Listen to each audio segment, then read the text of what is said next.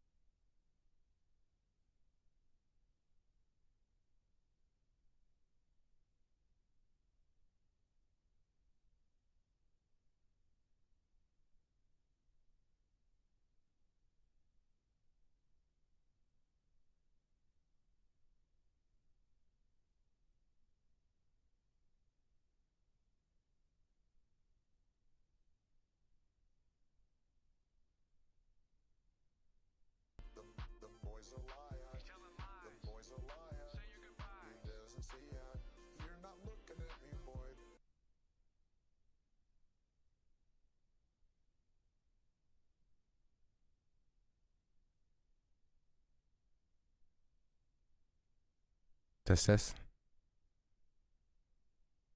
Mic check. Sorry, chat. I got smoked meal that I made for breakfast. What's good? Thank you for raid, Jason. It's appreciated. Welcome in, Raiders. Happy Tuesday. Got some things to talk about, some news, of course.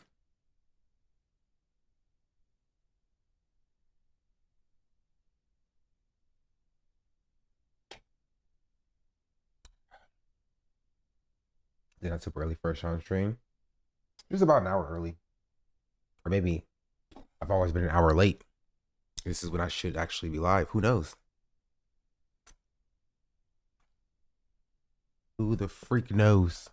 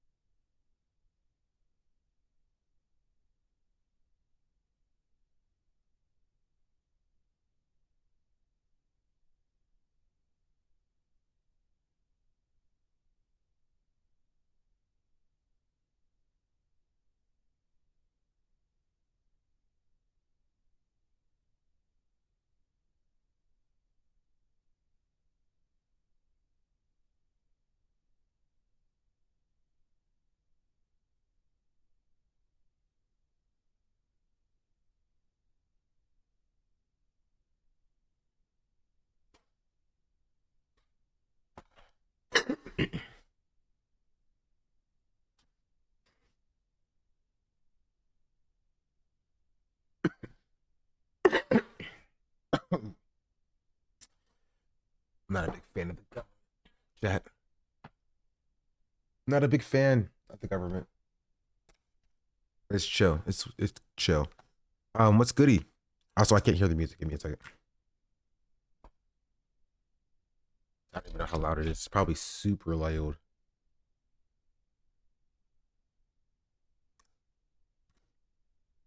There we go. Okay. Um,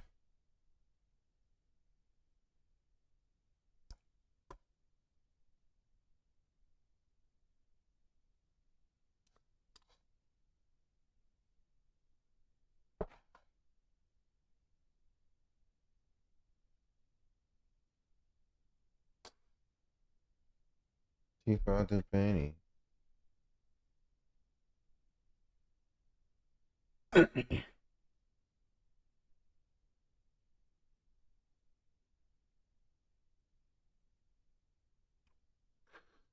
What's goody, chat?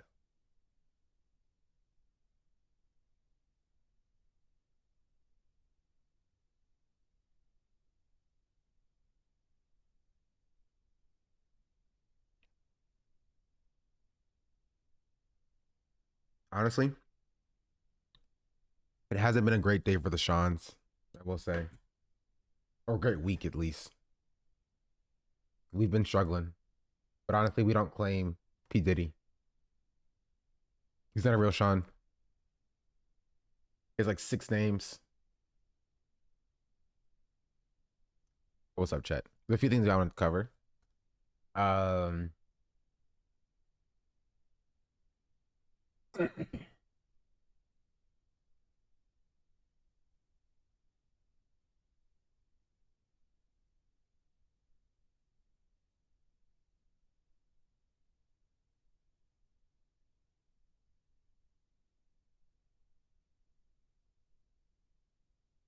um,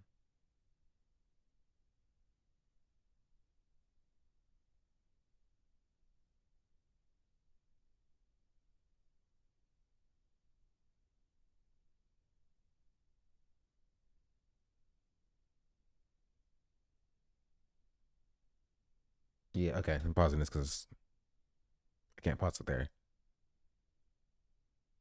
Anyway, hopefully some people don't know Diddy's a Sean. True. What's up, chat? How you guys doing? I'm early. Early is on time. On time is late.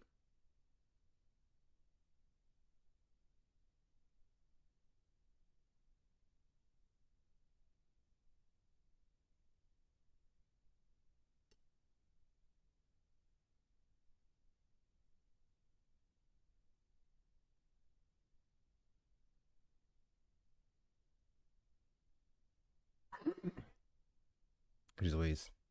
Live and alive, true. I am live and alive.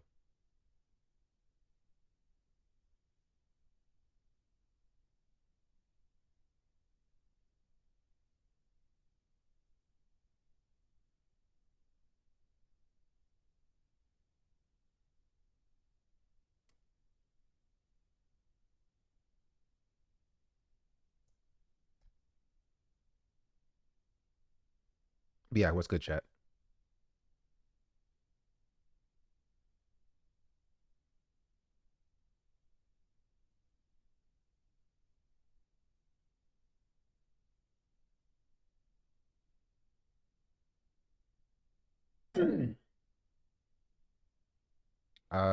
There's a few things I want to talk about before I get to like the bridge.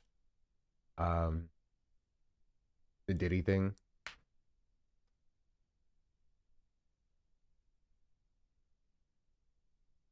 Um, there's a lot of stuff for Diddy. But a little bit in my personal news, what I've been doing, what I had popping recently. Yesterday I don't think I was live at all. I was live very briefly on Sunday. Because I wanted to see or watch VCT. So I watched Tarek watch VCT Masters Madrid, where Sentinels won in a very close game, freaking 3-2, I believe. So that was pretty crazy. And then I realized that it was a sport, and I don't like sports. And then I was like, "Boo, Valorant! It's still technically an esport, so it's a sport." So I had to keep my streak of not liking sports and be like, "Man, this VCT wasn't even that interesting." Also, there's apparently some Valorant news, chat. There's some Valorant drama, which is I was interested in seeing because I always live for Valorant drama, and it's not the fact that they added a woke agent to the game, which is drama enough for sure. But there's some like actual Valorant content creator drama that I mean you probably don't really care about, even if you watch Valorant or play Valorant. But I saw that I thought it was kind of funny and interesting. So maybe we'll talk about that a little bit. uh, but also speaking of Valorant, Clove, the new Valorant agent, dropped the woke agent, if you will. They dropped today. Apparently like around like 1 o'clock or something. And so I want to play Valorant today. And I don't know if I'm gonna play it off stream or play it on stream, but I do want to play today. Um Trust. But yeah, so that's that. So maybe we can start with a little bit of Valorant news.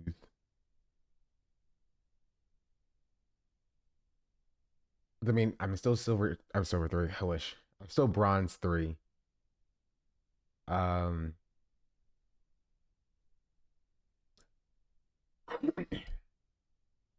still bronze 3. I'm a bronze 3 baby, but like,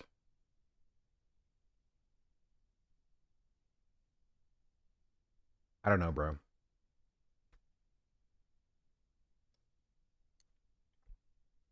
They're a controller agent, correct? Yes, but they're like kind of like like Gecko, but like a little bit like Gecko, or like Gecko is like can operate as like a duelist a lot of times, like because of the flash and like the Molly is kind of nice as well. They're like that, but for controller. So they do have smokes, um, but they, you know, are good at like taking gunfights, getting in and getting out. Well, I can't believe I'm watching somebody at the same rank as Hassan. No, Hassan's actually. I think Hassan. We looked at this before. I think Hassan peaked at like silver 2 or something crazy like that.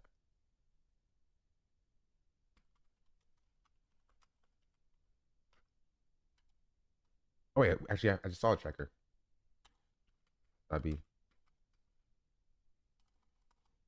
Valorant. Real Hasanabi. Oh, freaking. His profile is private. I think we looked though, and he was silver 1 or silver 2. Here. Just let me open up my thing in my bobber.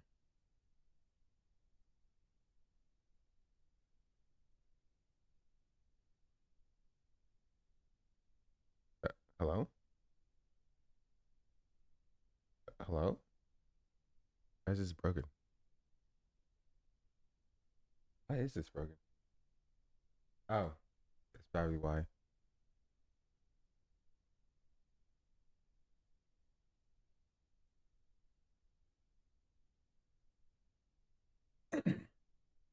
Manny, thank you for the 9-month resubscription.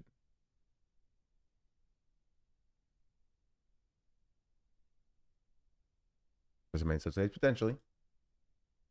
There.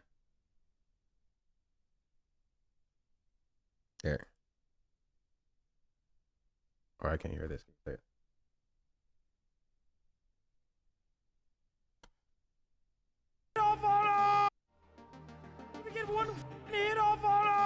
You know, maybe it's not my game, but I'm trying.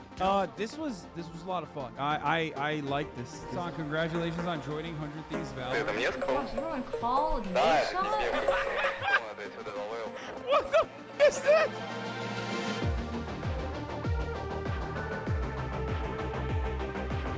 He wasn't bad. Sounds like a lot better. Chat. He wasn't bad when he played. Honestly, he was kind of good. Obviously, I'm better. Even if I'm hard stuck, freaking bronze. But like, he was not bad.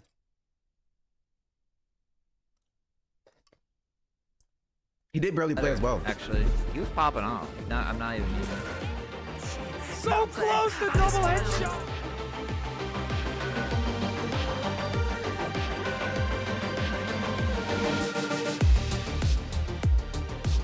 Or obviously, I mean, he wasn't great, but like, he wasn't terrible. I think I have gotten a lot better though, for sure.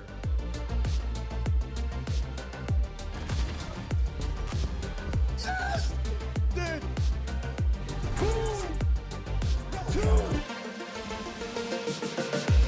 Ah, Pearl. He's beginning to believe.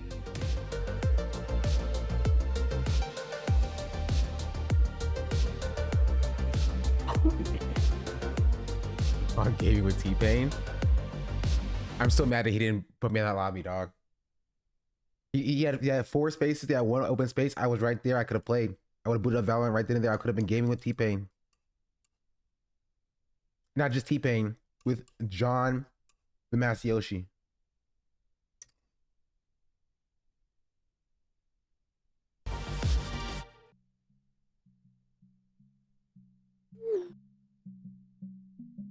What are you lying? Still lying. Oh, yeah, I saw this. I didn't watch on stream though, so I will watch this on stream. I did see this when you linked it. Yo, I tuned in today. After I ended the stream. Match Wait. found. Yo, I tuned in today to watch Sean the Black, Match found. and I got a little. I'm not gonna lie, I got a little excited. I was like, dude, we can play Valorant together, and he was kind of popping off. He's kind of popping off, and I was like, okay, I see you. And then he wins the game, and he's bronze 3. And I'm like, what the fuck? My duo. I thought potentially we were gonna duo. I was like, dude, he's kind of doing it right now. He's got to be at least like gold. Triple Sentinel. I told y'all, chat. I told y'all I had the potential to be gold. I play like a solid silver 3 player. I promise you. It's the new meta. Boost him. I'm not good enough to boost. Diamond coded? Not that far. I won't go that far. Would not go that far. But I mean, like, you can just like, I keep my tracker on my hotbar because I like to look at it sometimes. But like, yes, I'm freaking bronze 3 right now. But like, if you look even at my games, like you see, like Don't look at freaking some of these games. Like my can I change my agent to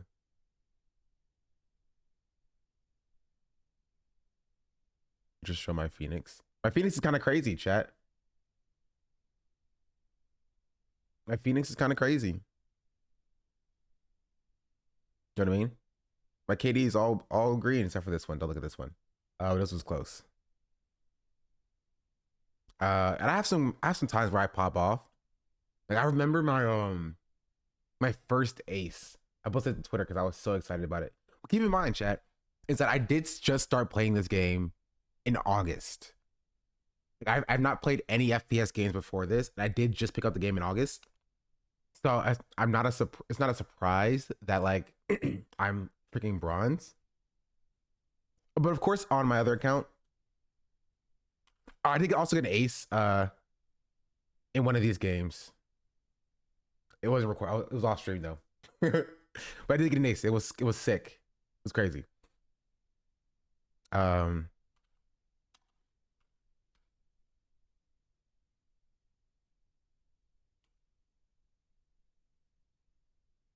But here, see, this is my other account, my alts, if you will.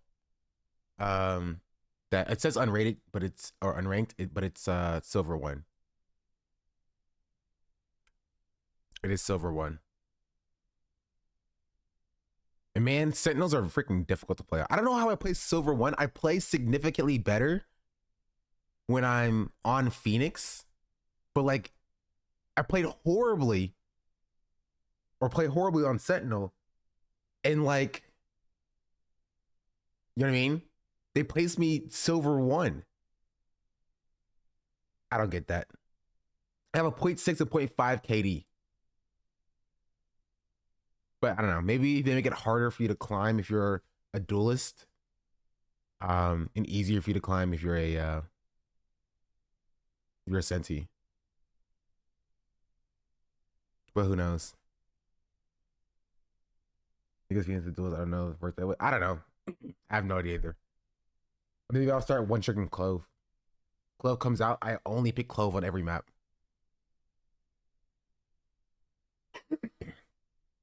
Yeah, I start to grow. I start to grind. I start to believe.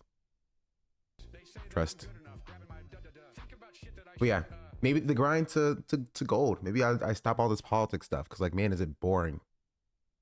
I just grind to gold. I think if Kaide can grind from silver to immortal in a year, I can grind from bronze to, you know, plat in the same amount of time. You feel me? And I can do that, but like, what? How far? How many days until August 1st? There's 128 days, chat. 128 days until August 1st. So I have 128 days to hit gold 1. Is it possible? Is it possible? Maybe. I don't know. It's a problem with just that, like, it also doesn't help that like I lose a lot of viewership. So I think about that when I'm playing, when I play Valorant. Because everybody only wants to see me talk about drama. And oh, Ethan said this. And oh, this person said this. And this person said that or whatever. And they don't want to see me game. They don't want to see me grind. I say, F them, dog. I get to freaking gold. I can start hanging with the big boys. It was on August 1st. I hit gold by August 1st. 128 days. How many ranks are between me and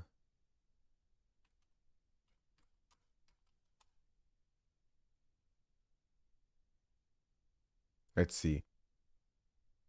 There's 104 days of summer vacation.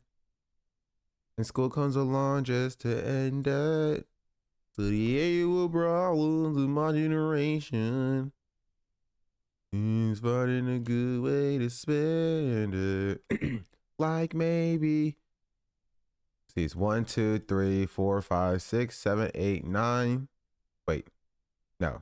I got 1, 2, 3. Okay, it's not even that bad. It's like a 4 ranks. So there's 4 ranks between bronze 3 and gold 1. And that's, you know what I mean? Silver 1, silver 2, silver 3, right? 1, 2, 3, 4. So if I do a little bit of math,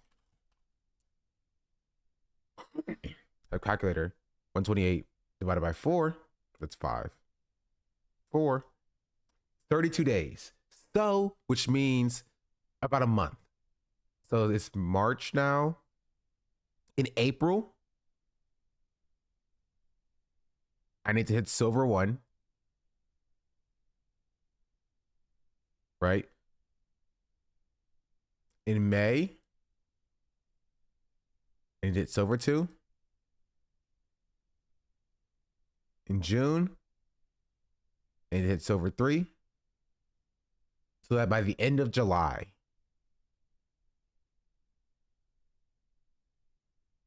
I hit, or the beginning of August, August 1st, I hit gold 1. First green.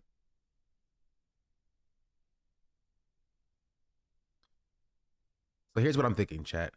I was going to start this yesterday, but I was tired, obviously. I need to stop waking up early. I'm thinking about streams at night. At night, I wake up, I Valorant. Or I stream at my normal time, Hassan goes live, and I just keep playing Valorant after the fact. Until I hit gold 1. It's possible. This is possible. Honestly, I think depending on how much I play, I can hit plat 1. Nah, probably not. I can hit gold 3. Right here. For me, you frogs, true. Did your ADHD react to the song playing while you play? No, I can't. Valorant is a game that requires focus. I think you can hit plat. I mean, everything is possible, right? I'm contending with people who've been playing for freaking 4 or 5 years at this point. Valorant's old now. Not as old as like CS, but like Valorant's old. And so people who are where I was when the game started are now here. 3, 4 years down the line. Just because they have so much experience. Right? So much experience under their belt playing the game. I mean, I can shoot for plat 1. Honestly, if I hit plat 1, I'll be happy. I'll be happy to be like, all right, this is where I want to be. This is where I belong. I hit plat 1, I stay there. I stop playing forever. And the fact you got this good in this environment, you can get it. I think anything is possible. I could drop literally everything and hit Immortal. You know what I mean? If I exclusively played Valorant for 8 hours a day, 7 days a week, and grinding, in 2 years, I could hit Immortal for sure. But I just don't have that time to, because I play 2 games a day, chat. Are you good enough to be gold or plat though? I'm good enough to be gold. I will say, I will give myself that. If I'm going to be a little bit like less humble, I think I am good enough to hang with the gold ones. For sure. For sure. I need to play more, honestly. But yeah, that's my my Valor spiel. Games I play usually. Everything. All kinds of games. Honestly. The annual problems of my generation. Do you want to see currently go to there's a folks here to like you need to aim for the head? This is true. I mean, there's a lot to consider because like solo queue is so different than like 5 stacking. You know what I mean? And so like if you 5 stack, you can get to gold relatively easily with people who are at least competent, because you can like actually coordinate and people will like listen to you when you call things out, or will just generally be less toxic. then we, join a random team and you have to roll the dice for how good your team members are every single round. It's kind of difficult. It's tough. And so you have to carry. And again, I'm not good enough. Even if I think I play at a silver level, I'm not good enough to carry in bronze lobbies. I'm not, just not yet. You feel me? And so I'll play relatively well. You feel me? Like I'll drop 24 kills. I mean, I ended up winning this game, but like, we did not deserve it. We did not deserve it the way my my Reyna and my Sage were like the most toxic people ever.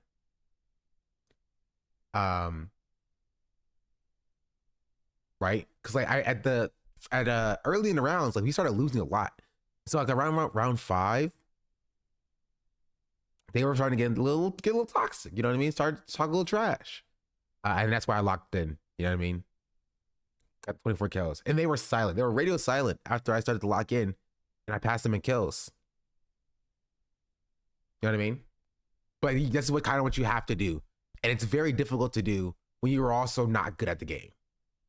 Especially after the new hack, it feels like either I play with the most inaccurate teammates or I play with like Pete Diamond shitheads. It's how it be. One day I will join gold, and then I will help all of you guys climb as well. What is this game? 0 KD, 0%.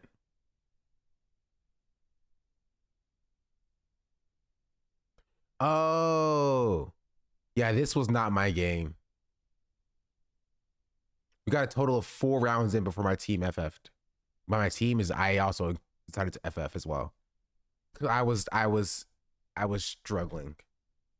Cause this person stole Phoenix from me, and so I was not used to playing on Reyna, and that was bad. So look at this. This one was bad. Also, look at this. I've also decided to never fill again in my life ever. I will literally only play Phoenix forever and never now. But yeah, that's my my Valor spiel.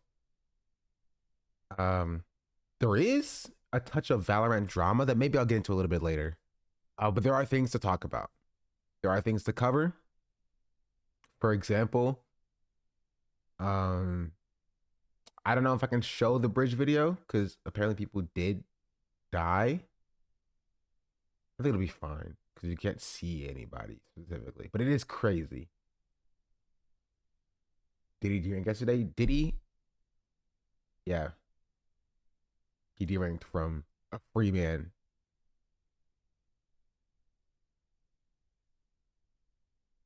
I don't know if y'all saw this chat, and there's not much I can add to this, but I just want to, say because people are going to talk about it if they come in here. I saw it last night on Will Stream. It's crazy. Yeah. Breaking ship collides with Francis Scott Key Bridge in Baltimore, causing it to collapse. Did y'all see this? The people on Twitter were saying it was Houthis. Yeah, it's crazy.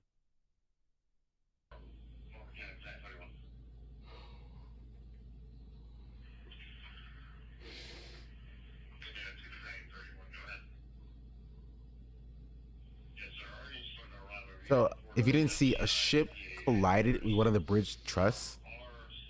Is that a truss? Supports. I don't know. Truss, I think between the things. I think these are the truss. But a bridge collided with one of the supports. The way it so easily collapses is wild. I mean, it's a giant ship. I'm not necessarily surprised that it's collapsed. I'm surprised that I'm more surprised of how quickly, over here, collapse. But I'm not surprised that it did collapse. Ever see this perspective? I look so quick. Yeah, it's insane. There would have been 0 time for anybody to get off of the bridge itself.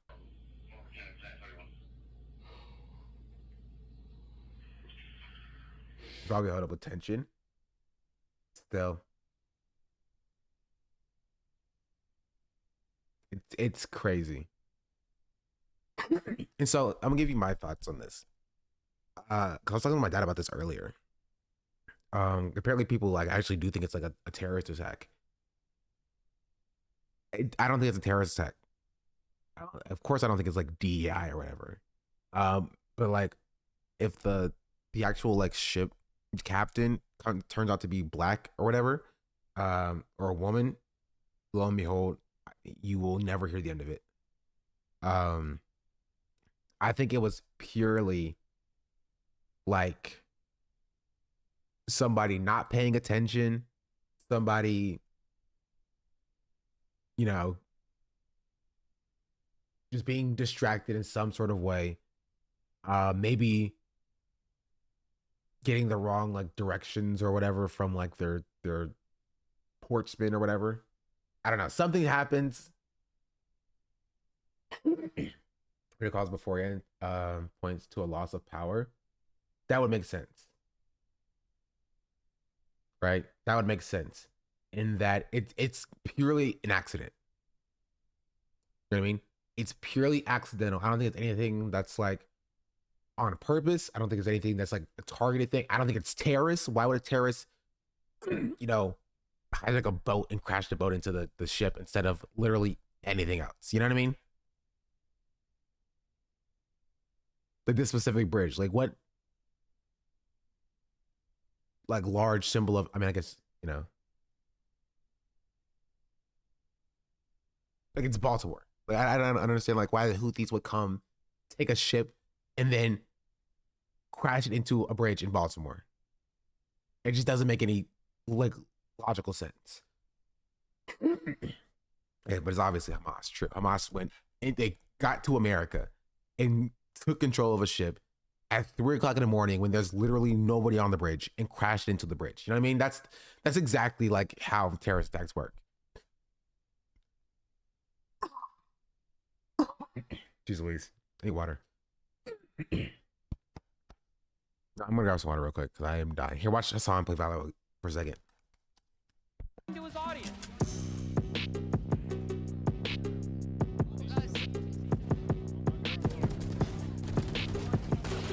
Oh, you're so good. One more. Oh, you're so good.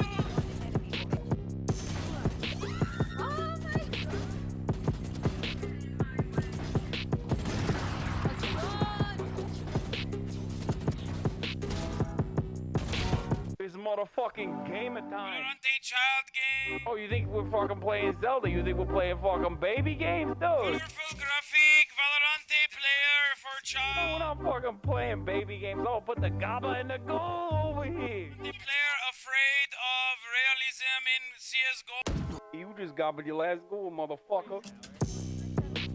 Oh my god, nice Azan. Oh, he caught me. Oh my god.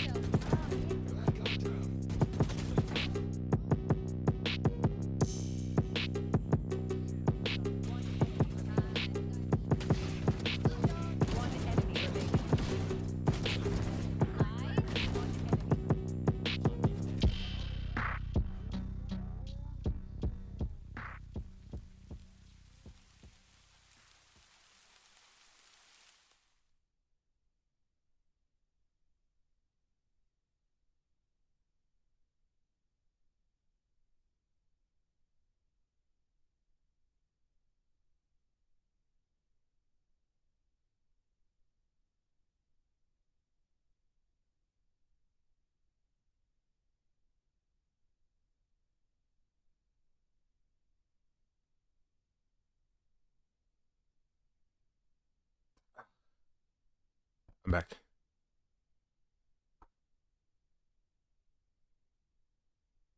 Ugh.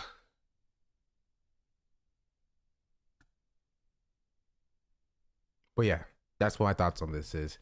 It's sad. I hope people, survived. Close of the shit losing power twice before hitting the bridge. No, the clip is sped up.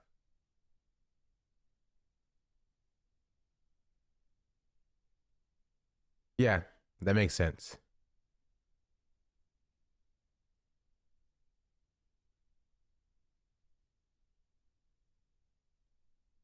And they get power back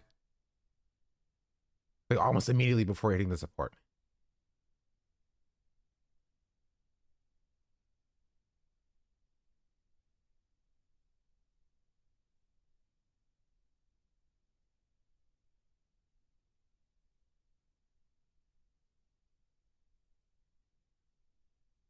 And so I do think that whoever was helming this ship, you know what I mean? It falls so immediately. But I do think whoever was helming this ship panicked, and realized that they were supposed to be going through the supports here, right? It's supposed to be going right here, but they lose power immediately, right? In the middle of their turn, which caused them to keep careening forward like this way. You know what I mean, chat? Again, I'm not like an expert in ship navigations. I'm not a freaking sailor.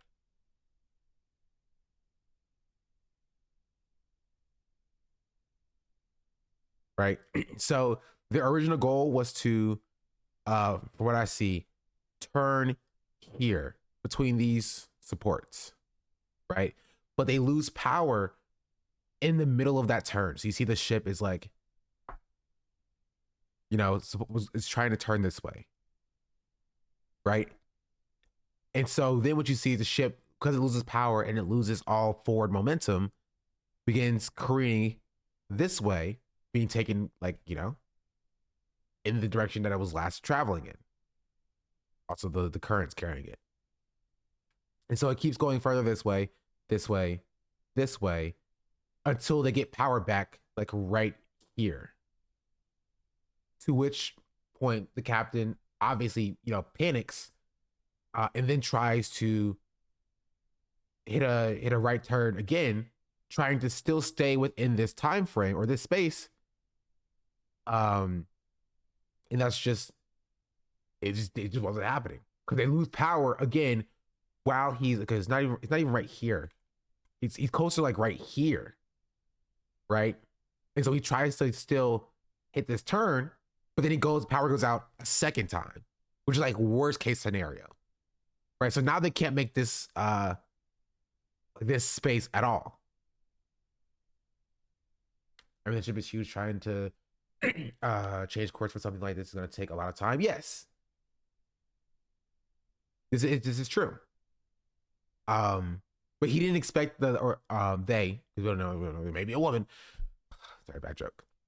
We don't know if the captain of the ship, I don't believe that they realized or knew the power was going to, you know, go out a second time, which caused them to, you know, keep careening forward here.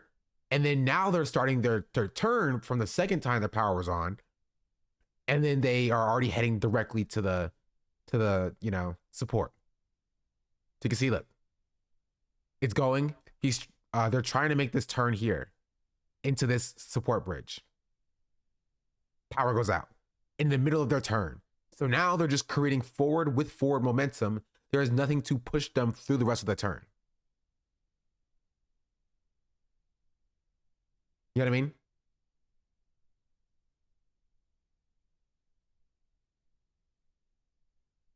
And then boom, power comes back on here. And they think that they can still make this, you know, in this space before they hit this support. And they actually had a good chance of doing it as well. See how fast the ship is turning. Until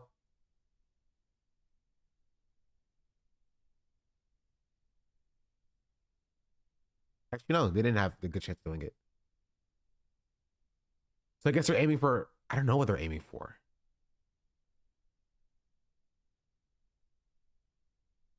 I guess they're trying to go here in outside. Outside? Come on. Come on.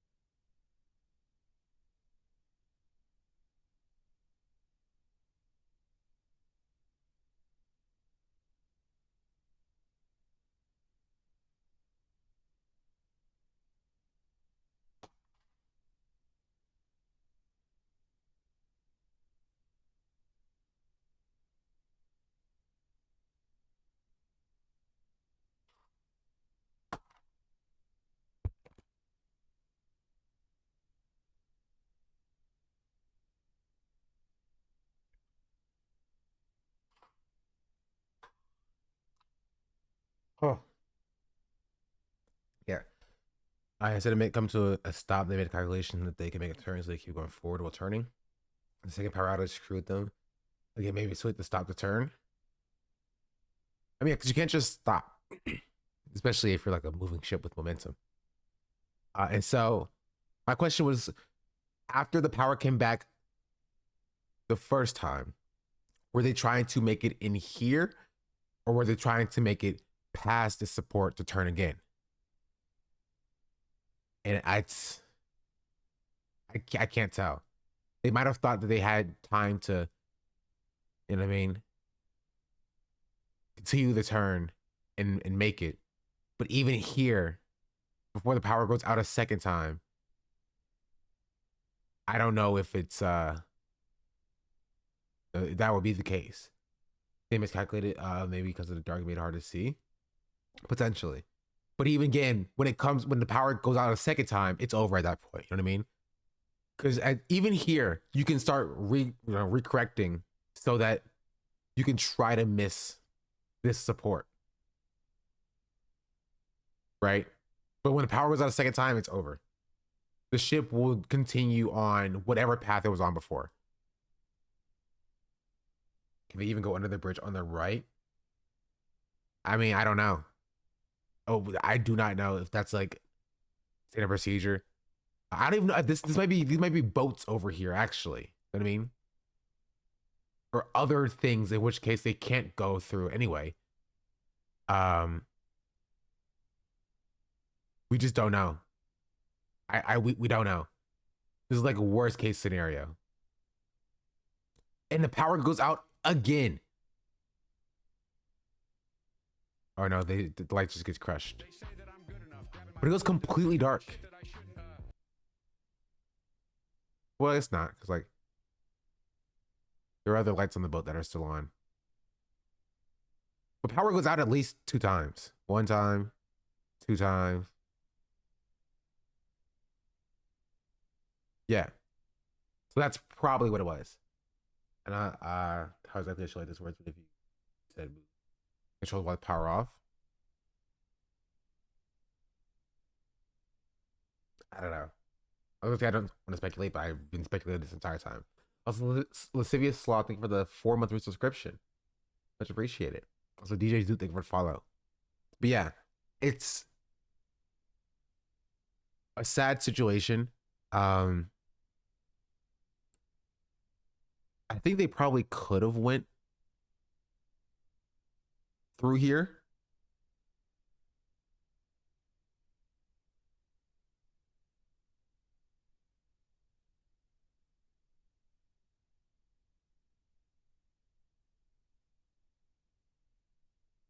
Yeah. I don't know. I don't know.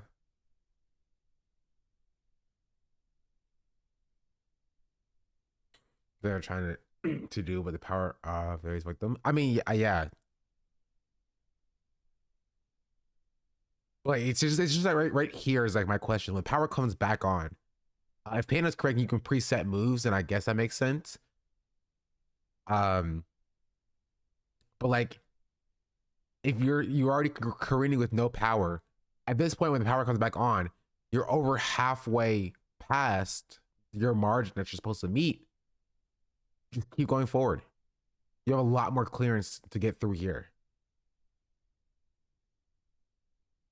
You probably should have tried the middle, but who knows? The power went out again. They might have hit the other pylon. Yeah, I mean, we just don't know. This is just like, it's a thing that happened. I think it's kind of crazy that like a lot of media is immediately turning to like this is a terrorist attack or whatever. You know what I mean? Like, it's just because people are saying like, bro, this is like probably terrorists or whatever.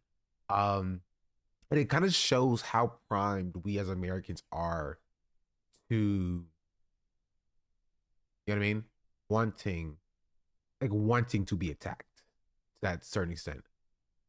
Like we are like kind of craving for. We're like, oh, this is so sad, but also can we get more weapons? More weapons, please. Can we more More bombs? Can we start bombing people yet? Is there enough evidence to start bombing Middle Eastern countries yet? Please tell me right now. And that's kind of where we are. It's either going to be this was terrorists and they hate us because they ain't us, X, Y, and Z, or it's what I mean, DEI, black pilot, woman pilot, or captain, woman's captain, lowered standards, X, Y, and Z. It's going to be this is the same conservative talking points. We take this bridge almost every day before streaming.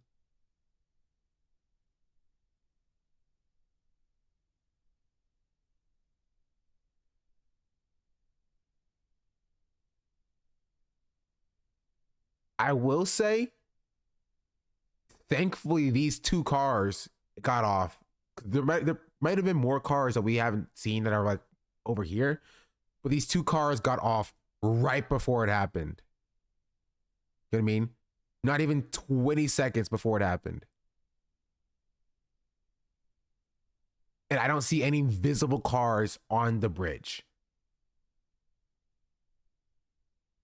You know what I mean? There might have been a few, but like it could have been a lot worse. Significantly worse. They were saying construction crews were dumping concrete on the bridge at the time.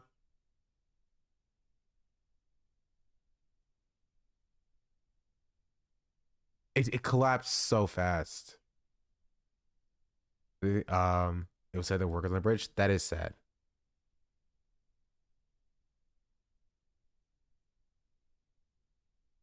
Like 7 people were reported missing.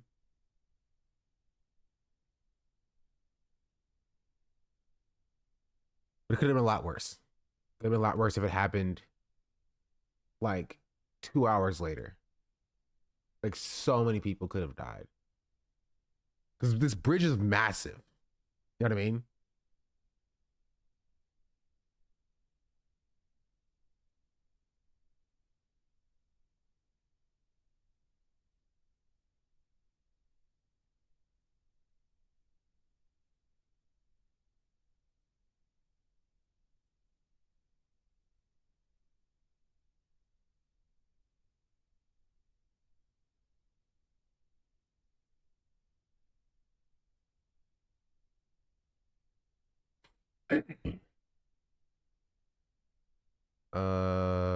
AP article, if you're interested, not really.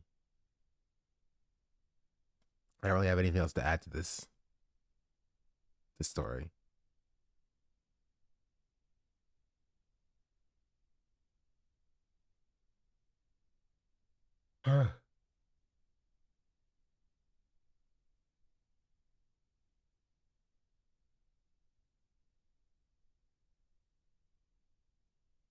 On to the less, heavy story.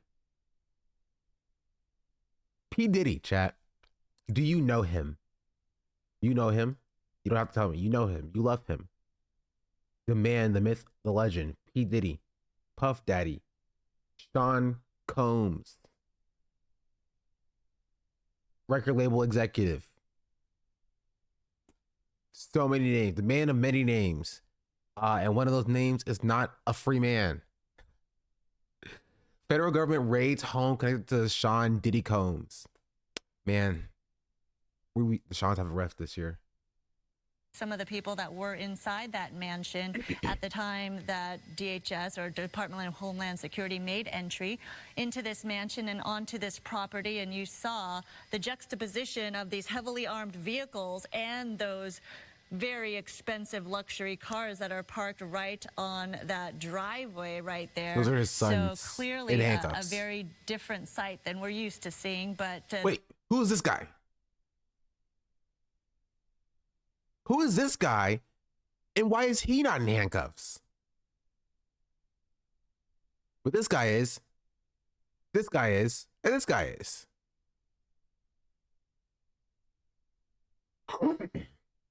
I have questions.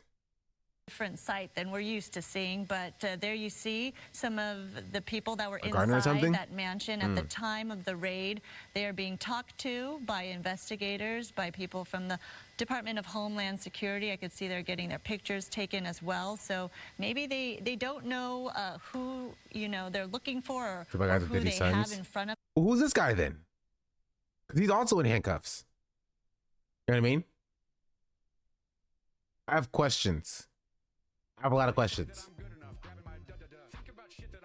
They're looking for or who they have in front of them at this point. But again, part of the process of gathering information as to who in particular. Wait, he's also in handcuffs. Okay, this one guy's not in handcuffs. I have questions. Who is he? Who do you know? We just took pictures of them to put on Facebook. Was on Have the you ground seen at these the men? time that they made entry into The informant? during this Yeah. raid. So if we do have a vantage point from the ground there, I'm not sure if we have a ground shot from our crew, Tony Butita and Haley Winslow. There we are. Okay, anything different from what you're All right, seeing Chloe's right now, Haley? ready to come in. I'll be right back. Sandra, we're actually getting word that Sean Combs, P. Diddy, might be in New York right now, which I think probably would have thrown off their plan altogether. This was definitely very organized.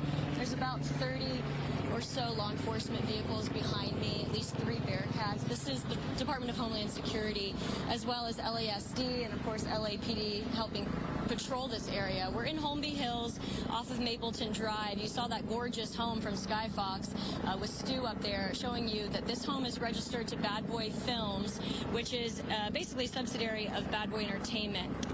It's registered to that company, basically part of P. Diddy's company, and it's also registered to one of his daughters. The neighborhood obviously has quite a bit of celebrities here. In fact, next door to that home, it looks like it was the former home of Humphrey Bogart, in fact. So we were actually here. We basically followed all of the law enforcement in as this unfolded about 20 minutes ago.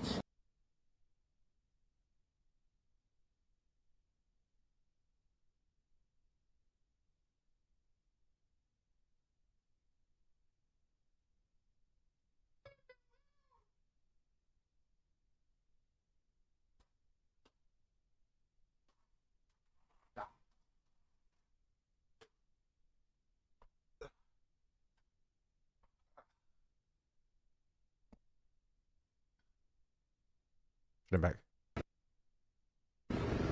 Sandra, we're actually getting word that Sean Combs, P. Diddy, might be in New York right now, which I think probably would have thrown off their plan altogether. This was definitely very organized. There's about 30 or so law enforcement vehicles behind me, at least 3 Bearcats. This is the Department of Homeland Security, as well as LASD and, of course, LAPD helping patrol this area. We're in Holmby Hills off of Mapleton Drive. You saw that gorgeous home from Skyfox with Stu up there, showing you that this home is registered to Bad Boy Films, which is basically a subsidiary of Bad Boy Entertainment. It's registered to that company, basically part of P. Diddy's company, and it's also registered to one of his daughters. The neighborhood obviously has quite a bit of celebrities here. In fact, next door to that home, it looks like it was the former home of Humphrey Bogart, in fact. So we were actually here. We basically followed all of the law enforcement. I don't know who this Humphrey guy is. I feel like the over-militarization here should be talked about. Also, it's while considering that he was fleeing, he was stopped by police / Homeland Security, I think.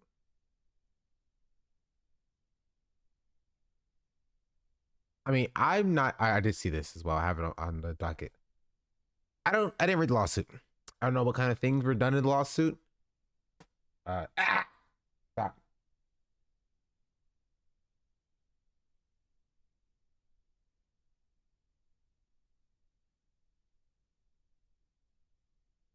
I have no clue what she's doing.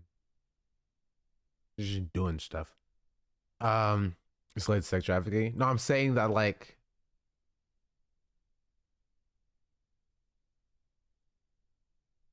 I don't specifically know if this is any different than like the over-militarization that happens in raids regardless, which is it is like a highly militarized presence, usually for no reason.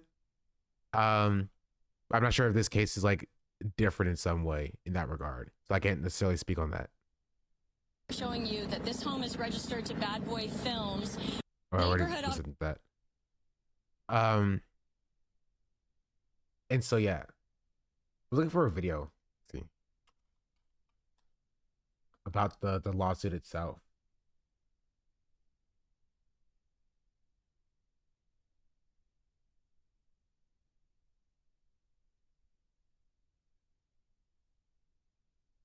It's an hour-long video surviving P. Diddy by swamps. I'm not watching that. That's too long.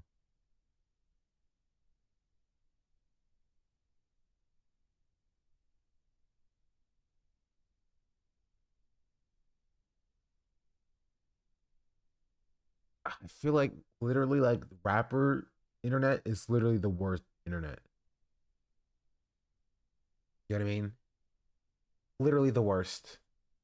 People who make their entire Sean the Black Star, um my African princess. Malaventurados has just subscribed. My Love Encherados, thank you for the Prime subscription. But like, sorry, this is separate. But like the people who like make their entire personalities around like the rap industry and stuff is they literally it is all about drama. I joke about being about drama, but it is all about drama instead of being about like substantive arguments of or like, you know, actual allegations. Yeah, here's P. Diddy. So if you didn't notice something weird about this video chat, where's Mr. Combs? Right, they got his sons here, but where's Mr. Combs at? Is the question. Well, to answer that question, let's look to the Miami airport, where TMZ got footage of Diddy pacing around Miami airport after the raid.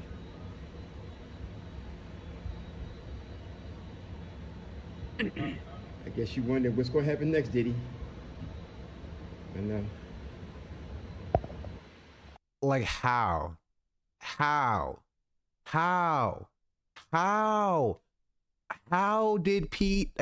TMZ know? Honestly, you talk a lot about paparazzi, right? And how paparazzi like orchestrate things that happen or something. You know what I mean? Like, are they tapped into his phones?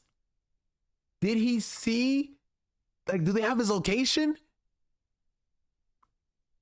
Like, this insanity. That's insane. Or put Andrew Tate minus telling Eddie Ross. He put a successful Andrew Tate. This is what Andrew Tate wished he did. They track his plane, maybe. TMZ? I don't believe TMZ is smart enough to do that, honestly. Also possible there's a random person who saw him and sold the footage to TMZ. That's what I think 100% is the case. But like, man, the TMZ finding this random person and buying the footage before anybody else had seen it and watermarking it, so any footage you see from this is attributed to TMZ is the crazy part to me. You know what I mean?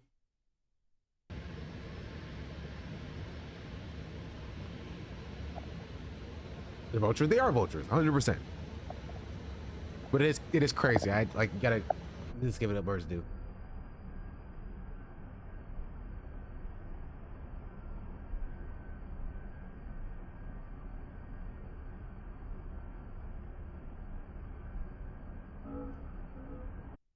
So yeah, and then past this, why did World Hip Hop say he left the U.S. and later say that it was footage of him at the airport after the raid? Because the World Star Hip Hop is stupid. Apparently, he got his plane got grounded in Bermuda after the video, so it seems like he might be trying to run. I don't know. There's no clear info right now. Yes, which I also do have queued up on Nugget. Breaking, which I don't know how they have it's breaking because World Star Hip Hop is not a journalist organization. Sean P. Diddy Combs, private jet, has departed from the United States amid a sex trafficking investigation involving raids on his residence by the Department of Homeland Security. The aircraft trajectory indicates it's bound towards Cape Verde, a country known for lack of existing treaty with the U.S. At the moment, it's unknown if Diddy is actually on the plane or not. All the information I have is where the jet went. Doesn't mean Diddy was on it. This is true. Does not mean Diddy is on it. But I will say that it is suspicious. It is quite suspicious. I will say. Do I think that P. Diddy, Puff Daddy, Sean Combs is the type of person to leave his children to take the fall for his sex trafficking ring and fly off on his private jet alone to a country that has no extradition treaty with the US and live out the rest of his days there? Yeah. How young are his children? His children are adults. His children are grown. Where is he shirtless at the airstrip? He's shirtless at, okay, I need just send a link because I want to see this. Because like, what do you mean he's shirtless at the airstrip?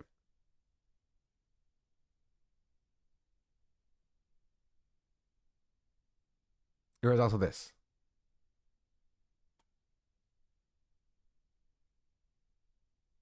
Diddy's personal Love Air LLC. First of all, disgusting name. Is currently grounded on a Caribbean island, TMZ reports. There's no evidence yet he's actually on the plane. Here's what I think. I think this is the distraction. He sent his plane as a distraction so that he had a second plane that he bought from somebody on the airstrip that's taking him to Cuba. Do I have any evidence for it? No. But like, made it to be funny. And this is what I mean when I say that World Star Hip Hop is an unserious organization. Like, obviously they bought this because like, who took the picture? I have questions. Who took this picture?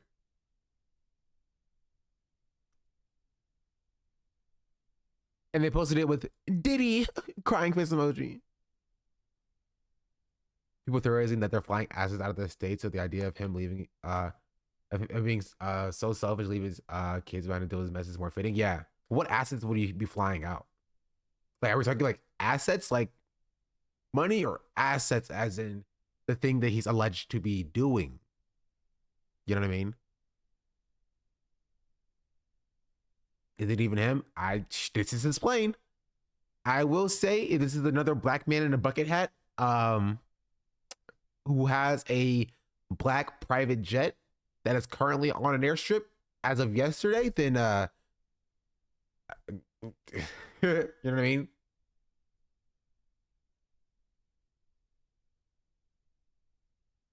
But Bahamas have an extradition treaty with the US, so it's not the best place to end up.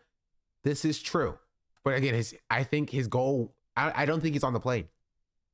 This is pure speculation because I have no true evidence otherwise. Right? I think he sent the plane as a distraction. Away. He was like, go there. But I don't think he came up with this. I think he has people around him that came up because smarter than he is. Go there. You know what I mean? Go there and land and then act like I'm on the plane. You know what I mean? And I'm going to sneak away here on like a smaller jet, a Ricky Dink plane that flies me across the ocean like Amelia Earhart and will land me in, I don't know, a country that has no extradition, like Russia or something. Why is my dog barking? That's what I think he did. It's just true. I saw him. He pulled a Snowden, chat.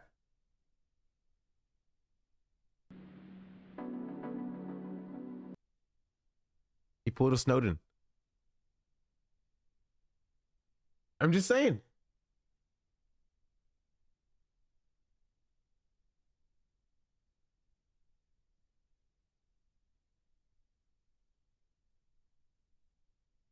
Yes, I don't have anything. So, one first things they did was made. I don't have anything else specific to add to the story. It's just we have to wait and see where Diddy actually is. I think he will use his yacht and try to get in four waters however possible. Yachts are notoriously slow, though. You know what I mean? Like the Coast Guard will find him before he gets anywhere. Yachts are very slow, extremely slow. But maybe maybe he can sail hundreds of miles off the coast of any ocean and get into international waters and then become a pirate or something.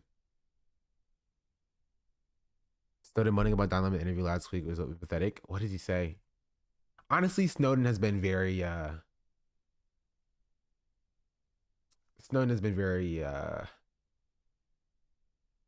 disappointing.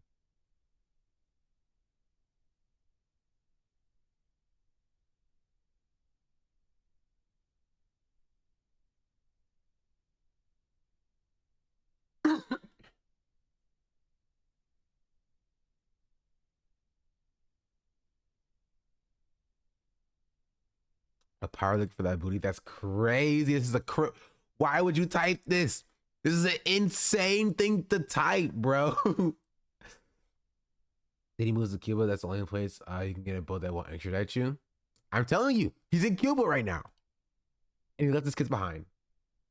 Hilarious.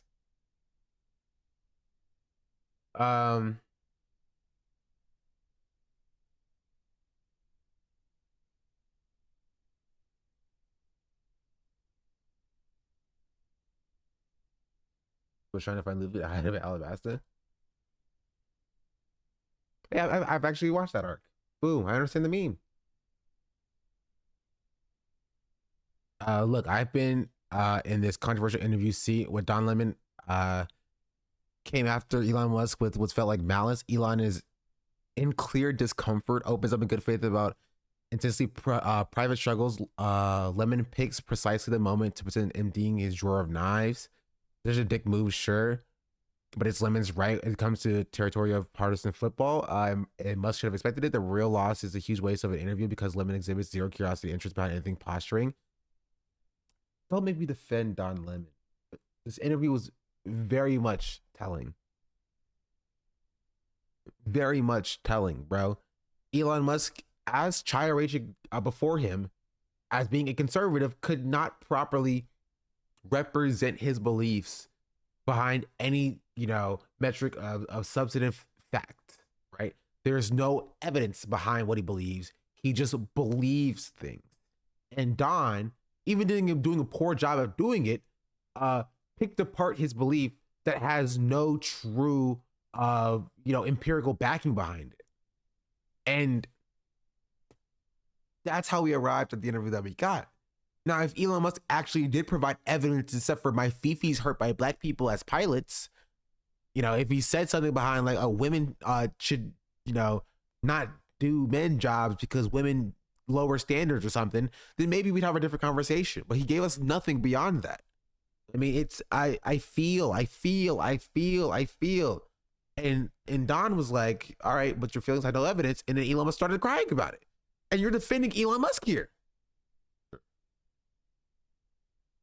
I don't know. What a cuck. Like, Snowden has been notoriously disappointing. You feel me? On a consistent basis.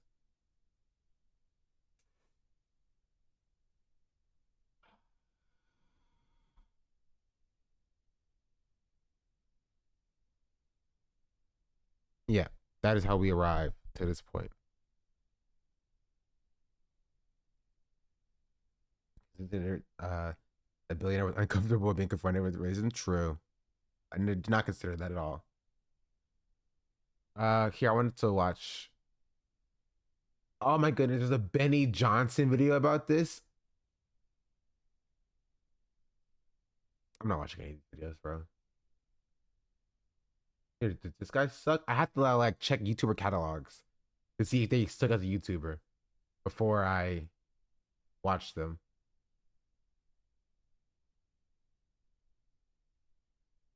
Because a lot of the time, the answer is yes, they do stuck as a YouTuber.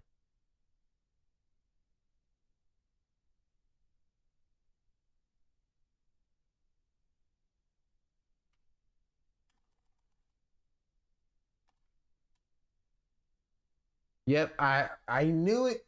I knew it. Literally a tale as old as time. I see this video, the end of Diddy. I'm like, maybe I'll watch the video. Hold up. Let me first.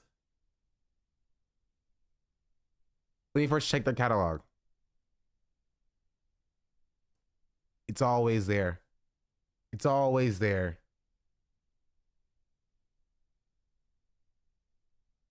Consistent. Consistent. Consistent.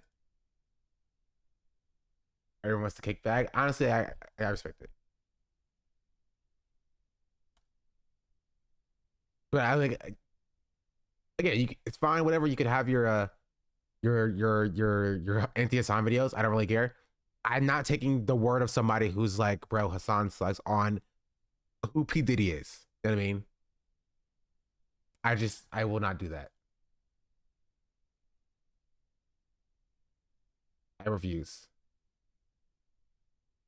Because I don't.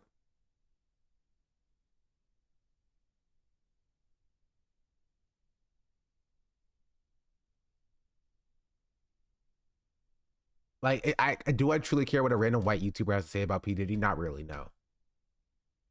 Hey, if you didn't know who P. Diddy was more than like 2 weeks ago, then I don't think you should be speaking on P. Diddy. Even though P. Diddy does suck, but like, mind yours. You know what I mean? Let black people handle this one. Let black people handle this one, gosh darn it.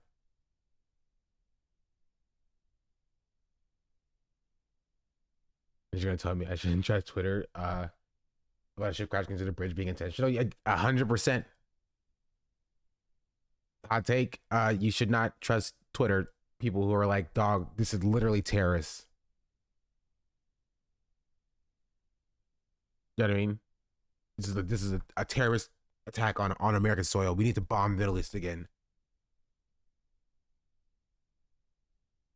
I saw this. I didn't click on it though because Xturtle disappoints me all the time. But we can watch this. The girl in the comments, but she never told you. Don't care what you been. Amos trying to get to know you. Respect the game. I'll hold my fart until the set is over. Is he streaming in the airport? Okay, I don't get this. I don't get this, bro. Why? What is wrong with you? Hey guys, I'm going live at LAX right now. My name, full name is on the internet. Don't do anything that'll be bad. You know what I mean? Don't do anything. I won't say what you shouldn't do, but don't do that thing. Come on, dog. You are asking for trouble. You are asking for trouble. Also, is this truly a Twitch streamer or does he stream on Kick? Because I don't believe it's sort of when I say Twitch streamer.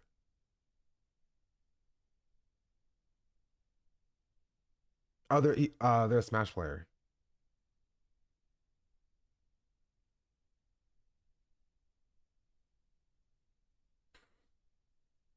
A council delegation requires your approval for the which can move forward. Let's see approval. Regulation pros the trade. Diddy gets life in prison for Schaefer Truck getting life in prison with regulation. You set these terms. True. As the CEO of Black People, I can confirm these are the terms that we are laying down. I can confirm. Diddy, life in prison. Tis is true. We now pass it to the white community to see if the terms are accepted. Thank you very much. They say that I'm good enough, grabbing my think about shit that I shouldn't. It's Duff, dude. Think we're to follow. We accept the brown person up with that. Well, no. You can't insert yourself in here. No, this is between the white and the black people. Gosh darn it. We need to have this deal accepted.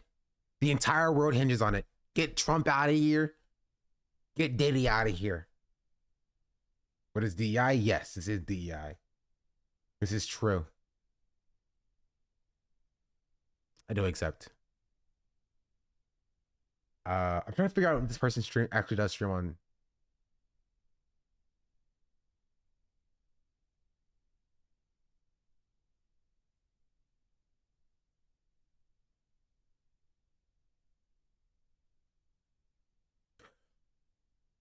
I knew I recognized this person's name before. They're the same person who was drinking and driving on stream and got banned. I don't know if it was a permanent ban though.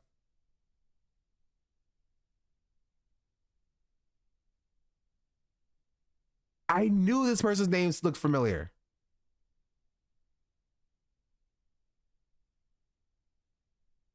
there a clip mirror?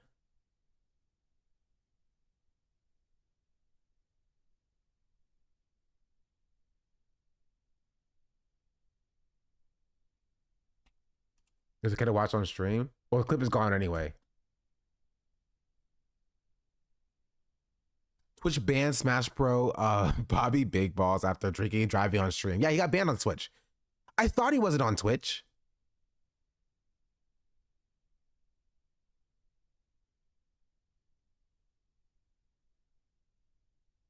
I know he's back.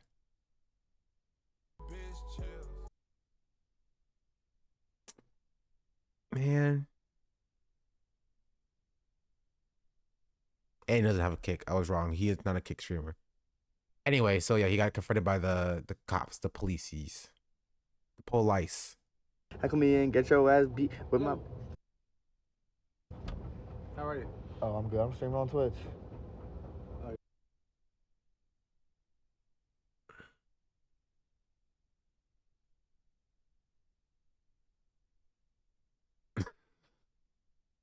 The airport stream was 2 days ago. Is it still up on his channel?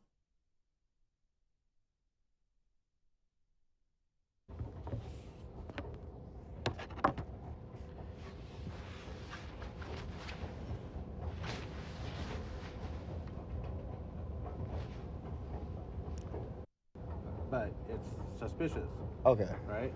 Okay. Because it's not normal for people to do that. I'm not normal. I play Falco. I'm a beast. I'm a different... Oh. What an insufferable person, dog. Okay, the cop eventually leaves. He just keeps streaming.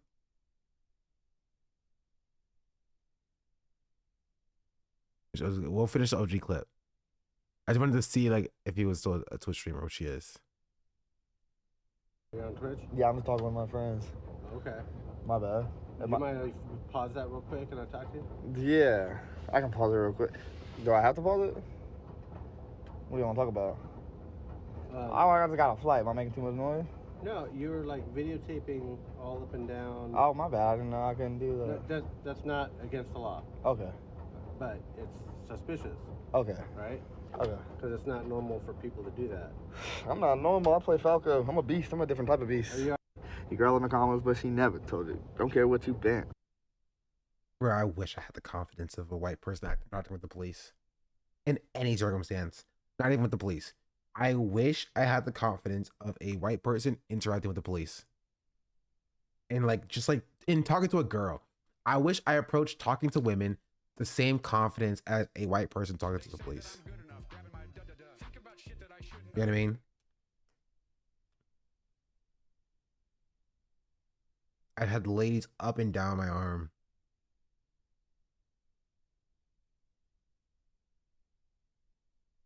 But yes, this is the same person. I'm gonna try to find it, the LSF clip, because it has clip mirrors. I typing in Bobby Big Balls onto my YouTube search, or my search. He did say I play Falco. He's a Falco player, which is why Fox on top. Fox Main's on top, baby.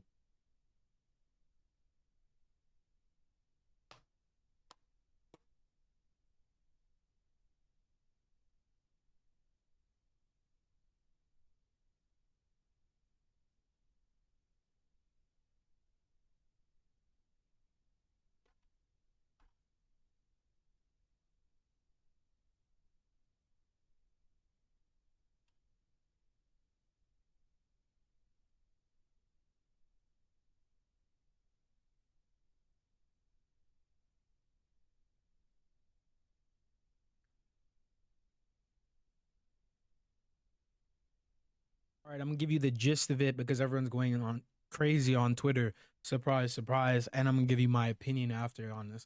So, well-known Smash Bros. Melee player Bobby Big Balls has been caught on stream. I don't know if you can really call it caught because he was streaming it himself live on his own channel. Alright, what's up? The tell me before you go. McDonald's in 12th grade. Yo, this not Kelman against Yu-Gi-Oh. Like, you guys gonna drag me?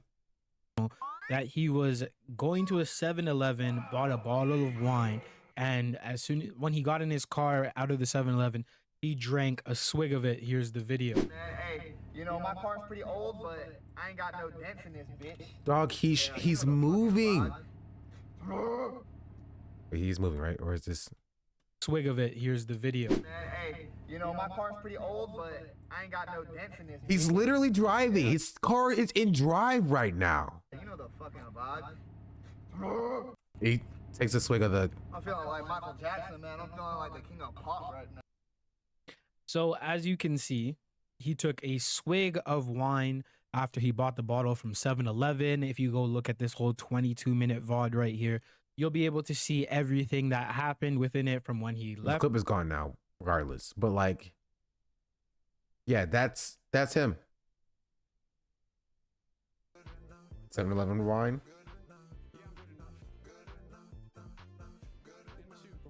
Yes, I did see this, and it's crazy. Panda ate the pizza toast. Thank you for the 11-month subscription. Who doesn't love ads? You know what I mean? Truly. You think about it, ads are great. But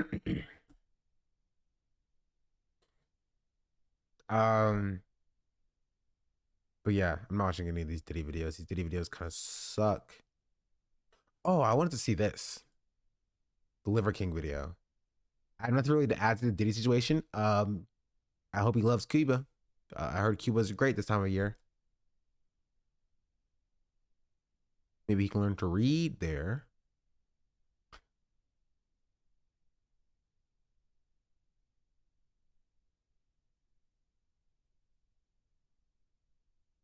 He's confident white man when it comes to the police. True. Maybe we'll do like Audit the Audit reacts or something like that. You know what I mean? A little bit of crime reacts. Maybe what happened to Diddy? Google it. Also, I wanted to watch this video. There's a video by Jawbreaker I wanted to watch, the Liver King video, and then Netflix Missed the Point of Avatar by Drew Gooden. I wanted to watch this as well. But I haven't seen the live action Avatar yet, so I don't really know how bad it is or how good it is or if it's okay. So maybe I'll watch that first before I come back and watch this video later. Oh, there is something I want to talk about briefly. Nothing to do with anything I talked about today, but it's not. One of the reasons why I wasn't live yesterday is that I binged watch the entire limited series of the three body problem, which is kind of crazy because this is what we talked about the three body problem on my stream a couple of months ago. We were talking about like time travel and science fiction and stuff, and somebody what's it called? Not requested it. I recommended it that I read it, but now there's a series out which is kind of sick. It's got more seasons. It's not limited. Well, there's no more seasons out right now. I guess it's just a series as it currently stands. It was me. The series related to the movie Bodies, Bodies, Bodies? Probably not. No. Is it good? Oh, it's pretty good. It's pretty good. Don't spoil it. I won't spoil it.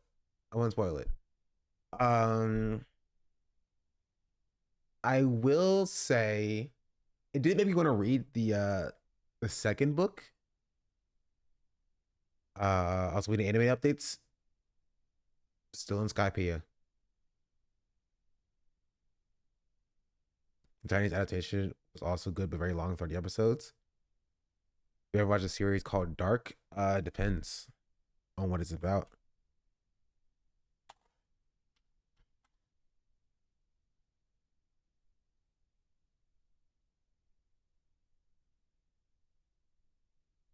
No, I don't. I saw it on Netflix. I haven't seen it though. Been watching One Piece and no others. Solo Leveling is on episode 11. I watched all the Solo Leveling. Honestly, I won't take the route that everybody else is taking, in which they are like, I'm disappointed in Solo Leveling or whatever. It's just like a power fantasy show. And I'm just like, what? Like, what did you expect? You know what I mean? I expected no different from Soul Leveling. It's called Three Body Problem. Yes, the Three Body Problem is the Netflix series. It's a trilogy book series. It's basically about the question of, do aliens exist? And it takes a stance on one of the more popular theories about, if aliens do exist, then why haven't we seen them yet? It offers a solution to the Fermi paradox, right? It's just basically that. And so it takes one of those stances, one of those solutions, and makes a series out of that solution. That makes sense. I read Soul Leveling, like what you just said. Yeah, I read all Soul Leveling, and it's exactly like what the show is. It's very good. It's a very good show. It's something that's like directly within my wheelhouse, just because you know what I mean? I talk a lot about science fiction here as well. I think some of you weren't here. I know Sakago was here, but it was like probably like 4 or 5, 6 months ago now, where we had an entire stream where we talked about science fiction in that regard. Like, talked about things like the feasibility of time travel, which is one of my favorite science fiction tropes to talk about, or not tropes, but like talking points to talk about. Talked about aliens, whether or not aliens do exist. He's the book kind of Loki and Sally. It's pretty grow when it comes to character development. I didn't read the book. Oh wait, which book? Soul Leveling or Three Body Problem? What's the Fermi paradox? The Fermi paradox basically asks the question of, if aliens do exist, right? In the infinite cosmos that are out there, if aliens do exist, where are they? Why haven't we seen them? And there are a couple of different answers to this question, or solutions to the Fermi paradox, one of which being the dark forest, which is, and this is probably the most I'm going to spoil Three Body Problem, which is the idea that kind of the Three Body Problem in the series itself is kind of based around, and that's the dark forest. Also, you have the Great Filter is another solution to that question. Right, and so like there's a bunch of different I'm just naming out different solutions to the Fermi paradox. That's all I'm gonna. It means nothing if you haven't seen the series.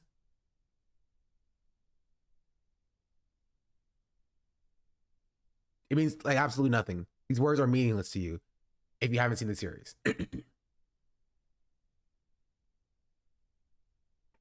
And so yeah, that's what the Fermi paradox itself is. It's seeking to answer the question as why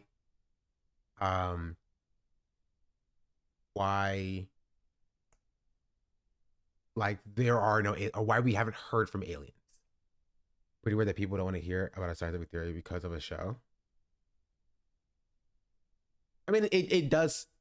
If you start researching into like what exactly like these theories are, you will spoil the baseline premises for the series, which I'm sure.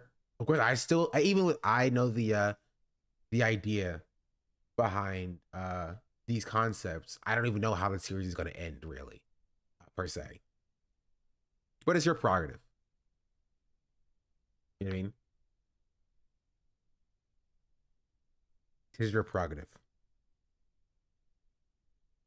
But I will say, in more general terms, I'll say this, and this is before we get back down to the actual, substantive like reacts and stuff. On the question of aliens, and I pose this question to you as well, chat. A couple questions. One, do you think aliens exist? Generally, like, whether it's like microscopic organisms, bacteria on other planets, or intelligent life, do you think aliens exist?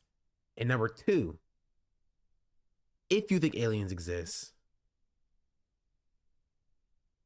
why do you think we have not contacted one?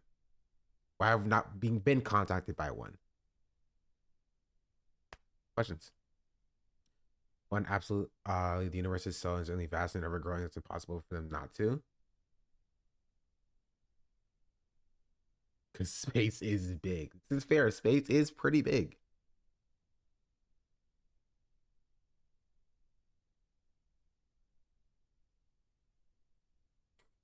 You know what I mean?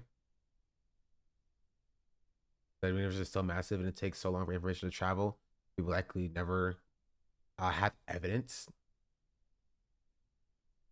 But even considering that, right? Even considering the concept of, disregarding the concept of like the infinite or ever expanding universe, because the universe is infinitely like expanding or growing, the size of our known universe and what we can reach, even if we attain like 99.9999999% of the speed of light, there's still going to be the edges of the universe that we will absolutely never be able to reach because they are expanding faster than the speed of light. You know what I mean?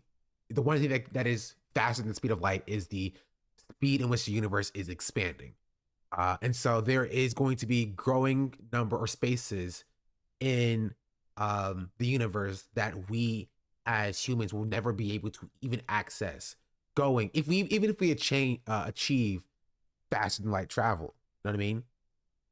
Unless we can travel faster than the speed in which the universe is expanding, in which case that's an entirely different conversation. But even within the known observable universe, right, that's still a lot of space. There's a lot of material. There's a lot of, it's very big. It's very large. You know what I mean? Quite large. You feel me? I mean, when you think about it, it's actually not comparable to the size of the universe.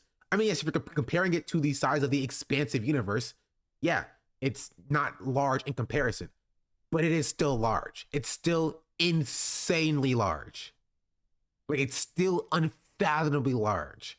And there are still statistical probabilities that we are not the only forms of life in the universe that we can observe, or that is, feasible to travel to, right?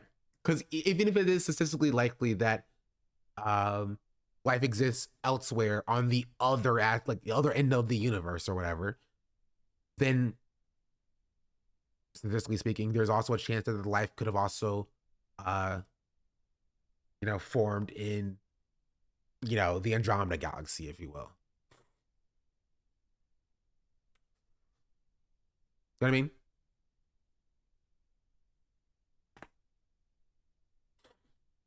I can't believe that the possibility that we physically won't be able to see aliens, not from the point that our minds cannot comprehend them, but if they can travel at the speed of light, then it's possible that we can't physically see them. We can physically see them as light. I mean, when people talk about like traveling at the speed of light, it's not a constant thing. Like, aliens aren't going to be zooming around here like as like photons or whatever, or as fast as photons. Right? They're still going to be physical beings bound by the restrictions and constraints of the three-dimensional universe that we live in. They're going to be going at a speed that we can comprehend them. Unless we talk about like higher level dimensions and whatever, that's a different conversation. But like,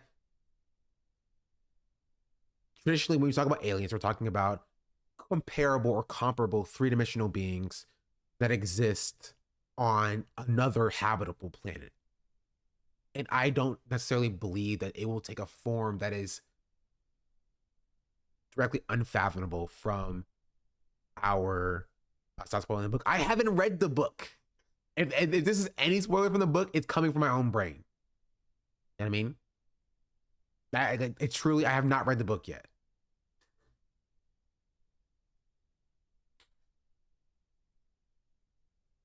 It's also been billions of years. Be billions more chance that life exists at the same time. That can detect each other is rare. But that's going into also ironic name from the Cosmic Beaver. That's going into the concept of the Great Filter, right? Because that's the idea that let's say on the cosmic scale, on a cosmic timeline, right? Humans exist for this small sliver, and then we stop existing, and then another species exists for a small sliver, and then we stop existing, right? There has to be Great Filter theory is so cringe, but I mean it seeks to answer the question, right? It's plausible that at some point in some way there is some reason for why you don't have these ever expanding civilizations. Is such a rare possibility though? Yes, it is such a rare possibility, right? But think about humanity, for example. Besides like humanity being like selfish and evil and like, you know, destroying itself, why would humanity stop existing? Just generally, right? If we can get over this hump of like being a planetary species and like, you know, sending out colonies to other planets, do you know how difficult it would be to like face a huge extinction level event that happens once you begin instituting colonies on other planets, especially other habitable planets? You know what I mean? Like it's if a planet or if a species was able to leave its home habitable planet and establish colonies on other habitable planets, they are likely going to survive in perpetuity. You know what I mean?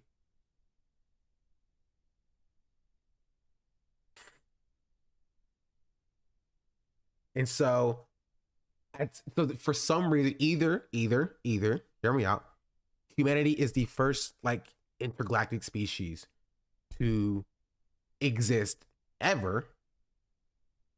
And then eventually, if we do ever get to the point of colonizing other planets and setting up human colonies and expanding out into the universe, then other people are going to see us. Or for some reason, other species who have attempted to do the same thing have failed, right? Why is that? Right? Is all life doomed to nuke itself out of existence as humans are been prone to do currently? You feel me? The ability of an alien species with human level intelligence or higher can even build the building or the outside of the planet. But that's the thing, is that the universe is so vast that it's not a completely unlikely probability, right? If we think about the concept of like an infinite universe, right, then it's like it's infinitely more likely that it happens more than once than it happens just once. You know what I mean? There's a huge difference between colonizing local solar systems and colonizing other planets in the galaxy. Like centuries, if not millennia, of tech in order of magnitude. Tons can go wrong at that time. Plague has almost wiped out humanity before. Yes, Plague has almost wiped out humanity in Europe. You feel me? The Black Plague didn't seek to wipe out all the life in Africa. So before colonization or whatever. You feel me? And so even if there was like a plague, it wouldn't spread across other planets, other, you know, solar systems per se.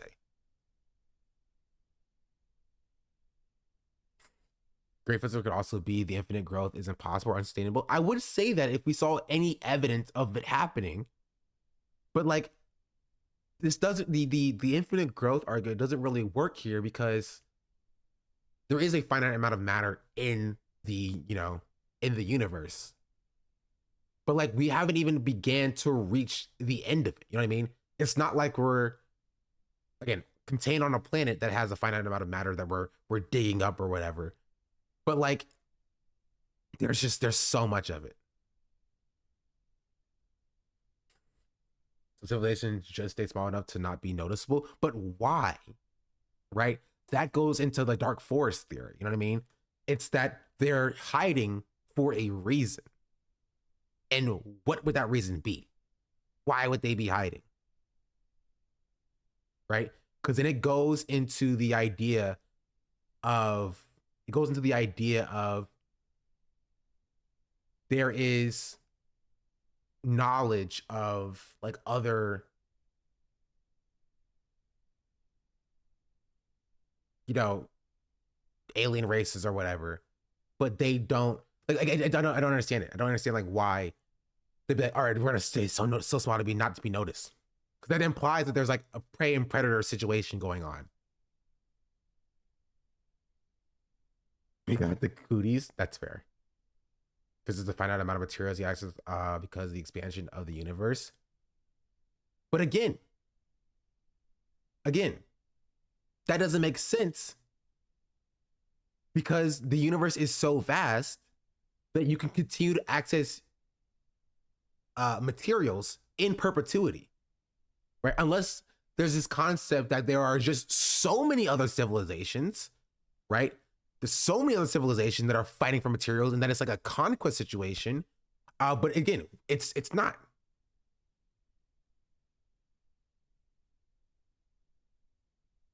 Right? There's also an issue with planets having Goldilocks zones for space travel.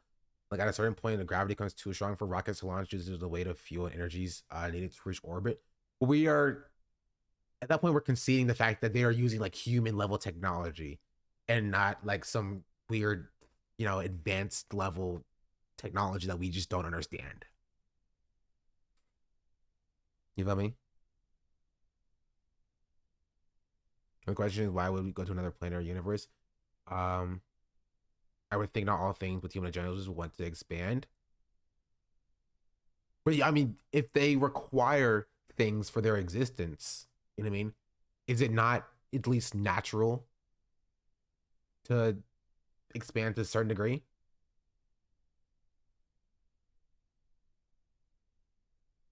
You feel me? Like if there are like biological needs for,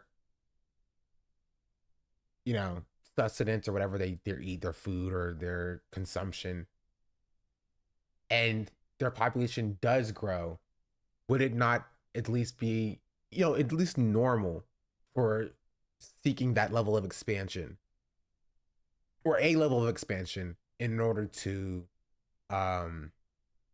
fulfill those needs as a whole?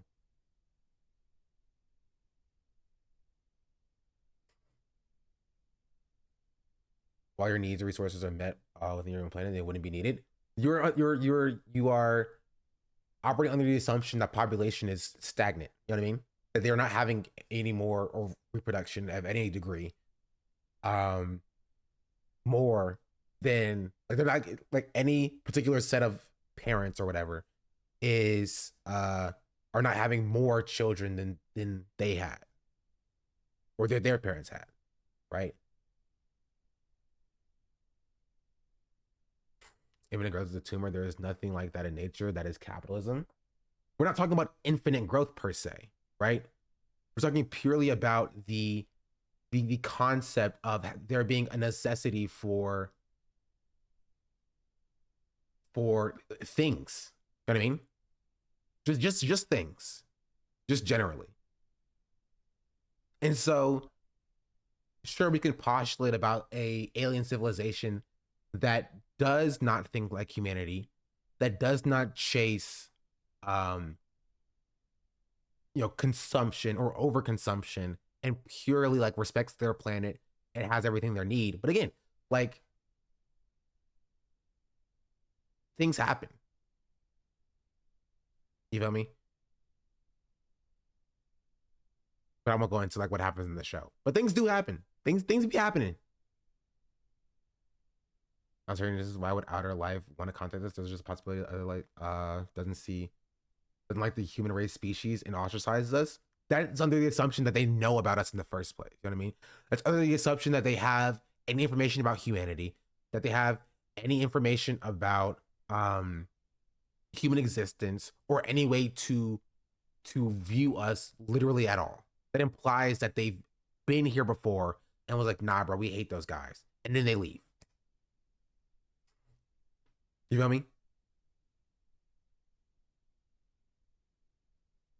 And that does not necessarily seem to be, there's no evidence for that being the case specifically. But who knows? I don't know. Do aliens exist?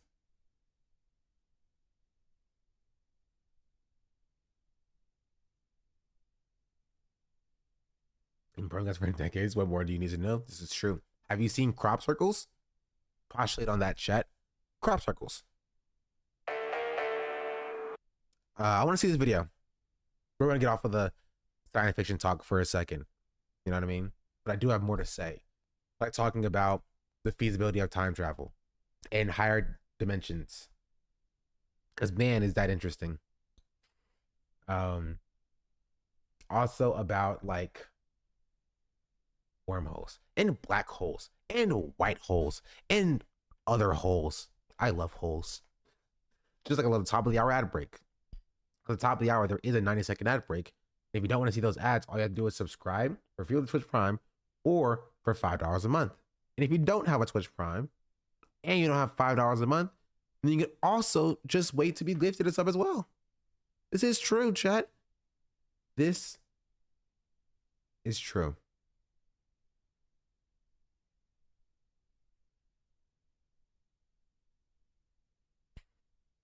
On a childhood, to slavery and nuke slave owners. I hate this stuff like when Doctor Strange reverses the apple he ate. Why didn't apple come out of his gut then? Maybe it did. Maybe we didn't see it. Who knows? Who knows? That's actually a good point. Did he create matter out of nothing? Did the apple that he ate teleport out of his gut? Who knows? I'm just saying. Dr. Strange is the most powerful Avenger if that's the case, where he can create matter out of literally nothing.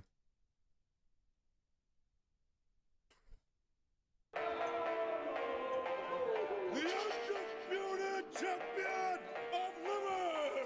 Everyone knows about the Liver King. He preaches the ancestral primal way of living. People are like super into He's his so diet massive. and his lifestyle. He's so like critics big. question just how natural Liver King's body really is. You ran a con game and you got busted.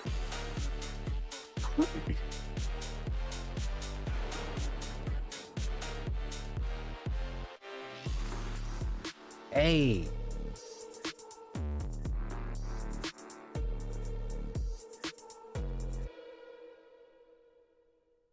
I don't know if you've been on Twitter Yes, lately. I bought Liver King supplements after I was like a pregnancy because I was slightly anemic and I was looking for a natural iron supplement. I didn't know Liver King was at the time, just found it through Amazon. You should be ashamed. But they're getting pretty Let me start. desperate for advertisers over there. Ever since the exploding car salesman took control, the app has seen a considerable downgrade in quality, to the point where bots now lurk in the replies of pretty much every single post, verified users get preferential treatment, and ads like these are becoming increasingly common. Now look, I'm not sure if Bro, you've I heard keep of getting the Liver King ads. It won't stop. It won't stop. That's why I think about what if like if JRB made a video about my life. If you ever get a JRB video, I would just hang it up. Hang it up, I mean myself. It's over. It's done. It's over. But I don't envy anyone who learned about him through these kinds of jarring promotional tweets talking about the smell and consistency of his own feces. I mean, if the shockingly low interaction to impression ratio doesn't say enough already, you can tell by the replies that people are a little confused at why this guy is even on their timeline to begin with. And I True. don't blame them. Who is this beet red amalgamation of veins and arteries in front of Whatever me? happened Why to is he Dan paying- Bilzerian, chat? You remember him?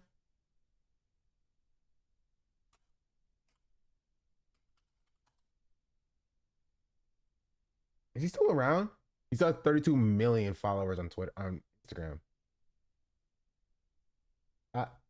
Naked women. That's not. Oh, I'm so glad I did not open it on stream. So much naked women. You don't want to see this chat. It's really bad. Oh, don't worry. They colored over their nipples. It's fine. One of his last posts is with Andrew Tate. Oh, man. Never change.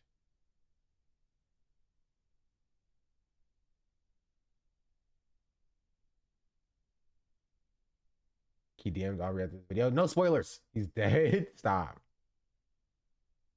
Money to tell me about his poops. I understand that you don't wipe your asshole. Is that true? Most of the time, that's true. Your shits are just really like... They're crispy. Well, there's a little bit of a backstory to that. It's not for the faint of heart or stomach, considering They're the Liver King garners some of the most crispy. visceral reactions I've ever seen for a health and fitness influencer. Whether it's the freshly skinned corpse he drapes over his head during interviews with ABC journalists, the Christmas tree of raw organs he proudly displays during the holidays, or this absolute abomination of mismatched animal parts uncharitably sewn together by his own personal psychopath of a chef, no one can deny the Liver King is a sight to behold. But how exactly he went from being one of the most popular up-and-coming names in the fitness community to desperately having to buy ad space on Twitter as a last-ditch resort to cling on to any sort of relevance in I'm the so wake on. of his It's whole crispy. facade being exposed is what I'd like to focus on today. Because believe it or not, these horrific tweets barely scratch the surface of who this man is and what he represents. It's a wild ride. Join me in documenting the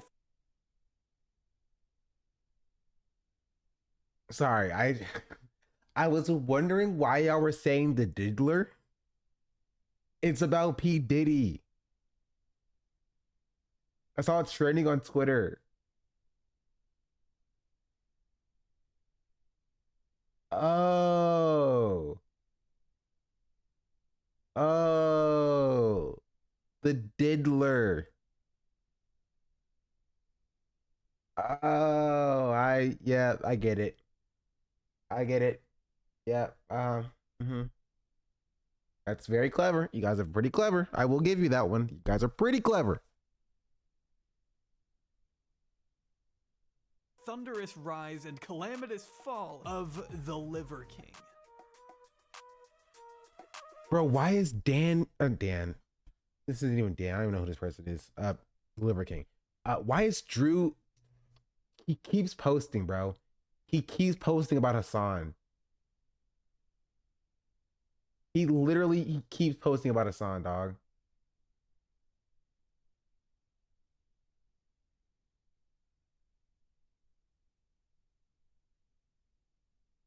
What is Hassan posting? Yes, Dan, Drew, whatever his name is. Notable reincarnate of somebody who was at Tiananmen Square.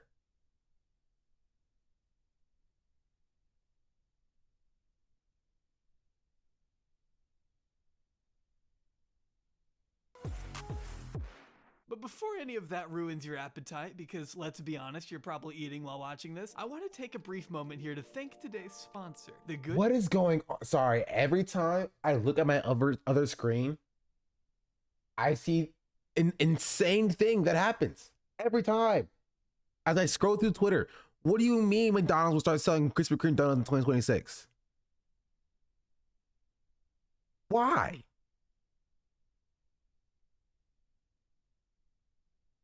What?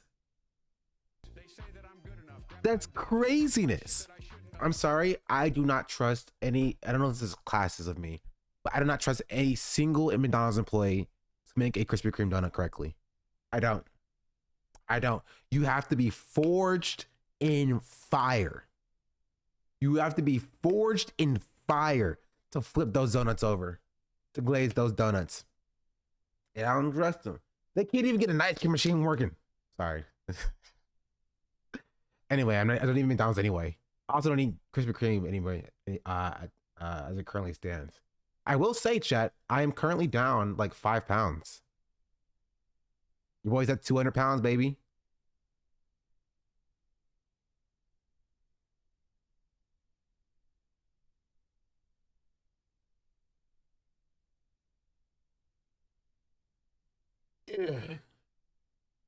Thank you.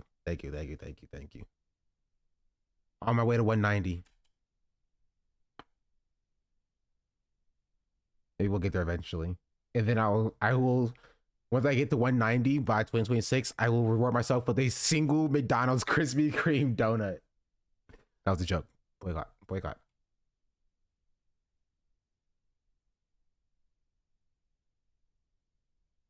Oh, 195. Dub. Let's continue.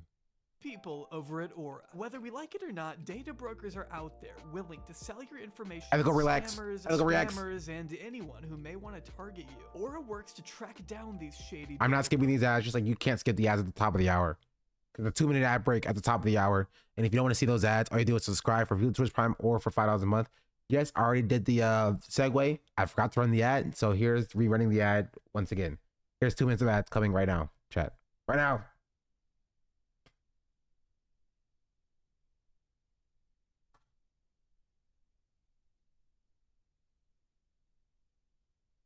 I just assume they're into a grocery store thing or Krispy Kreme delivers them. But why?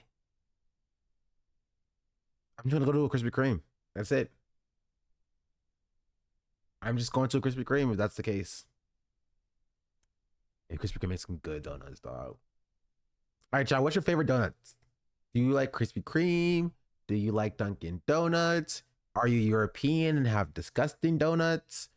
What's your favorite type of donuts? You ever had a croissant donut before, chat? It's pretty good.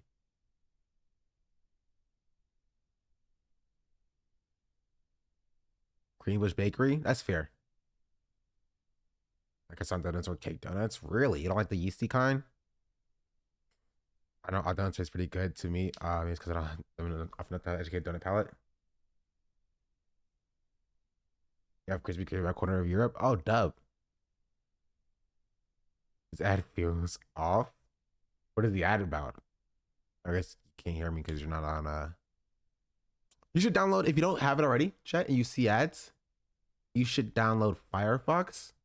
Because you can pop out the picture-in-picture mode when the ads play, and then mute the actual like ad, and then listen to me while I speak. And I still get the ad revenue from it. So if you didn't know you could do that, you can do that. Make you want to get done so bad. Don't do it. We are all on our fitness journey. Wait, really? Yeah, I do it all the time.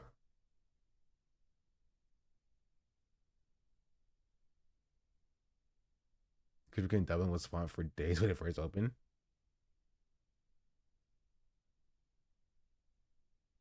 Okay, let's continue.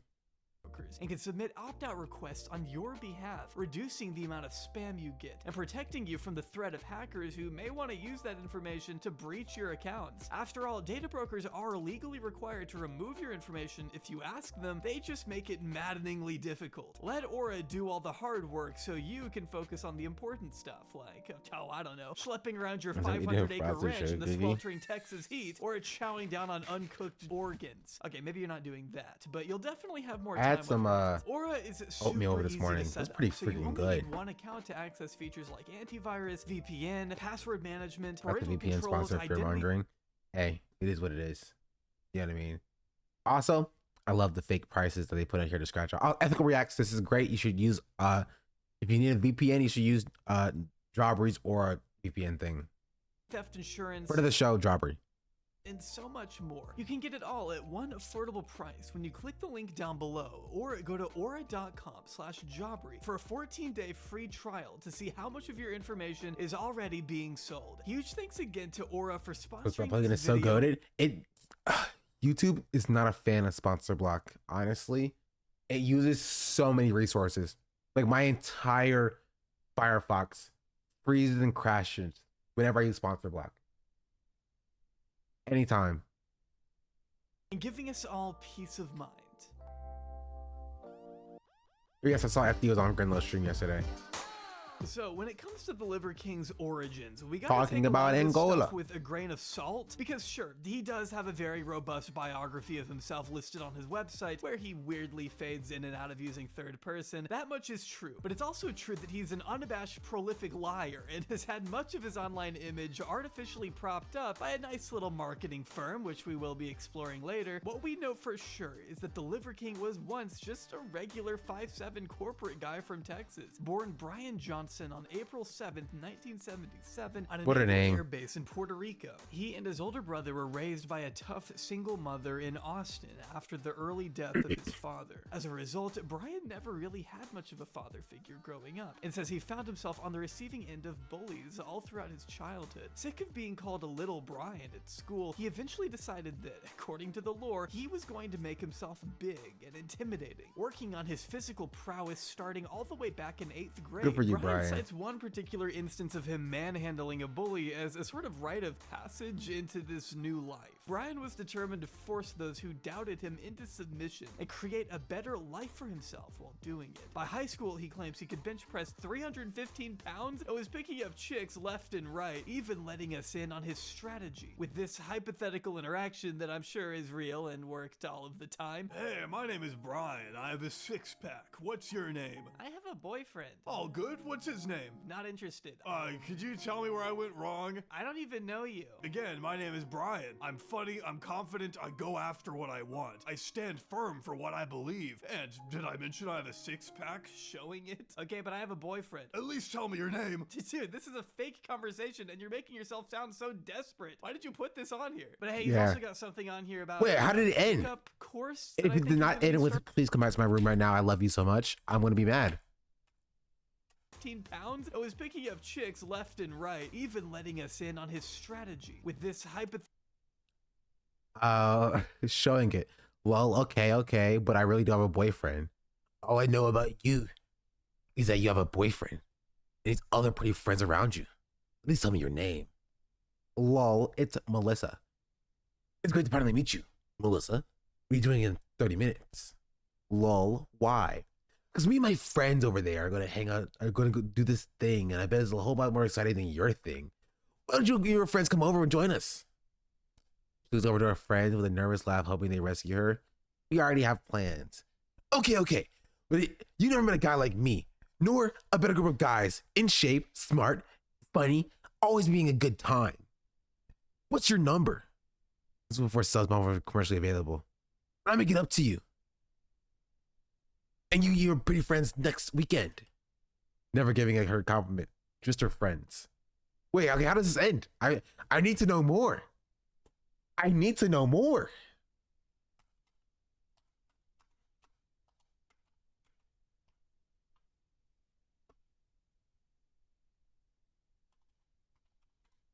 Because honestly, he's kind of striking out.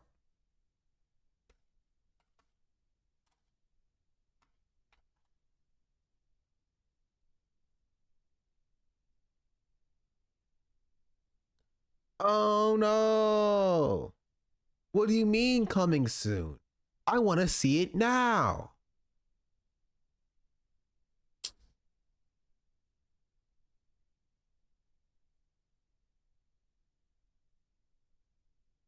Where's pickup line for girls? Wait, where's pickup line for men?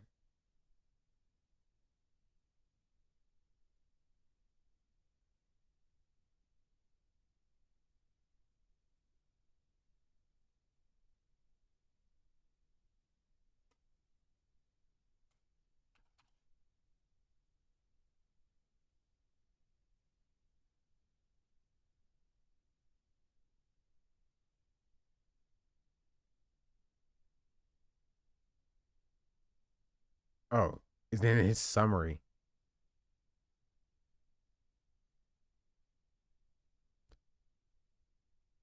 Lo and behold, this started working to the tune of 50% of the time. Did it really? Did it really? Then we got even better as we learned is not so much as what you say, is how you say it. From the inception, you have 20 seconds before the first impression is made and a full 4 minutes before they decide if they want you in their friend group. Body language is the first communicator touch point. and an outward expression of who you are. It's the first form of language that we communicate whether you're weak or strong or weak, worth your time or wasted time. Literally, it's given us nothing here. None of this is like indicative of how he picks up women. Watch this video. Okay. It's the most oxymoronic thing I've ever. Toxic masculinity. It's the most oxymoronic thing I've ever heard. Anyone who parrots the phrase is a weak, sick, and submissive beta, attempting to intellectualize and That's funny. justify that he is enough, which he isn't, and never will be. I would know. This was me, before I became a barbarian. Masculinity is neither good nor bad. A man must be what he is, his amoral savage beast, before he can be who he is. Unconcerned with abstract moral questions of universal right or wrong, the masculine legacy of the lion, wolf, man, or machine is amoral, not immoral. I love that he's throwing a spear at nothing. It is what he is, his biological imperative. Masculinity is as fundamental as nature because it is his nature. Before higher or lower values, good, bad, can be entertained. A man must be a formidable force to claw, bleed, fight, provide, and protect. Liver King, out. His skin's not even broken here. Did he just put his hand in pig blood, start punching a fake brick, and was like, dog, look how hard I punched this brick. A man must be a formidable force to claw, bleed, fight, provide, and protect. Liver King, out. His skin's not broken. This blood is not coming from him. Let me guess a little bit here. He's a little scabbed here. But like this blood is not his. That's our new Minecraft world. True. True. Did he actually punch anything? Probably not. Hypothetical interaction that I'm sure is real and worked all of the time. Hey, my name is Brian. I have a six-pack. Oh, we saw this already. I went after what I want. I stand firm for what I believe. And did I mention I have a six-pack? Showing Did I you mention something I have a boyfriend. six-pack? At least tell me your name. Dude, this is a fake conversation and you're making yourself sound so desperate. Why did you put this on here? But hey, he's also got something on here about a pickup course that I think he's going to be starting soon. I'm not really sure what this means. It's pretty vague, but I'll be on the lookout for it. By the end of college, Brian opted not to pursue medical school and instead threw himself headfirst He's into graduated. the corporate Good for him. jungle to start making money as a pharmaceutical rep at Eli Lilly. This is where he would Oh. also continue his hobby of, again, picking up chicks, detailing all the subtle ways in which he'd go about doing it. But I'm more interested in what happened after he met his wife, Barbara, his liver queen, as he's so lovingly dubbed her. Valentine's Day is about spending time with the people that you love most. There's no people that I love most more than my liver queen. Eat your heart out. Because that's when the two became entrepreneurs, even buying their own dental practice and getting married. To be more specific, according to ABC News, Barbara worked as the dentist and Brian owned a stake in the business and property. So she as did all the work. others She did all the work. Okay, thank you. They owned the dental practice together, where Barbara did all the work and Liver King just owned part of the business. That's pretty funny. Wife was a holistic dentist. Wait, what? How are you a holistic dentist? Was she like advocating against like brushing your teeth? Like, listen, I don't advocate for brushing your teeth. You just use this stick. Trust me, it works. Like, what is this, like a dental stick? I've heard of these before. It's like, no, it's an actual stick. It's just a stick. I found it outside this morning. Like, yeah, it works. Trust me. Like homeopathy industry have a kid, but I'm like, what is she like? Wow, what is she taking from homeopathy? You know what I mean? Like, what holistic medicine is she adding to dentistry? Is my question. That I don't get. And how does she not get like her license revoked? pointed out, I guess his newfound distrust of doctors developed after he and his wife were making six figures from their medical dentistry. You know, I don't go see doctors. You don't believe in doctors. Here's what happens. You go see a doctor, they're going to tell you what's wrong with you, irrespective of you being as healthy as an ox. Do you use toothpaste? No.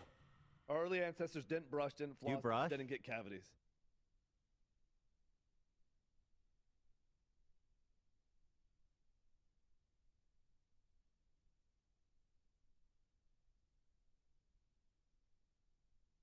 He owned a dental practice. He owned a dental practice. He wants some water that remembers what toothpaste was for. And now it's for sale. The white with the brush, he's so alpha. He's so alpha, dog. Look at him. Look at him. This is a peak male physique, chat. Do you brush? I don't use toothpaste. I don't brush. I don't floss. You don't even deal with the mouth. And I don't get cavities. Okay, interesting. How do you know if you don't go to the dentist? Yeah. Wow. Together, their fortunes exploded, with Brian and Barbara. Now, to be fair, if he like just doesn't eat like sugar, okay, probably gets cavities. But like sugar is like the main driver behind most like cavity or dental like issues. But like still like even if you're like eating like, oh, he doesn't eat fruits either. I don't know. I really don't know. I hope that since all dentistry is a private practice, it's widely ripe for grift and plenty of legit dentists. I feel yet another reason you have to remove profit motive from medicine. True. Cavities is not the only medical issues related to teeth and mouth. This is also true. Like, people get cancer in there. Going a day or two without a shower or whatever, not brushing though is insane. Especially if you're like talking into this microphone. You know what I mean? Interesting. Yeah. Wow. Together, they're mouth. And I don't. Like, I like, please do not talk into my microphone. Can you like do this? Will you talk, please? Thank you. Because you know, whoever the next guest was, it was like, bro, this mic smells gnarly. You're off center. I'm too lazy to move, so you're gonna have to deal with it. Get cavities. Okay, interesting. Yeah. Wow. Together, their fortunes exploded, with Brian and Barbara each founding a number of different health and wellness companies throughout the 2010s, including Crowa Beauty, The Fittest Food Supplements, Heart and Soil Supplements, and Ancestral Supplements. As he told GQ in 2022, these were bringing in a staggering $100 million in annual profits, giving rise to the Johnson family empire, and assigning Wait, he has Brian kids? dollars in annual profits, giving rise to the Johnson family. Man, his son is taller than he is. The other son's also almost taller than he is. Although they have their mom's hair. But also, Beta, you're short. L, your son is leaning and he's still taller than you are. L. Empire, and assigning Brian a personal net worth of over $300 million. Let's go back. Million, as he told GQ in 2022, these soil supplements and Crowa Beauty, The Fittest Food Supplements, Heart and Soil Supplements, and Ancestral Supplements. As he told GQ in 2022, these Something like 5'8", by the way. I don't believe that. He's not 5'5". No shot. He's 5'5". I thought his son was like 6'2" or something. $100 million in annual profits, giving rise to the Johnson family empire, and assigning Brian a personal net worth of over. Yeah, that's most cats. Why do you bother eating raw organs on camera? To sell more of his supplements. $1 million, maybe. That's according to him. Some have speculated those numbers might be a lot lower in actuality. Brian is definitely rich. He's made that clear as fucking day. And if the supplement industry is one thing, it's profitable. But the legitimacy of these profits continue to be debated within the fitness. I don't think he has $300 million. Obviously, I think he is probably closer to 10, 15, 20K, which is still a good chunk of change, but like kind of broke boy numbers. That's why he's still selling his supplements. Because it requires us to take Brian's word at face value. And at this point, I don't know why anyone would do that. I'm curious how all your businesses were doing before Liver King, and then with Liver King growing, how that has affected all of your businesses. You know what's wild? Hardly at all. Hardly at all. One thing that Brian likes to claim is that his social media presence has little to no bearing on his personal net worth. In fact, at the height of his popularity in 2022, he told BuzzFeed he didn't know what a TikTok creator, influencer, or meme even was, making it seem as though being an influencer was never a part of the plan for him. Enough people came over and said, you need to go on social media.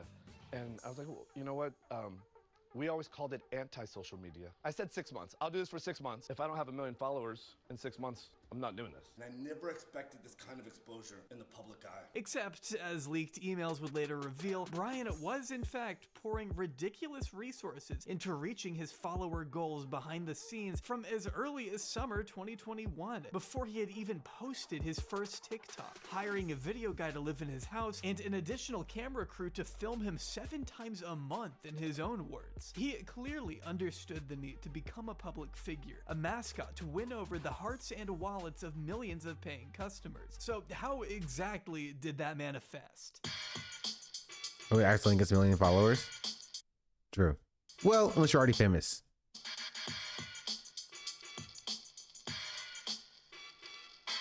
Now, when you get past the initial shock of an unwashed, shirtless Viking man scarfing down raw bull testicles and trying not to have a heart attack whilst dragging massive amounts of weights behind his back, it becomes pretty clear what the Liver King is all about. Preaching that pure, simplistic, ancestral lifestyle that early humans were famous for. That's what Liver King prides himself on. We're all familiar with the age-old ancestral ritual of laying down in the hyperbaric. Like he has at least 1 hernia. He is a walking hernia. So you are correct. He does have at least 1 hernia, and that's just his body. chamber to heal a ripped bicep tendon? Or maybe you've heard of the ancient practice of resting in a red light tanning bed after working out with $30,000 worth of equipment in a massive home gym, of course. You know, caveman stuff, living off the land. What better way to connect with nature than by destroying it? I'm sorry, if I have a $30,000 home gym, I'm never leaving the house.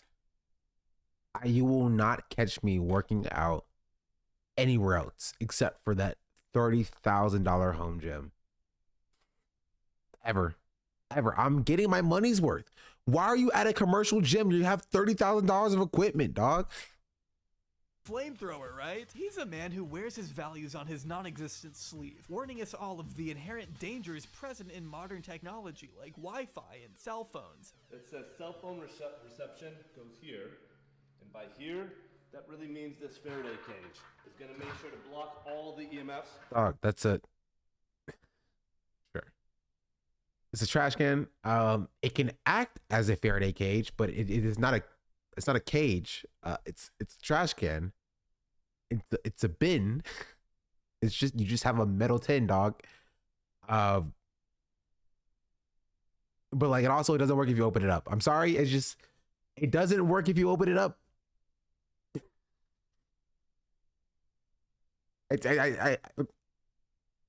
From the phone, so we can maintain. Also keep in mind that he has a person to film him 24/7 in his house for video security, and a camera crew come in 7 times a month. This guy knows nothing about internet security. This guy knows nothing about anything.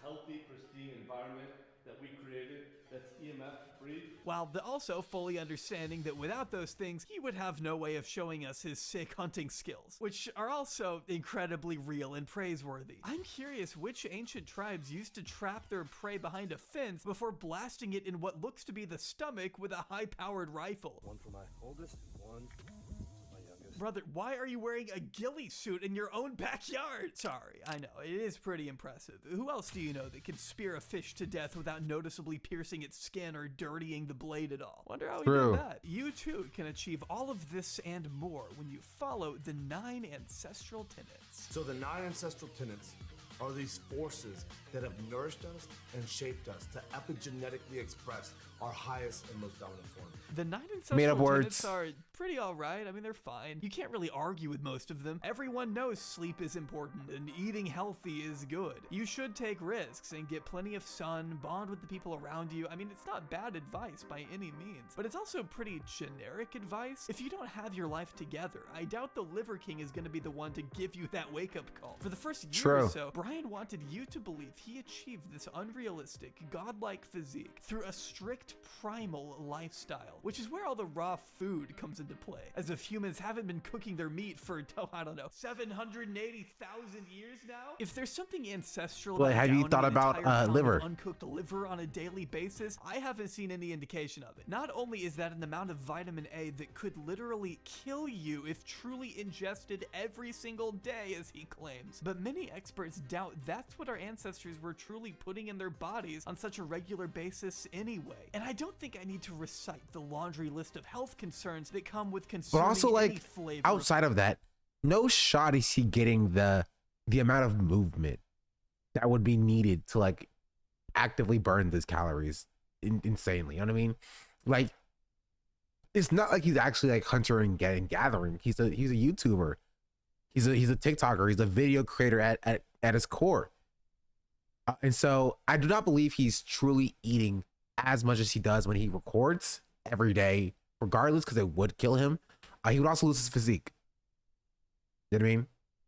He would gain a lot of fat. But not fat specifically, but he will gain a lot of weight, generally. Of uncooked meat. Yet, Brian has made his supposed diet a central point of his content and online image. Why do he It's pretty turns much out what when his it turns persona out he's a vegan? True. He does have a chef for eating raw stuff. He does have a chef for eating raw things. Yes, it's true. There's a documentary I saw and watched. It was like, oh, try to only eats meat. 30 years is old there. That's not surprising, but kind of crazy.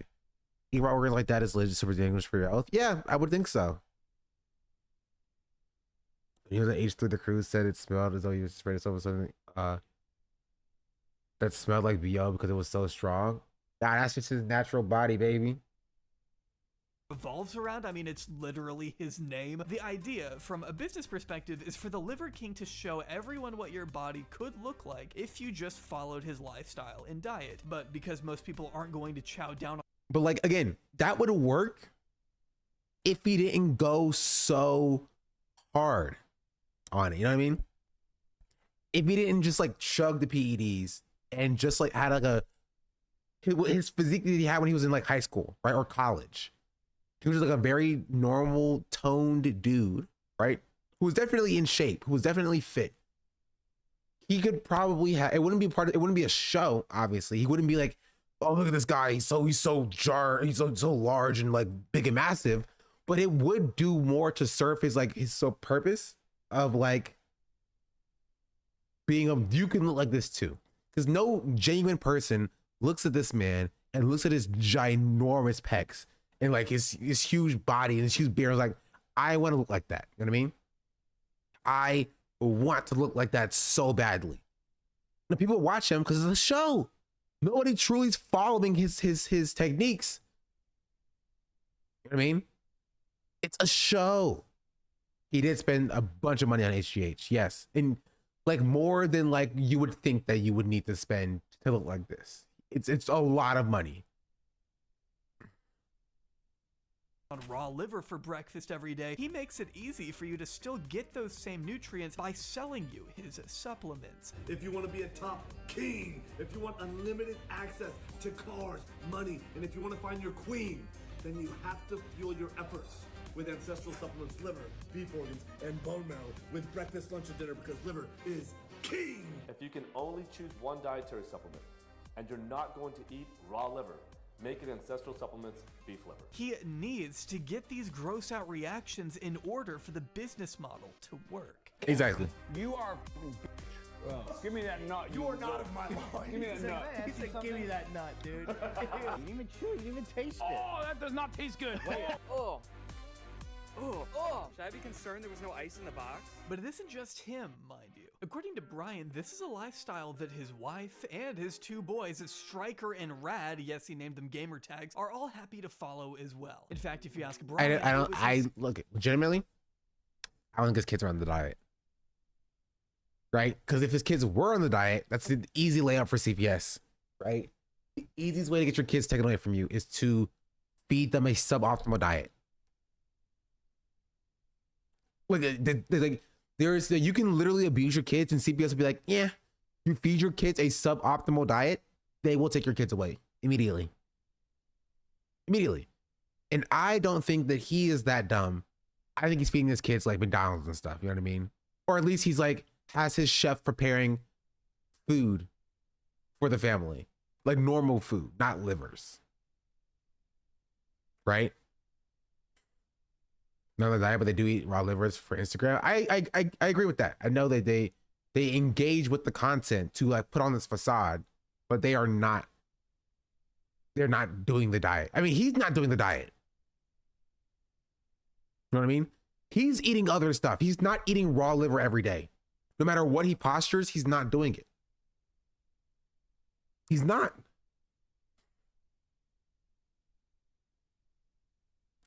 He did say his kids eat different stuff in the interview. I did not see the interview. I'm not a huge Liver King stan, unfortunately. But it would not surprise me. Son's health scare that led he and his wife to discover this lifestyle in the first place. My boys were taking ambulance trips to the hospital because they stopped f***ing breathing. They turned blue. They needed EpiPen shots. They would take ambulance trips to the hospital. Yeah, it's called allergies. You gave them something that they were allergic to. You can't claim to be like, bro, when they were eating all this bad food, they started to die. And you're like, did you get them tested for allergies? If they had to get an EpiPen, yeah, that would make sense. I was a big HC fan, so I watched the interview. He legit owned the dinner practice and just a rich guy who made a character. Yeah.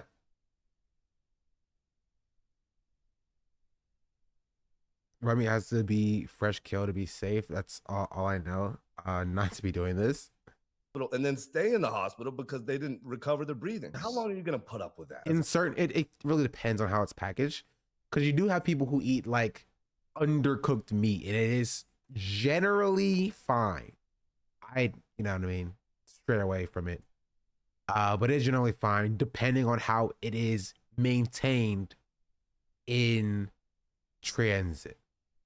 Right? It has to be maintained in some way. But we know that his are not. Even when he's like doing it for the memes or for the videos, the meat's just sitting out there. You know what I mean? You can't have that. You need to take the meat out directly. And within like 20 minutes maximum, it needs to be consumed. He doesn't even do that. But yeah, like blue rare. Or like, you know, like even like tartar in some ways. But yeah, we're not taking the massacre risk. Me neither. I too would not take the massacre risk either. But again, for the amount of money that he's making, some people would. Good cave dad that really loves your guys. We got just tired of the same answers. It was just more Benadryl, more bullshit. Yes, that's allergies. Stop giving them things that they're allergic to. What is he talking about? You're like, oh, bro, give them Benadryl. Keep an EpiPen on. You're like, no, I'm not doing that, bro. What are you talking about? Like, it's allergies. You think he's faking eating the raw meat? No, I think he's actually eating the raw meat. I think he's stupid enough to actually eat the raw meat. I don't think he's faking that. And stay away from dust, stay away from grass, stay away from pollutants in the air. So it's like, what do you want, to happen? So you keep looking for solutions. And finally, we found ancestral living. Brian's family is very much a part of his content, making them the first family vlog channel to eat raw organs on camera, I'm pretty sure. Primals want to know if the Liver Boys eat just like Liver King. Well, here's your answer. Liver King, out. That's YouTube history right there. I mean, even here, obviously, they're not eating that food. The reason why they cut away before they swallow the food, because they're not eating the food. Even they're not stupid enough to make their children or force their children to eat, raw liver or whatever on camera. You know what I mean? Also, speaking of Mina cookies, they're back there. I still have 3 unopened bags. Just because I can't eat them because I'm allergic. I mean, imagine the conversation leading up to this. Hey, Striker and Rad, you want to make an Instagram video with me? Oh, yeah, sure, Dad. What do you want us to do? Oh, I want you to eat something. Whoa, what are we eating? Oh, God. We talked a lot on this channel about influencer parents who force a lifestyle of clickbaiting and clout chasing onto their kids. But wait, I haven't seen that one. Does Jobby have a video on who are those people? I don't even know.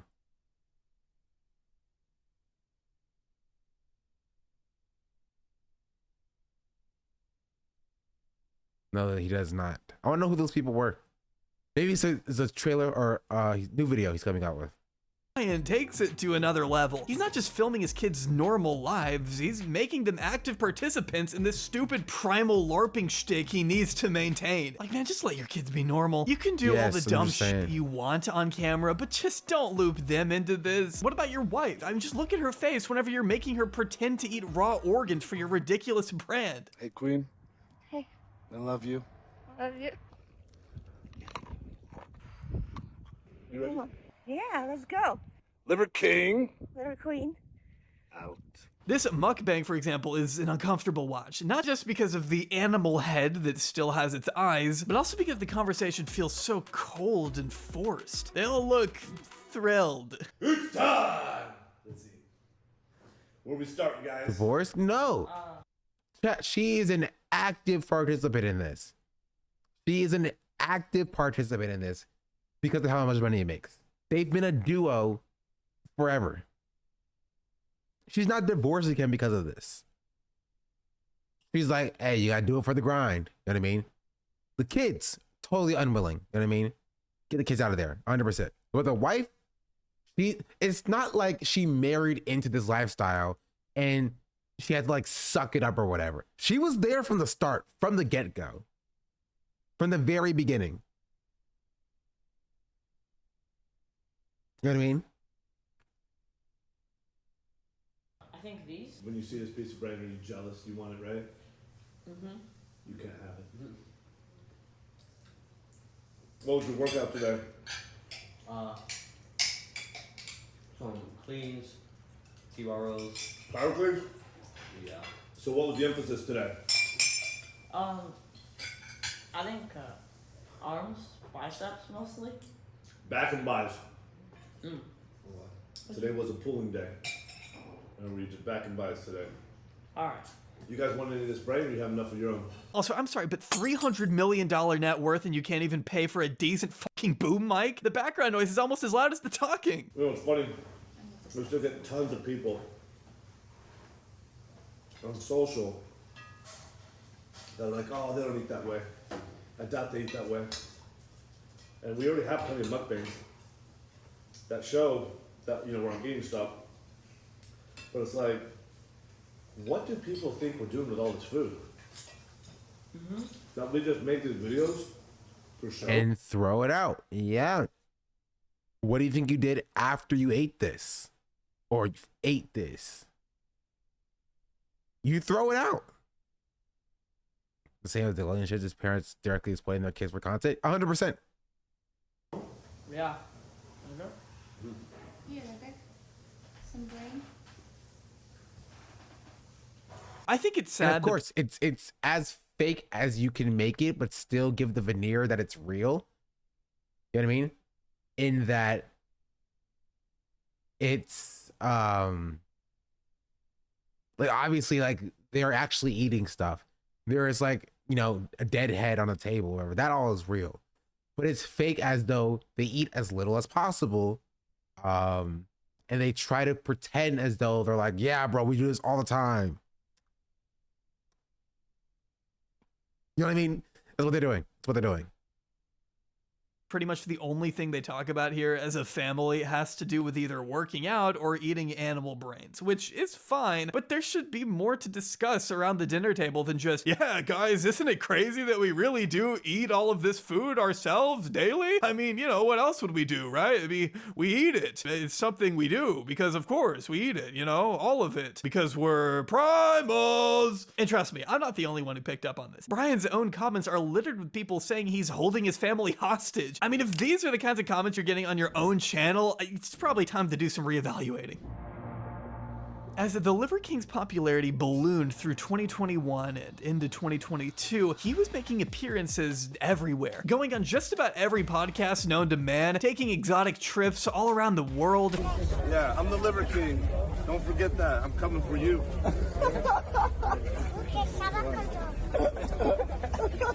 That's right. Being featured in articles for GQ and BuzzFeed, garnering national attention with alternating dumbbell curls in front of Buckingham Palace. I'm here, the Liver King.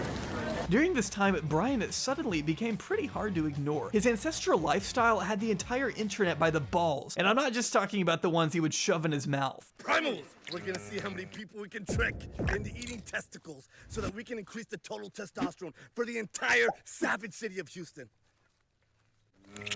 But the closer he got to becoming a household name, the closer his secret came to being blown wide open. See, beneath the carefully crafted image Brian had become known for, there had always been murmurs of the Liver King hiding something very damning from his audience, something that could irreversibly tarnish his credibility. And those murmurs weren't getting any quieter. Have you seen that bloke that eats the raw? That's a gimmick, that guy. It just looks ridiculous. He's got a plate of hearts and he just looks weird. He's got an ass filled with steroids is what he's got. Yeah, he should have a big plate of steroids next to it. That is not a natural body. Of course it's not. That guy is shooting all kinds of shit into his system to achieve that kind of physique. Completely. Unless you've been listening to this entire video and haven't gotten the chance to actually gaze upon the Liver King's gladiator build for more than 2 seconds, you've probably already gathered that this guy is on a shit ton of gear. An ass full of steroids, as delicately put by modern-day philosopher Joe Rogan. Rogan was one of Brian's earliest critics. From the second he started getting attention, he was there to call it out and cast doubt on the man's repeated claims of being all natty, a term that refers to anyone who isn't pumped to the gills with juice. And it's not— What do you mean? He is all natty. Look at him. Does that face look like a face that's somebody who's not natural? Chat? Exactly. Not that Brian would just avoid addressing these allegations, he would confront them head on, going out of his way to assure any and all doubters that his body was the natural result of 35 years of hard work, a good diet, He's and— 35?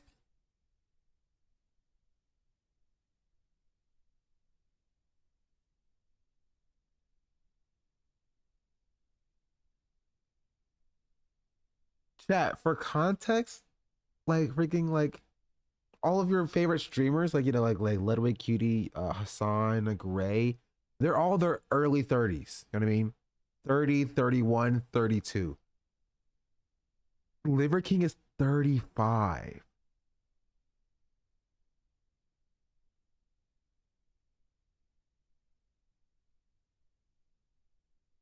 Things working out for 35 years. Oh, okay. Okay. All right. I just had to. Okay, that makes sense. That makes sense. I was concerned.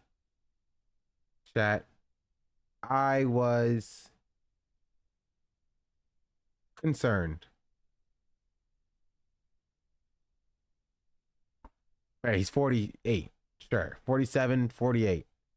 That makes more sense. Testicle sunning or whatever else he likes to do. If you sun your balls, there is a study. It's an older study. I think it's from like the 50s or 60s. That shows that it does improve androgens, not necessarily testosterone, but some of the androgens either upstream or downstream from testosterone. I think it's pretty fucking primal. For the record, I've never 35 taken go back. steroids. I don't touch this stuff. I've never done this stuff. I'm not gonna do this stuff. I don't touch this stuff. I'd heard Rogan say you were on steroids. Everybody. Yeah. Everybody. Do you think if I was on steroids, I would have these fucking appendages down here, these legs? Have legs? Do you see how fucking little my fucking legs are? Never taken steroids. I've never done PEDs other than prioritize, execute, and dominate in life. So this is what I say to people that make this accusation. If you don't believe this is possible, then I suggest that you take that self-limiting belief, you put that in a fucking box, and you bury that next to all your embarrassing shit. Don't open your fucking mouth about it. Let that live with you. Don't let that live with somebody else. Because the highest and most dominant form that we have to express is in front of us. Okay. We did find something unusual about your blood.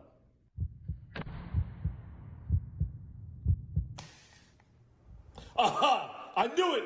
Primal! Primal! Perhaps Brian's biggest misstep of all was believing he could successfully swindle his fans into buying this narrative in the hopes that they would then go on to buy more of his products, when in reality, total transparency from the start probably would have helped him out a lot more in the long run. It would ultimately be less catastrophic to his brand to hear the truth straight from the Liver King's own mouth rather than from a massive expose made by someone else in the fitness community, which is exactly what ended up happening. Leaked emails, blood test results, and a full steroid cycle breakdown. That's what we're going to be getting into in this video, and it is shocking to say the least. Turns out Derek of the More Plates, More Dates YouTube channel actually held some crucial insight into the Liver King's real lifestyle and We actually diet watched that the the video when it public came out. hadn't been made aware of. See, way before Brian became a social media juggernaut in his own right, he was struggling to reach out to already established creators in the online fitness world, including Derek, who he once tried to recruit as a coach, firing off an email that would later be made public in Derek's viral expose, The Liver King Lie, the following year in November 2022. Derek had criticized Brian in the past, but this was finally some tangible proof of the claims that had long polluted Brian's image. This email was the smoking gun. Under a subject line ironically marked confidentiality, Brian wrote, "I've been working out for 35 years, but as I've reached my mid-40s..."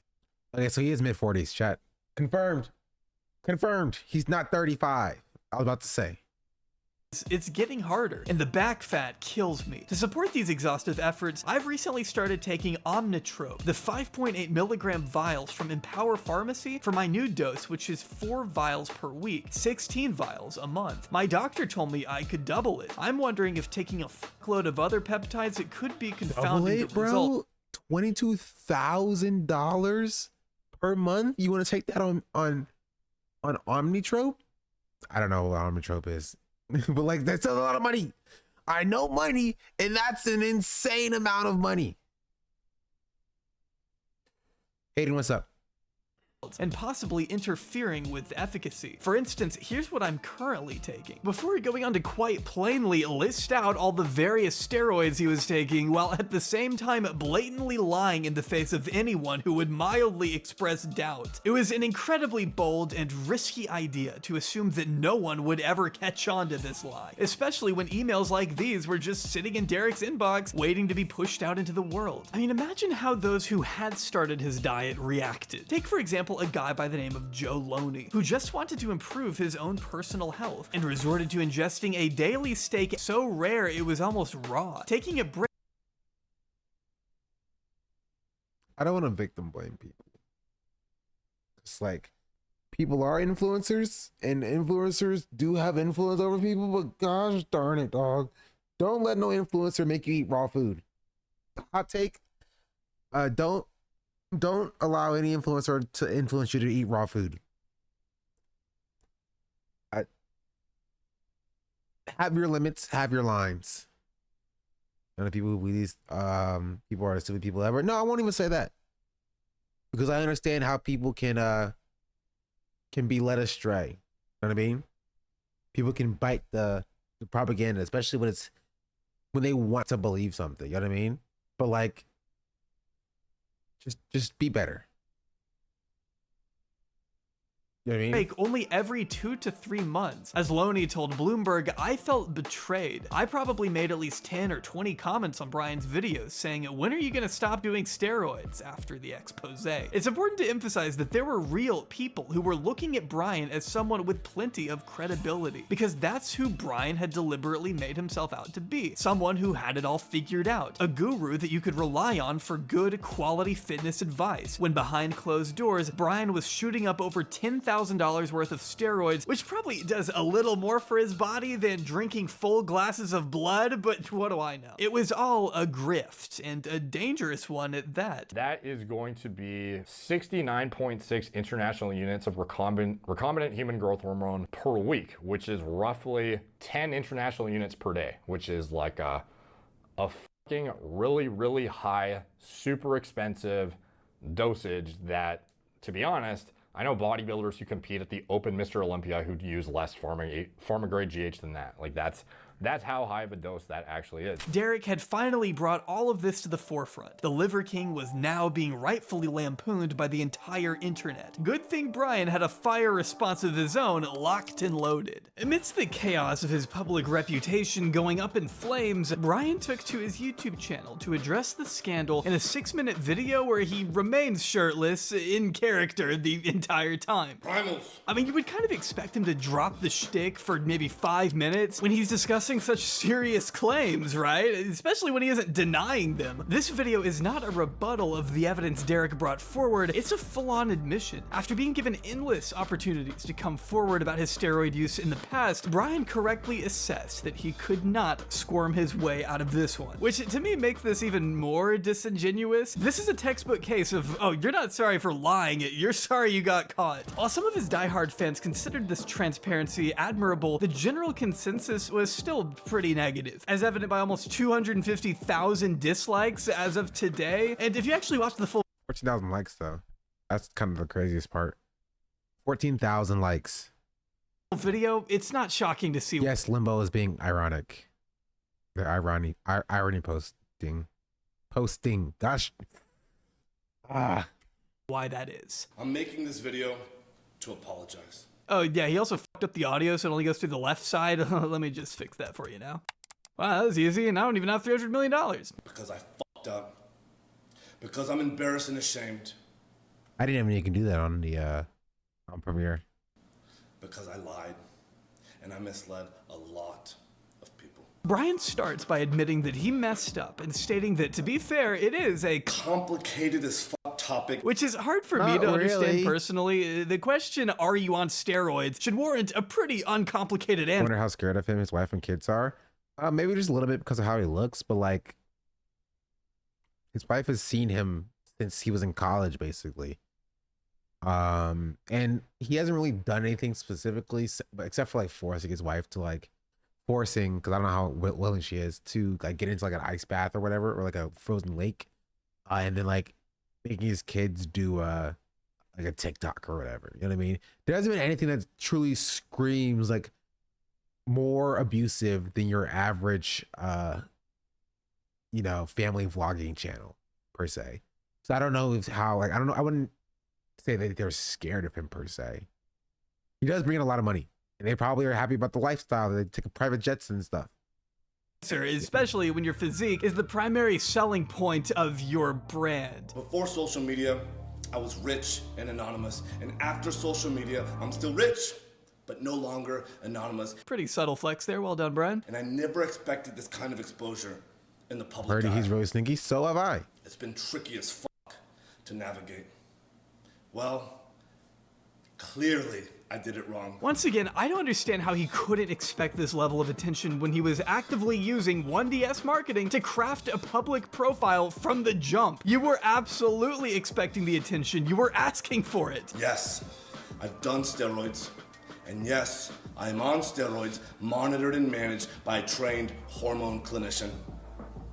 Liver King, the public figure, was an experiment to spread the message, to bring awareness. Very true, Brian. I'm glad you can admit to that at least. Wait, spread awareness? What are we spreading awareness for? To the 4,000 people a day who kill themselves, the 80,000 people. This was the craziest part. I remember watching this live and just being like, dog, what are we talking about? What are we talking about? He's like, yes, I'm on steroids. Yes, I have been on steroids. Yes, I will use steroids. But also, you would also use steroids too if you think about the 4,000 people who kill themselves a day, a year, or whatever. Like come on, bro. Like, what are we doing? What are we talking about? A day that try to kill themselves. Our people are hurting at record rates with depression, autoimmune, anxiety, infertility, low ambition. Okay, we're barely 1 minute in, and already we're in the what the fuck territory. What the fuck do you mean you lied about taking steroids for suicide awareness? Am I hearing that correctly? When has that ever been the justification for lying about steroid usage? It doesn't even make tangible sense outside of just trying to make him look noble on the surface. Brian implied to a shocking number of people that they too could look like him if they followed his lifestyle, which did not. I mean, to be fair, chat, like, it's true. You too can look like him, but not if you follow his lifestyle. You can look like this if you subscribe to the Sean the Black channel, because at the top of the hour, there is a 2-minute ad break. And if you don't want to see the ads, all you have to do is subscribe, whether it's for free with the Twitch Prime or for $5 a month. And if you don't have a Twitch Prime and you don't have $5 a month and you're a brokey, that's okay. That's chill. You have no money. It's all right. You could also just wait to be gifted a sub as well. It's true, chat. It's true. Oh my God, I don't want to let that. No, don't worry. We're gonna wait for you. We will wait for you. Here's a 2-minute ad right now. Boop. Hey, Echo, is it where the mic and stops? Thank you for the 5 gifted subs. Much appreciated. A broke girl. That's all right. Maybe somebody will gift you a something. I'm a brokey. That's my country, baby. Oh, so you're gonna see it anyway. But yeah, Echo, thank you for the 5 gifties. Much appreciated. We're watching the Liver King right now. And don't you love the Liver King?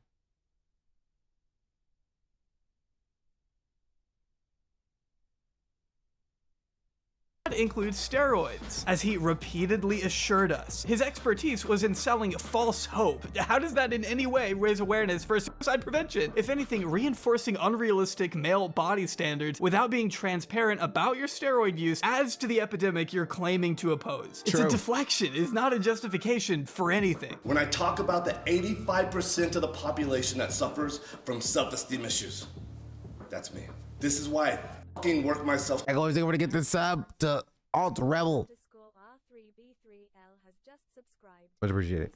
To death in the gym. This is why I do 12 to 15 blood-burning workouts a week, just to feel like I'm okay. Still, I have to absolutely crush myself to do so, and I'm wrecked physically and cognitively, and hormone replacement has helped in a profound and significant way. Brian's ultimate motivation for lying is due to his deep-rooted self-esteem issues, as he claims. And that part I actually do believe. That, I'm sure, isn't the only incentive for him to lie. But Brian's admitted insecurity surrounding back fat, for instance, is something we see him talking about in the leaked emails. I'm sure that's in part what drove him to dig such a deep hole for himself, but at the same time, it's far from an excuse. He's not just some random person off the street whose body has no impact on his business. His body is the business. So you can see why that would become a massive liability, which it did when he was slammed with a massive class action lawsuit for misleading customers. Not the most surprising outcome in the world when you're as reckless as Brian, but lucky for him, it has since been discontinued by the man who originally filed for reasons that are currently unknown. Oh, the conversation with my kids was almost identical to the apology video because, you know, I told them that I lied to them. And, man. Were they like, Did you tell them that all this liver bull? Did you tell them that you did it because suicide? Like, yes, I lied to you about taking steroids and creating an unrealistic image for my young impressionable male audience who was literally eating raw food to like look like me. But like, have you considered suicide? Yes, the hope I was giving was false, but at least I was still giving hope. Suicide. Some goddamn Skittles or something like that. This is disgusting. I'm dying. Why am I eating bone marrow? Give me a hamburger. At the end of the conversation, they said that they're not eating liver or testicles that day. We're boycotting balls today, Dad. The Liver King does discuss his legal matters on his website, though, where he strangely appears to backtrack on that whole I misled my audience thing by writing, "I will gladly own up to the fact that I influenced millions, and I couldn't be more proud. Only problem is, it was never a guy's." I can't wait to hear this one. When I read things like Liver King persuaded millions, deceptive business practices, and misleading consumers nationwide, I'm like, do you know how bad the world is hurting right now? Before going on to list a bunch of random percentages about how much people struggle with their finances and weight. But you may notice he doesn't actually explain how he didn't deceive people. It's basically just also Shep Hair, thank you for the gifted sub as well. word soup that I can only liken to this classic tweet. If I misled my audience, I didn't mislead them because I did. No, I didn't. This is my job, to model, teach, and preach the 9 ancestral tenets so we can collectively express our highest and most dominant form. Did I persuade millions? Like, it's built on a lie. I don't understand how you can continue with your I mean, I understand how he's doing it because, like, he needs to because money and stuff. But, like, it's built on a lie. It's like, you know what? F it, dog. I'm gonna go there. It's like if you build your entire platform off of being like a Radiant Valorant coach, and then you lie about hitting Radiant. You know what I mean? It's like you can't do that. You know what I mean? You can't do that. You kind of like lose your credibility in that way. If you're like, yeah, dog, this is what I did. And this is my credential. Is that a real thing?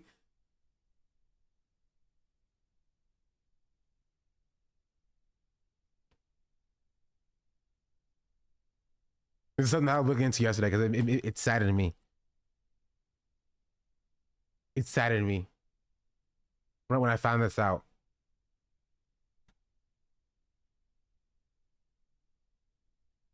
Did I see this chat? Actually, you guys might not is that the Valo drama? That is the Valo drama.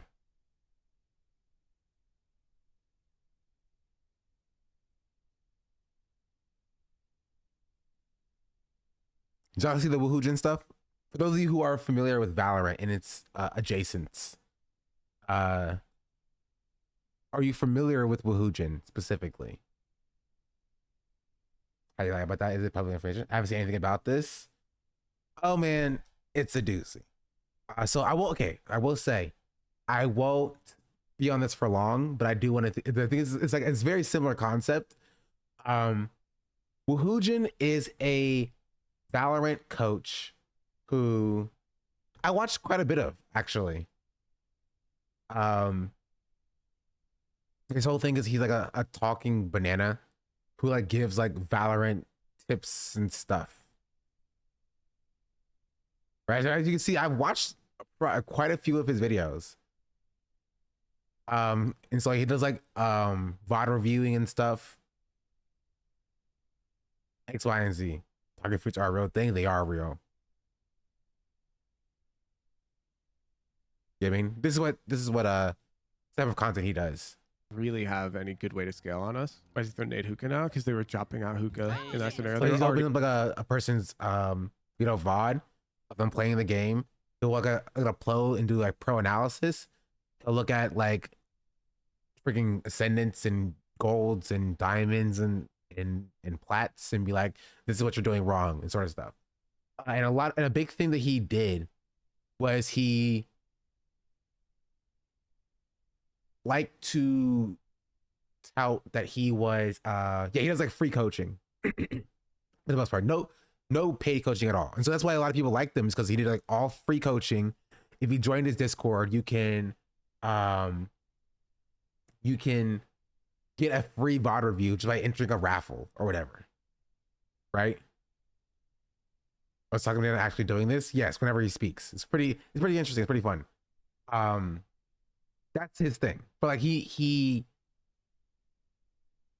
kind of marketed off of being the Radiant coach, helping younger, smaller players, Immortals, Ascendants, whatever your rank is, he'll help you grow and climb or whatever. Right? And now fast forward to as of like 2 weeks ago, Mr. Roderick Nash, thank you for the 11-month subscription. Right? He's a pickup artist for Valorant. I mean, he's just a coach. I don't know if pickup artist makes sense. But he always says that he's like he peaked Radiant. He used it as a way to like sell his or tout his expertise in the field. And he is pretty knowledgeable. Right? Like I literally has a Radiant gun buddy. I didn't defake that. You were asking the right questions, my friend. Up until the point where I don't know if this thread was the fake thread, or if this thread was the first thread, or if there was other threads. But here's what happened. Apparently, this person made a thread saying about Woohoojin. I have requested to speak to Woohoojin directly. I've already messaged him. My Discord is this. He has not made any sense to reach out. A minority of people seem to misunderstand the greater issue here. Influential figures deserve to be held accountable for their actions that they take, or in this case, refuse to take for their own image. You can appreciate the art, but not the artist. Everyone understand that. However, it's not what the point is. Okay, so this is not actually the first response. I want to see the first thread.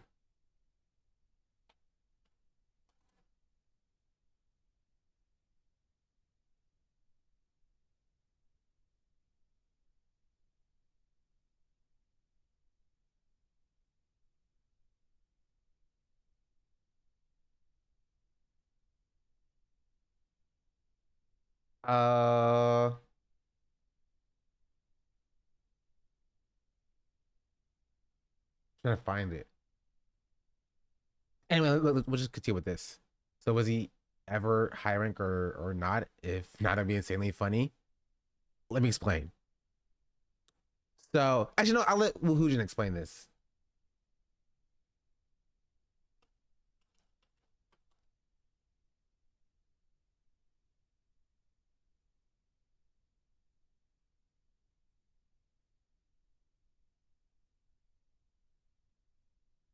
Let's see if his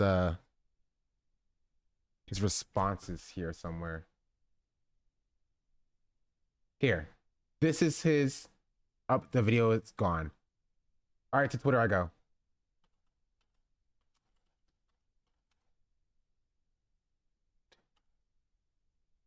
Let me find a chat. This is context. It is important. Not really important, but it is context. Here. Yeah, so TLDR, I made an announcement last night. I'll let Woohoojin explain exactly what happened.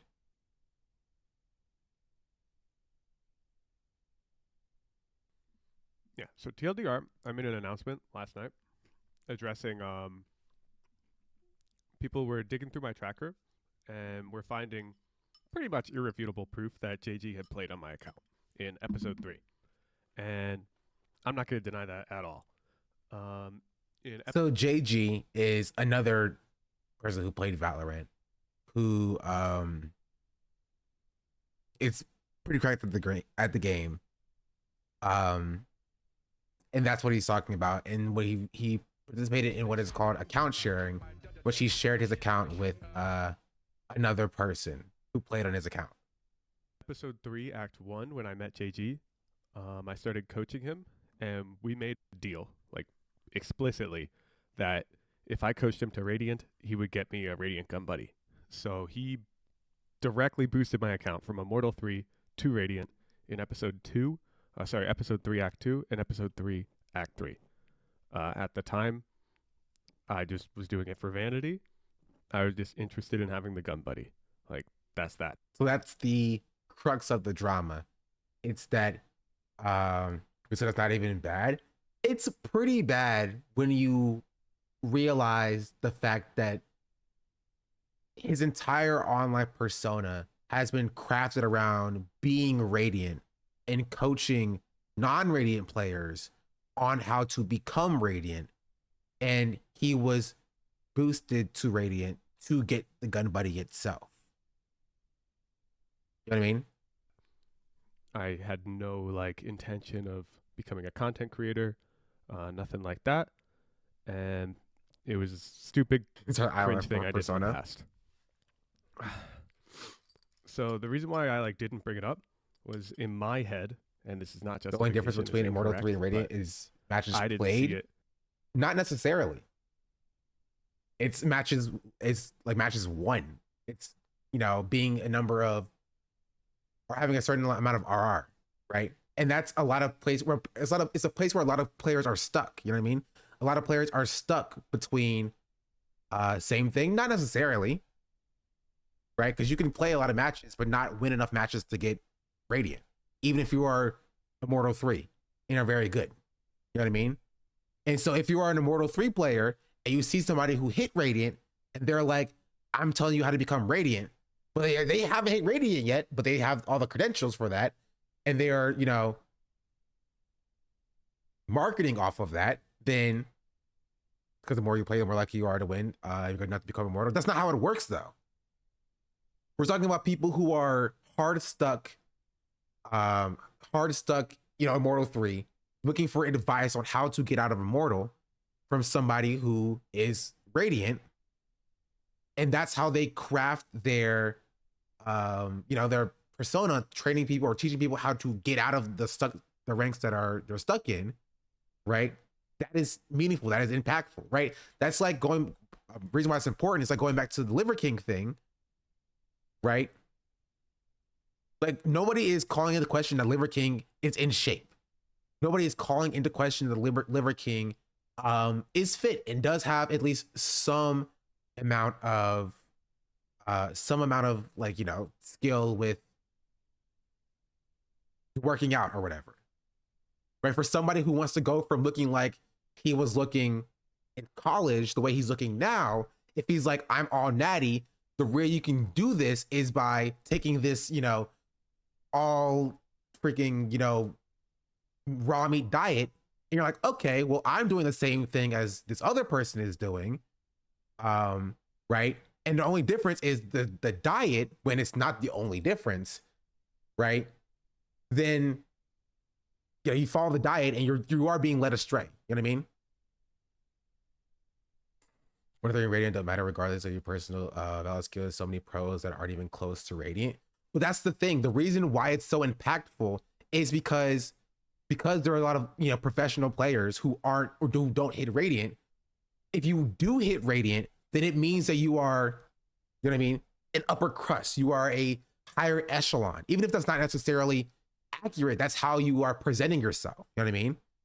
No, I'm saying even if you are not, even if that is not accurate, that is how it is presented towards, because we're talking about content creators. You know what I mean? We're talking about people who've crafted a persona on, you know, being good at something. Even if it's not entirely accurate, it is the way that people will perceive it, right? It's perceived as though you are, you know, the upper crust, or it's perceived as though you have knowledge that is not, you know, maintained on, or common knowledge, right? And that's where the problem comes in, right? It's like in a normal circumstance, if you're just like, oh yeah, I'm radiant and it's just fine or whatever, you're not a content creator, it's chill. Get that when you're saying the problem is lying about being radiant when you're a Moto 3. Again, I didn't say that was the problem. The problem is positioning is as though I was radiant, you know, back in the day. I've hit radiant before, right? Therefore, my knowledge is, you know, more reasonable or more apt, right? It's more false advertising. Yeah, that's what my point has been entirely. That's always been my point. It was the false advertising is the problem. You know what I mean? That's the main crux of the issue, which is why I'm drawing a comparison to the Liver King, because it's not the fact that he took PEDs or HGH that is like a problem itself. It's the fact that he's marketing it as it is a natty body. He's marketing it as though he's achieved this physique naturally, and that they can do it too if they just follow his method or whatever. Right? When that is not necessarily the case, because there's a secret third thing in the mix here that's not being fully transparent. You know what I mean? In my opinion, if you have coaching in your bio, you see peak MMR, just don't take it as face value. Be smart. It's people. It's a business. People lie for money, but it's still bad. It's still a bad thing. You know what I mean? Even if people do lie about it for money, it's still not a good thing that you shouldn't do. You shouldn't be like, oh, like, you should know. Like, look at his physique. Of course, he's not natural, right? Because the entire point is that it boosts the credibility, not just for the immortal players, because it's more likely that the immortal players would know better, but also for the lowly diamonds or the lowly bronzes where I'm sitting at. You know what I mean? It's the fact that, like, oh, is this person has credentials because he hit the highest rank, right? And then he's marketing off of that in order to be in the future. You feel me? That's the main crux of the issue. It's the advertising of it, right?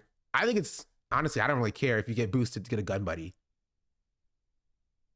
right? I genuinely do not care.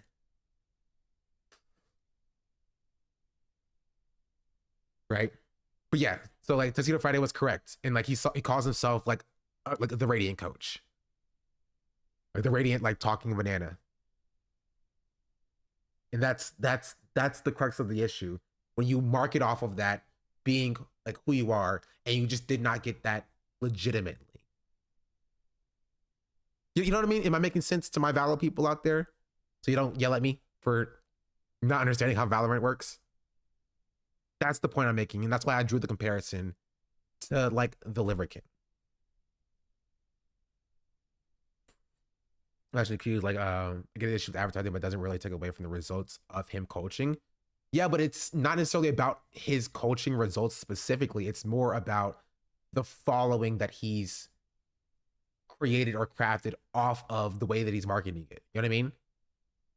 Like, again, to draw comparisons to, again, I don't think it takes away from his coaching skills for you to find value out of his coaching, right? I found value out of his coaching, right? I learned things by watching Wu Hujin, right? I get that, but the comparison isn't close. I'm not saying that it's close. I'm saying that it's, you know what I mean? Similar. I'm saying that it's similar. Not close to Liver King, in my opinion. If you cheat it using hacks, get the rating, then it's pretty close. So it's similar. It's not close. You guys are reading into how much I'm saying. Like, I'm saying, oh, Wu Hujin is exactly the same as Liver King, but more drawing a comparison to the way that advertising works, especially in the creator space, and why it's important or why it's impactful for even having or being slightly better, right? It is meaningful, especially if you are a creator. You can say you're an NFL coach and you train people to get to the NFL. It's like false advertising. If you weren't only NCAA players coach, if you were only NCAA players coach, yeah. My point is that it is similar, and people do this all the time. Like, having a friend boost your account isn't the same as life-threatening lifestyle.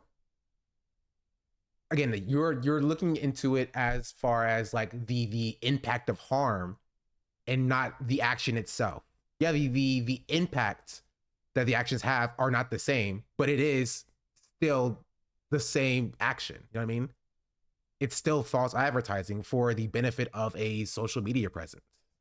And that can be a bad thing while not having the same impact as the Liver King saying you should eat raw meat and only raw meat. You know what I mean?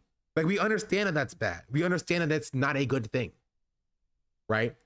But multiple things can be bad, and it can be different levels of bad while still being the same initial action.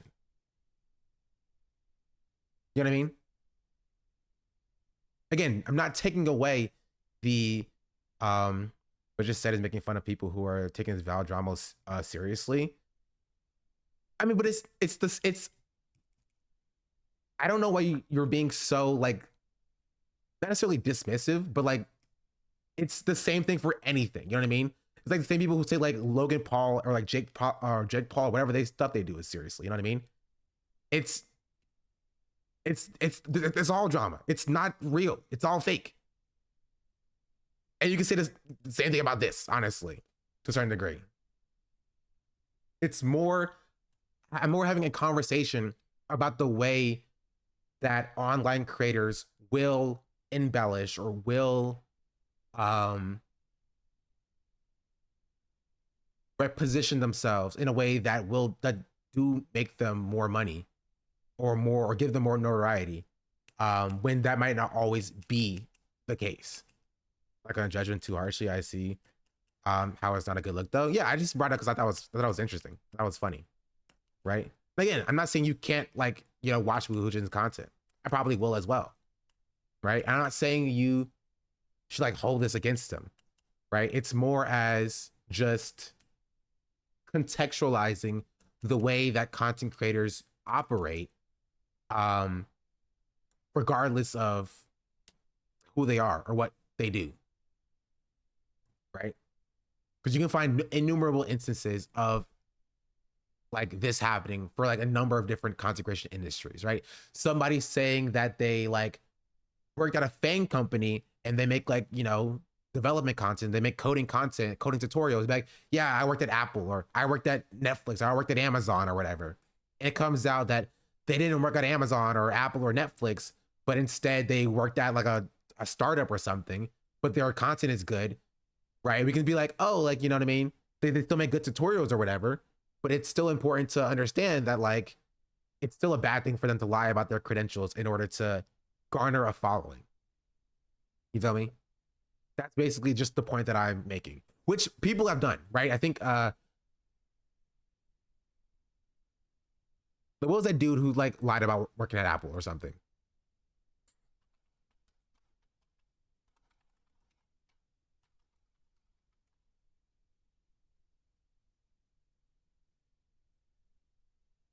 or another company. I don't know.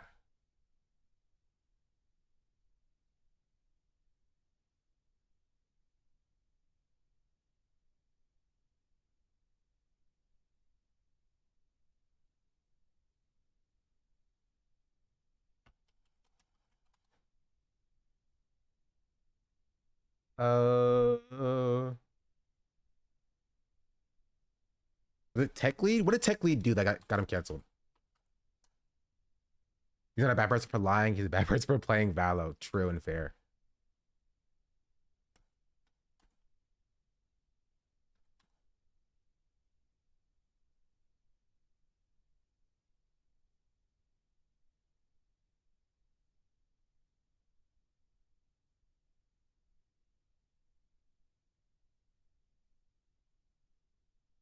I don't remember. Did he do a crypto scam? That was after he got canceled for something else. There, this is this video. We can look at it a little bit later. There's wild that people invite guys to their podcast. He makes everyone feel terrible. True. I don't want to finish the video though. I think at the core, this is still pretty funny. Still pretty funny drama.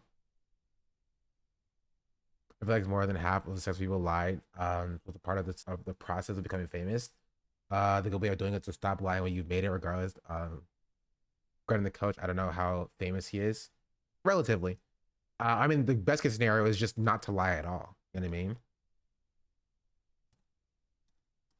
Like, I don't lie to you guys at all. I lie 0%. But maybe that's why I'm not famous. Maybe it's a lie more. As a big deal. And my justification at the time was, well, I've coached You don't lie, you don't people to Radiant. are famous. I feel competent at this coaching thing. And Fine, let's go. True. Sort of, it would be inconvenient, I guess, to explain it in my head. I didn't want to have to go through explaining how I got boosted, and I was worried and insecure about the fact that this would somehow affect how people saw me. So I just didn't bring it up. With that said, of course I was wrong. I should have told you. I'm not looking for like. If he is Radiant for real, does he redeem himself? Here, I made a mistake. No, I don't really care. It's up to you to decide. I honestly don't care, dog. I am too low elo for it to truly matter if the person that I'm watching is Immortal 3 or if they're Radiant. You know what I mean? Or if they're like freaking Immortal 2 or something. Like, I'm learning something regardless of who I watch because I'm so bad at the game. It's up to you specifically if whether or not you think that their content is useful, and the stuff that they're saying is meaningful. I mean, all I know is that at least he's not WestJet. That's all I'm saying. I'll say it now. Freaking cancel me. Woohoojin's good in my book because at least he's not WestJet. That's it. That's it. It happens. I'm just saying I'm going to be better, okay? This happened in episode 3. 103 Radiant are so similar, playing in the same lobbies. I would like to. I will also say that it would be less of an issue if Woohoojin was actually Immortal 3 right now. And I don't think he is. I think that's part of the problem. Like, honestly. Or some part of the problem, some people's problem with him.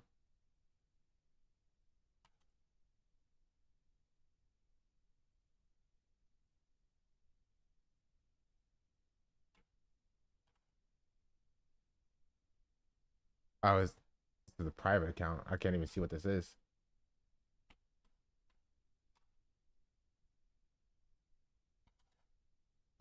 Manny's a villain arc when he starts coaching. All he plays right to get to Radiant. Honestly, dog, I would like to see that.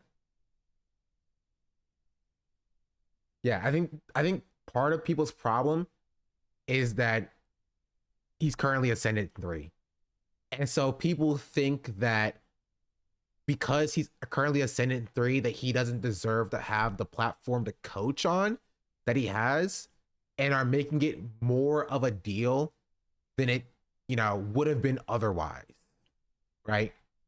And so people think that he's unskilled at the game And this coming out while he's Ascendant 3 and not while he's like Immortal 2 or Immortal 3 is just kind of like worst case scenario. Because if he was a Immortal 3, you could kind of handle it away and be like, oh, he'll be Ascendant soon. You know what I mean?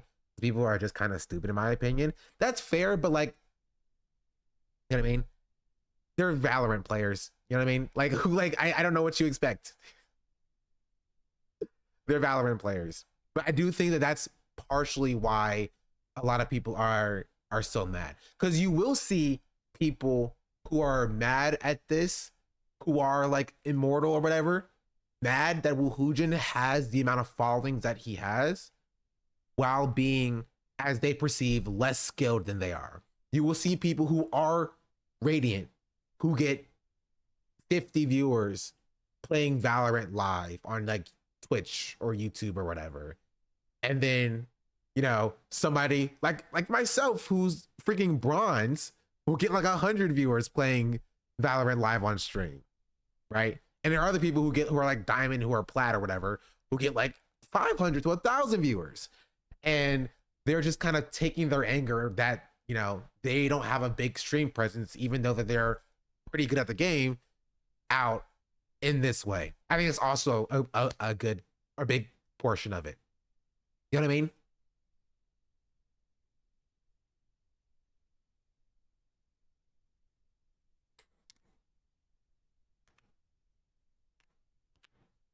Used to be a good coach, not necessarily high ranked. I agree. I generally just think that like it's one of those things like you just don't lie about it. You know what I mean?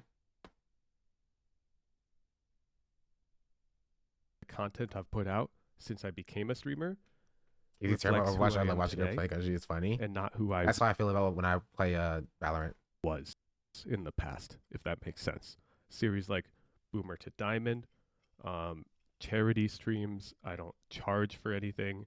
In general, I think we've created a very positive community for Valorant, and I don't want the way that I behaved in the past on the internet to affect what we've created here. So that's my spiel. I'm not going to do anything petty like drop my Radiant alt account details. Oh, another big problem of it is that this is what I think is just actually hilarious. Like, I'm not even like mad at this. I just think it's very funny. Another problem that people do have is that he claims to have an alt account that is Radiant currently right now. He said he won't drop it just to flex on people. But I will say that's kind of funny. I will say that's kind of funny. That made me giggle when I first heard it. Whatnot. I'm just gonna own up, and we'll just call me an immortal player until I get Radiant on Raze. Okay, like it's fine. Have you ever got Radiant by yourself? You can't say that and not drop it. I don't have proof, so here. This is also a part of it. But I don't Radiant on whatnot. I'm just gonna own up, and we'll just call me an immortal player until I get Radiant on Raze. Okay, like it's fine. Have you ever got Radiant by yourself? I have, but I don't have proof, so I'm just gonna say no. Okay, I don't want to deal with internet haters. So I'm an immortal player because I don't have proof that I'm not. Okay, forgot the that's cool type response. Yeah, that's the part that made me kind of giggle a little bit, right? Again, I still like Woohoojin. You know what I mean? Where I still like Woohoojin, but I totally get it. I understand, right? I too have a Radiant alt account. I'm sorry. Okay,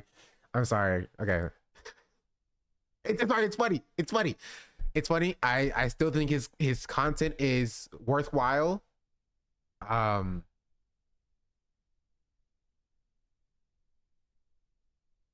be honest, he handled that pretty well, all things considered. That's what I Valorant was like my third account to alt account to Radiant. True, bro. Rookie numbers, dog. Only 2 accounts to Radiant. I got 3 accounts to Radiant, right? There's only 500 Radiant slots, and I occupy 5 of them, chat. Trust and believe. Trust and believe.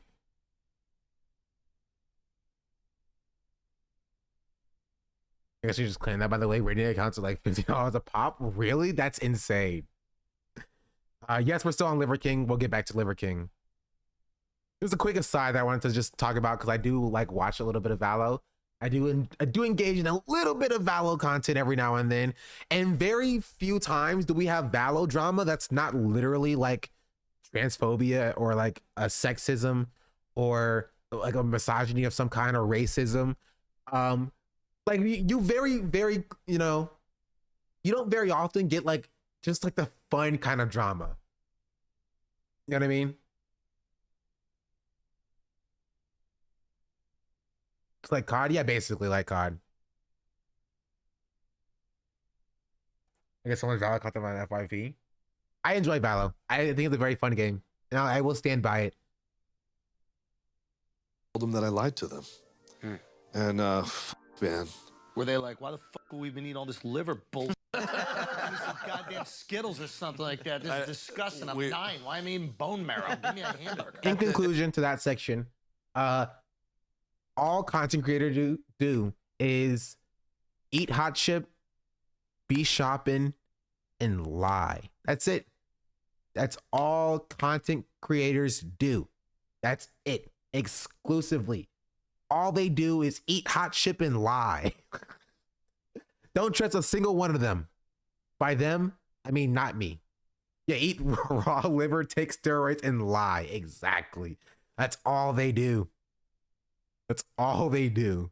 Hot chip is fire. End of the conversation, they said that they're not eating liver or testicles that day.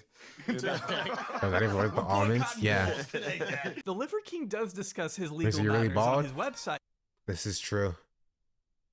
I'm actually bald, chat under this. I just like I have hair. Why can I ever be a streamer? I hate hot chip and lie. Though, where he strangely appears to backtrack. I just check at on least that Immortal old accounts are still unmisled- $15. I will never buy an Immortal account. Yeah, I got all got to Radiant. Pretty easy, pretty normal. my audience thing by writing, I will You just buy gladly own accounts? up to the Yes, fact. you can just buy accounts. Which I don't understand why people do that. You know what I mean? I don't get that. It's like bragging rights. You know what I mean? Getting boosted, I understand. I get it. I get it. To play with friends. Just have your friends. You know what I mean? Okay, I get buying a lower account to like Smurf or to like play with friends. Ego boost. I don't understand buying a higher account, right? Why are you buying an Immortal account? That doesn't make much sense to me. To train? You're not training. You're losing every match. You're not getting better. I gotta get you spanked. Exactly. Play with high level people, but for why? You're not getting better. Why not just play Swift Play or Unrated if you're just playing with friends? Because nobody likes Swift Play and Unrated. That's the answer, right? People always bring this up when it's not gonna go. People always bring this up when talking about like because like Tara got into like a little bit of like heat about like having a second account that's lower ranked to play with friends, right? But nobody likes playing Unrated or Swift Play. It's boring. I mean, it is boring. I will say it is boring, right? It's almost like meaningless. You don't have the same like amount of edge. Why that's how people play casually? Because it's boring. It's lame. Ranked is where the fun is. I play Swift Play for like warm ups and stuff, or to practice. But like if I'm gonna play, you will not catch me playing an unrated game. Really. It is fun times for like chatting and stuff. There's so many people think they deserve better ranks, so they buy higher accounts and they still blame the tier for when they lose. I don't experience that. I'm still bronze. That I influenced millions, and I couldn't be more This is proud. where it's supposed to have someone boost your account. Just buy an account. Well, I mean, have your friend boost your account. You know what I mean? Because you can still play ranked, but you'll get like a decrease in like what's it called? A decrease in RR when those guys don't have friends. You're right. You're right. I don't know what I'm talking about. It was never a guy's. I can't wait to hear this one. When I read things like Liver King persuaded millions, deceptive business practices, and misleading consumers nationwide, I'm like, do you know how bad the world is hurting right now? Did Clove drop?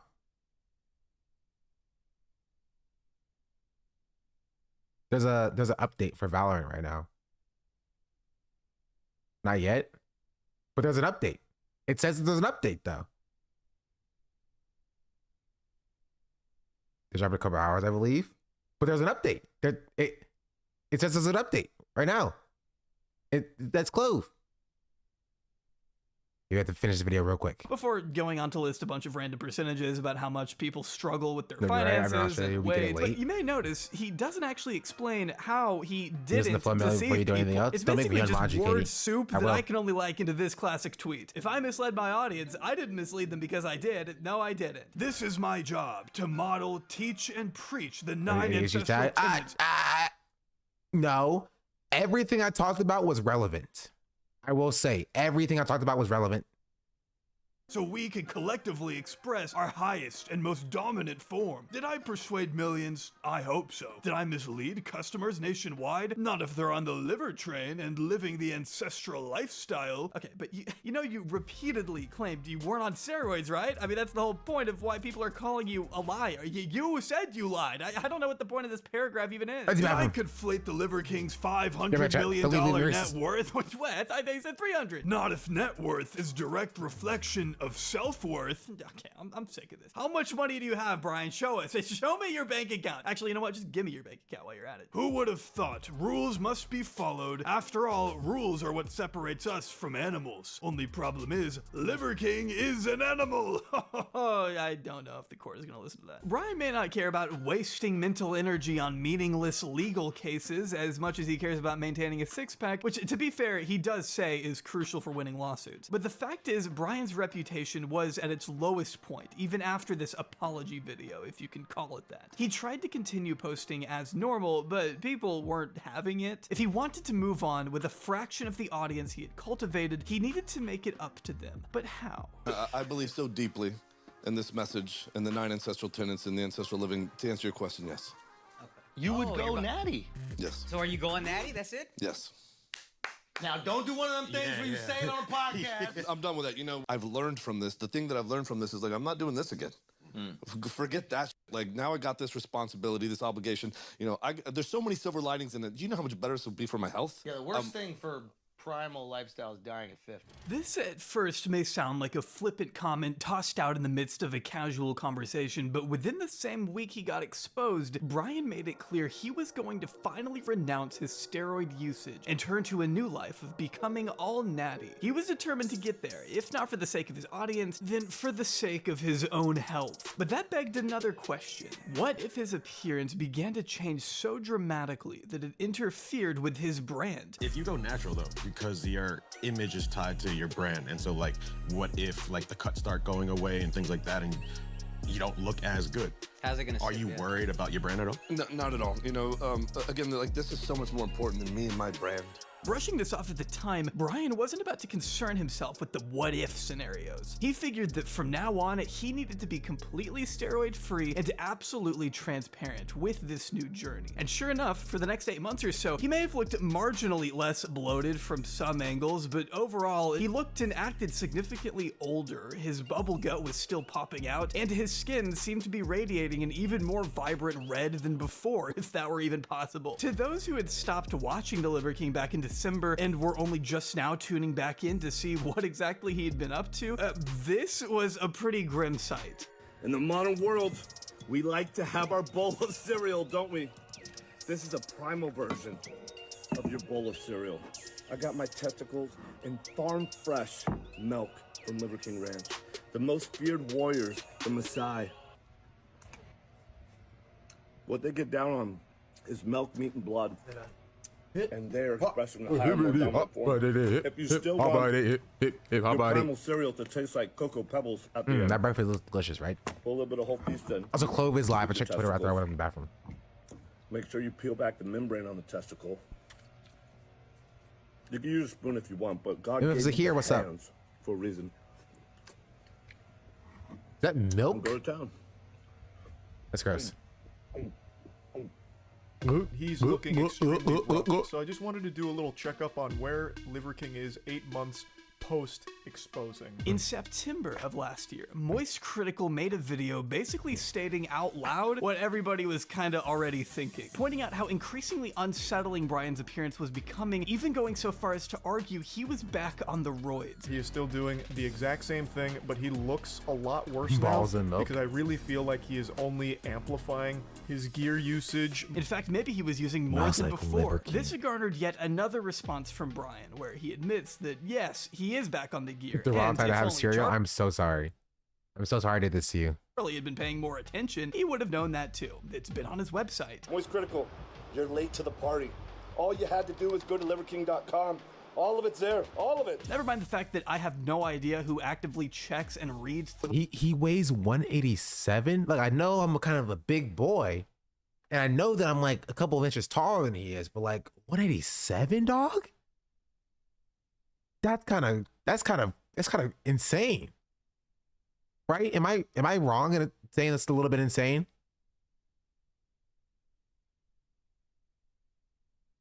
Seven almost only 187. Even if he's 5'7", with 5'7", that makes sense.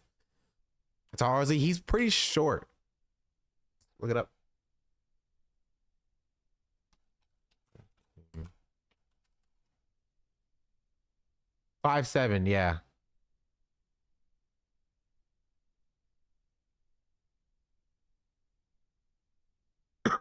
(196) at 6'1". I just hit 200 at 6'1". Yeah, I'm technically overweight, technically. Is that normal? Chat, at 187, I'm like a model and I'm 5'10". Because like airports, those buses, there's no way. Like I would expect him to at least be in the 200s. You know what I mean? Of text that make up Liver King's god-awful website other than myself, because I'm an insane person. I went 220 days without any steroid, without any growth hormone, without any peptide, without anything synthetic. If you call eating a pound of fresh, raw bull testicles every single day natural, then I've been natty as fuck for 220 days. I will give Brian slight credit for at least attempting transparency here, though hard evidence in the form of blood work would have helped even more, so people could see when exactly he got off versus when he got back on. Either way, he's admitting to being back on the steroids now. Thanks, little guy, very little fat. The health benefits of He's quitting that he expressed to Andrew Schultz some months earlier. I don't like the idea of losing over 20 pounds of muscle. I don't like the idea that became the reality of losing a lot of strength. My 1 rep max strict press was like 255, and I couldn't even hit 205 in July. So I've decided to go back on it. He didn't want to lose a ton of muscle, you know, whatever. But as bodybuilding coach and fellow fitness YouTuber Greg Doucette asserted, Brian could have gone about this detox. Why does he care so? That's my question. Why does he care so much? It's not like he's a bodybuilder. It's not like he's going through competition. You know what I mean? It's not like he's competing. Yeah, your audience isn't going to notice a 20-pound, you know, dip in your muscle growth. By dysmorphia, I'd assume. Yeah, but he needs therapy for that.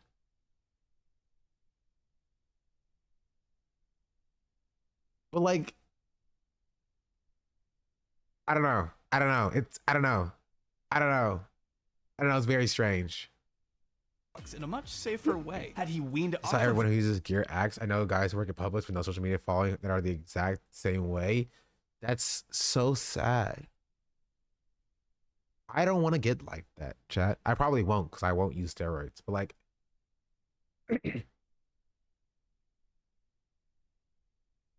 that sucks. That's sad. This is actually sad. And as somebody who yells about toxic masculinity not being a thing, I mean, you know what I mean? Like, maybe it's time to do some evaluations there, right? If you feel as though you need to look as bulky as possible at every hour of the day, like,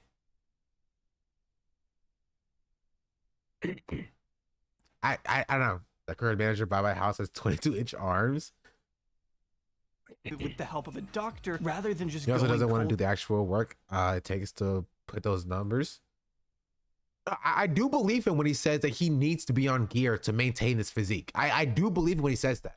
But I don't think like actual, I don't care how hard he's working out. I don't believe actual exercise can maintain this. So I do believe him when he says that I had to go back on it because I was losing my physique, right? The problem, the only issue that I have is like, why do you need to look like this? You know what I mean? Why do you need to be as like yoked out as possible every hour of the day? You know what I mean? That's my issue. Is that he's like, no, I need to look like this forever. Because he will die. And he will die sooner than he would die otherwise. And I would have loved for the fact that he got called out, right? He would have gotten called out. He would have pulled back on the gear a little bit, starts working towards a more natural physique, even if not dropping the steroids entirely, right? And living a more healthy life so he can be there with his kids. You know what I mean? That would have been grand. It would have been fine. People would have appreciated his transparency. He could have still did his whole shtick about eating only meat or whatever. People probably would have still bought his supplements and stuff. Right? But I truly think that this is more indicative of like, you know, a body dysmorphia or some sort of mental health issue rather than like really anything else. Turkey. He could have taken HRT from the jump to maintain his muscle mass, as Greg insists that cutting such a massive dose of steroids out of your routine so abruptly would have caused Brian's metabolism to drop significantly. He wouldn't be looking leaner, as Brian claims. Instead, we would be seeing his energy level and libido dropping like a bag of bull testicles. Something that, as Greg points out, Brian failed to mention during his 200 some odd days of being natty, leading Greg to assume that maybe Brian never got off the stuff. The Liver King state that he did not take anything. He didn't do a PCT, didn't go to a doctor and come off properly. He just decided to go cold turkey for 220 days. And I can tell you this, I don't buy it. So what happened when he went off of steroids? Who knows if he did, dude? Said he did. I didn't see any blood work proof. I don't see it. I don't believe it. I mean, as he's sitting here on this chair, shirtless with veins popping out everywhere, does he actually think that he lost 24 pounds of muscle? And as emphasized by both Greg and Derek, a few simple blood tests could have put all the rumors to bed right then and there. But at least we know what he's taking right now. And we also know why he looks so red. So why is Liver King so red? Part of it might be because I like to bathe in blood. Yeah, the mental image of the Liver King emerging out of a vat of blood is something I will have nightmares about. Brian also says to Charlie that he isn't playing a character. This is how he really lives, even if he occasionally indulges in the same modern technologies he warns us all to stay away from. But Brian still went on to produce some of his most shocking and vile content ever in 2023. Considering everyone now knew he was back on the steroids, Brian needed to give his viewers a reason to keep tuning in. The mystique of his lifestyle is kind of gone, as reflected in the comment section, which is nowadays flooded with former fans expressing disdain for the man they were once enthralled by, sometimes announcing their decision to unfollow altogether, which is fair. I can't think of a lot of people who would willingly want to see a man eat after his dogs on the timeline. You get a treat. Nope. You get a treat. Nope. Who Nope. goes Nope. and eat dogs. Nope. Tonight, viewers might notice the literal Nope. flies crawling Nope. around the head he's ingesting. These later videos are truly like watching a midlife crisis happen in real time. Even the dogs are looking at each other like, what the fuck, you seeing this shit? When you know your why in the world, winning is a foregone conclusion. All you gotta do is sort the how and the what. That's the easy part. Define your highest leverage roles. Assign a profound why to each and fucking execute. Who wants the first bite of the testicle sandwich? Me. That's what I call a primal picnic. Get down on that Savage Liver Boy Rad and Striker the Barbarian. 100%. They're spitting it out afterwards. The rest of the sandwich goes to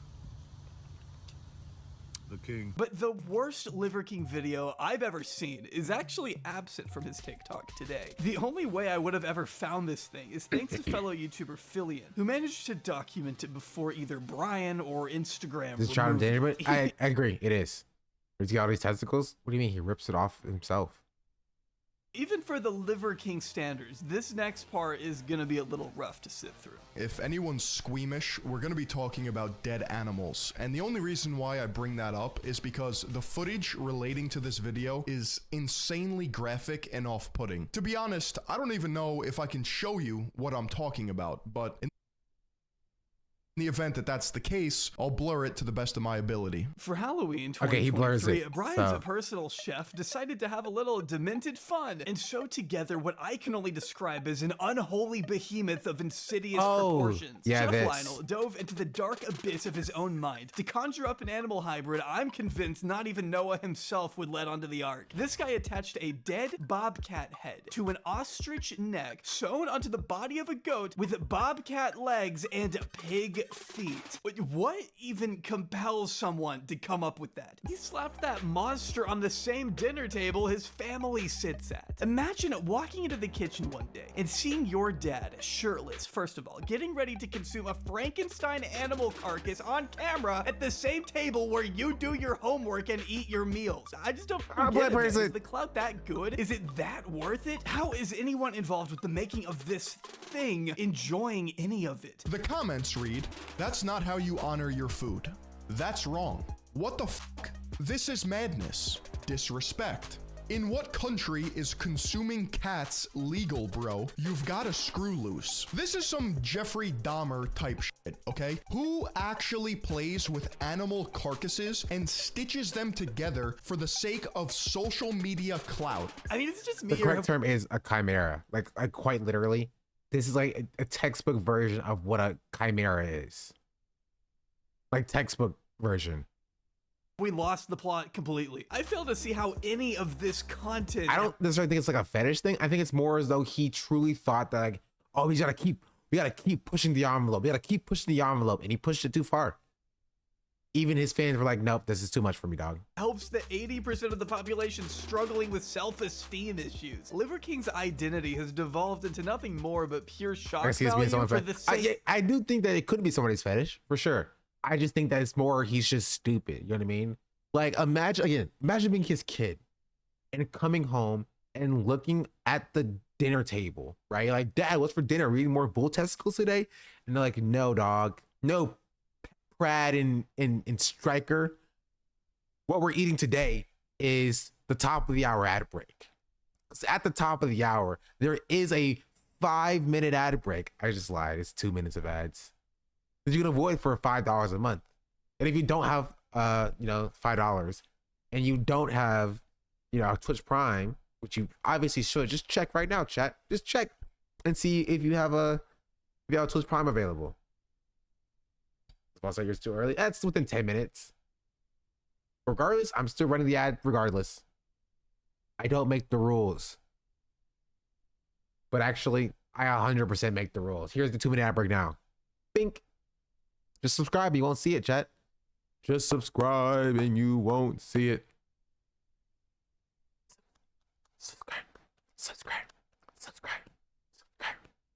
You know who I missed, chat, while we're waiting for this? I miss Funk Supreme. Where's Funk Supreme at?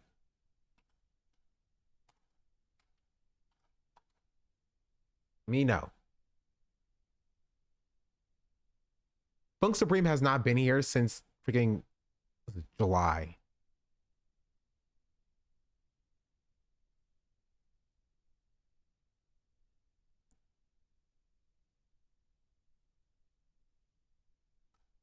VIP curse.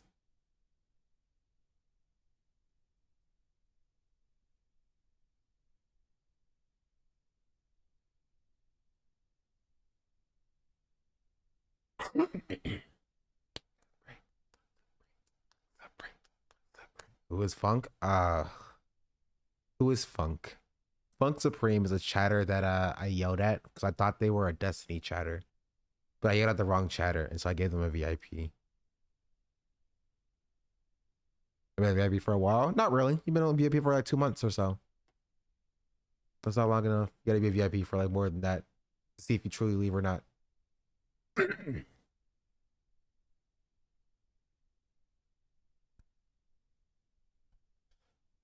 Subbrain.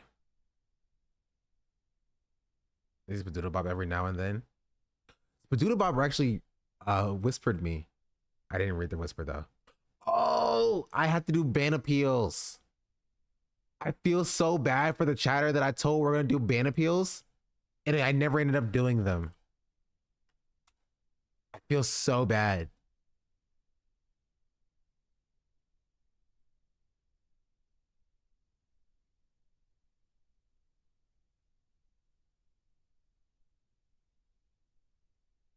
It was a month ago.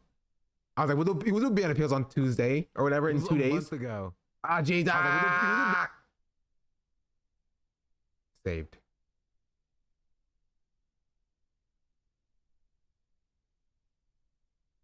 Is this what my view looks like?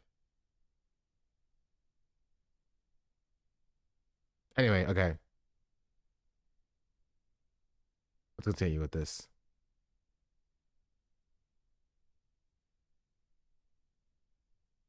Of shock value because it's the only reason people will talk about him. If he were truly serious about his grandiose message, maybe he would actually try to demonstrate that. Otherwise, I don't see how him pretending to scarf down a raw meat smoothie is actually helping anyone in this equation achieve their full potential. What invites the Liver King to continue this shtick even when his audience is faltering and the people are no longer having it?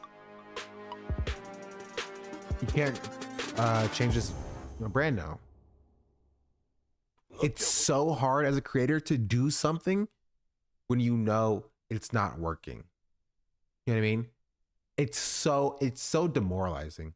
Clove is up. I know Clove is up, and we'll go to Clove today. We will. I told y'all Clove was up. Y'all ain't listen to me. I've been watching. I will play some Clove. You can build. Look at what you can build. Somebody watch your pony? Yeah. At what you can build. From warrior to barbarian. Barbarian into king.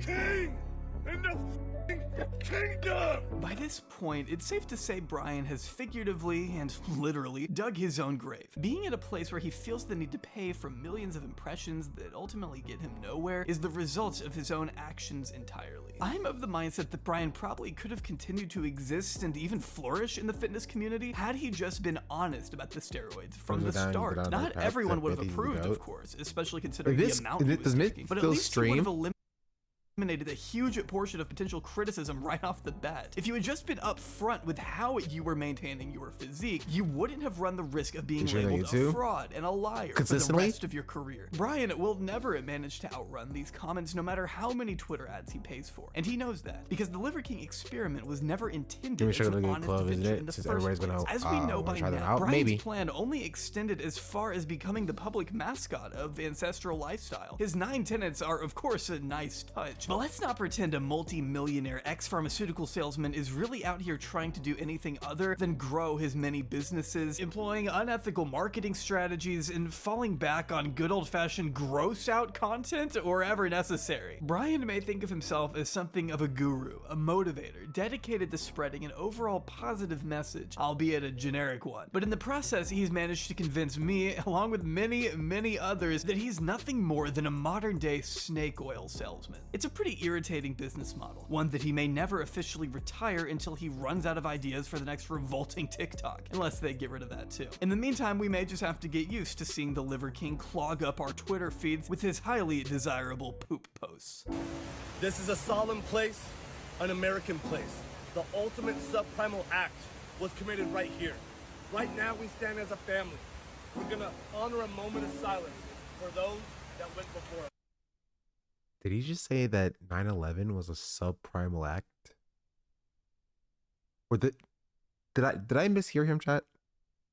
Did he just say that 9/11 was a subprimal act?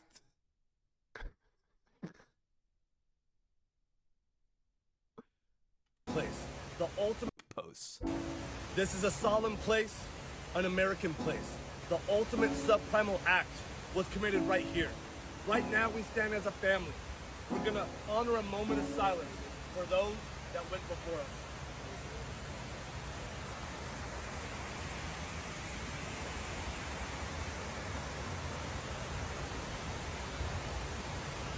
Liver King, out. That's so funny. That's hilarious. I love that so much. Ban was too quick. True. That was so funny. Katie wants me to be PMCA on stream.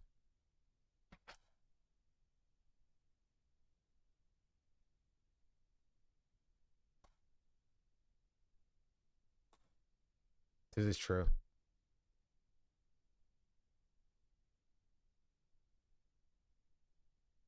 Close all these tabs. I don't need all these tabs.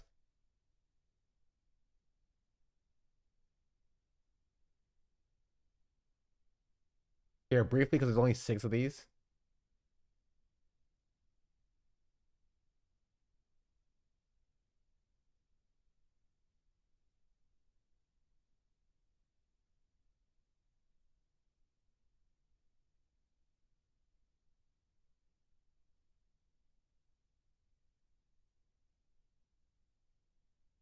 Banana but heels.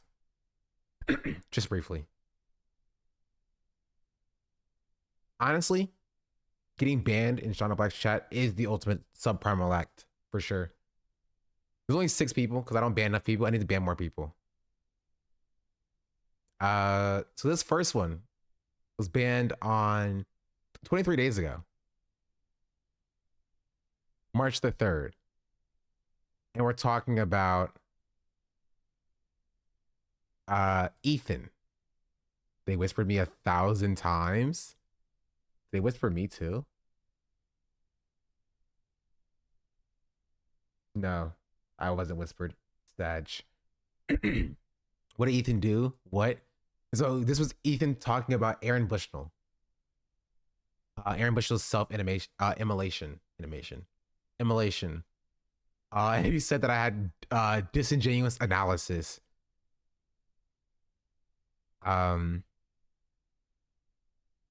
He doesn't help that he has real background. Looks like he's making fun of the situation. Don't compare D to Ethan though. D is more disgusting. Nah, I disagree with that. Ethan is just biased, not a bad person. Okay, that was a bit weird. I want to know Hassan's view on this. Lol. It's a lol user. Gross. True. Yeah, he can't complain. Bro, it's called a joke. Am I missing something? And I asked him to explain it. I was like, what do you mean? Explain the joke. I don't even remember what the joke was. He was like, yeah, it's just a joke. And then I banned him. And then Katie banned them after I banned them. Because Katie always has to have the last word.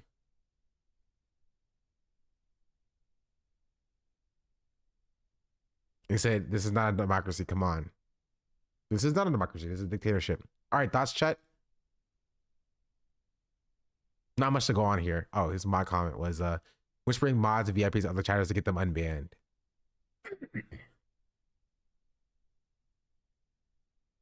Unban?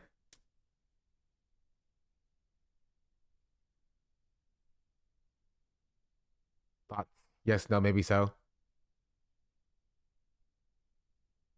Ban because annoying. Keep them banned. That's kind of funny. Deny. Stay banned. Keep them banned. This is not a democracy. Quran. Right show them the mind of socialist authoritarian. True. The true mood. Thank you for the 100 bits.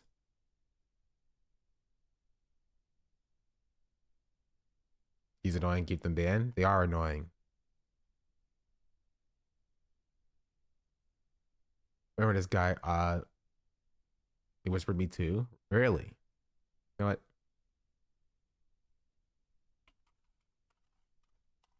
On probation. Be normal. And never mods. Smiley face. You're back on probation and be normal and never whisper mods. Smiley face.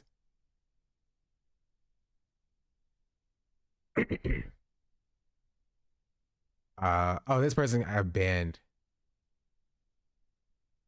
Their first message was, "Are you white?" And I was like, "No." And they're like, "Well, thank you. I'm colorblind. By the way, you have 10,000 followers. I have Alzheimer's. I forgot how to write that word. I have Alzheimer's. I forgot how to use that wheel. And I'm blind and I'm deaf. Can you just ban this person?" Got banned in Mara's chat an hour later. It's pretty funny.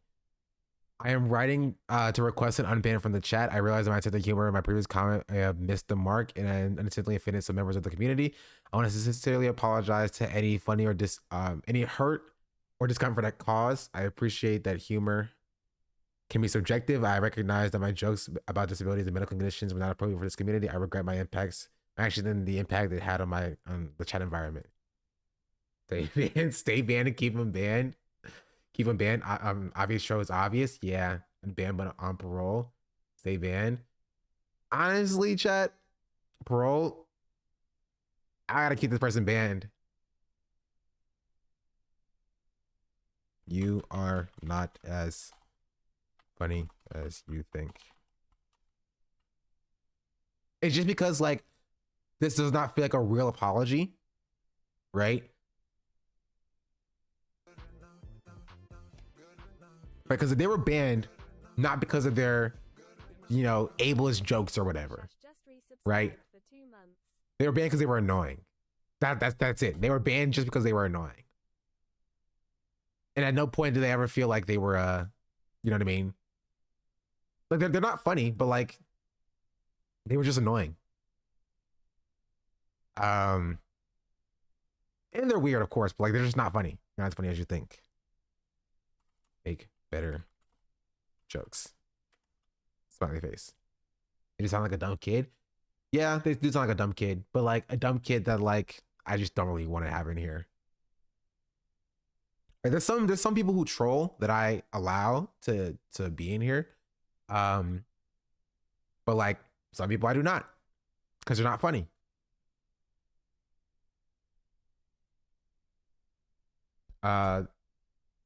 The Izaz, thank you for the 213 subscription. Babysitter? I'm not a babysitter. Am I annoying? Not really. We miss you, Troy. Troy was in here like yesterday. What do you mean, miss you, Troy? Denied. Ooh, this person.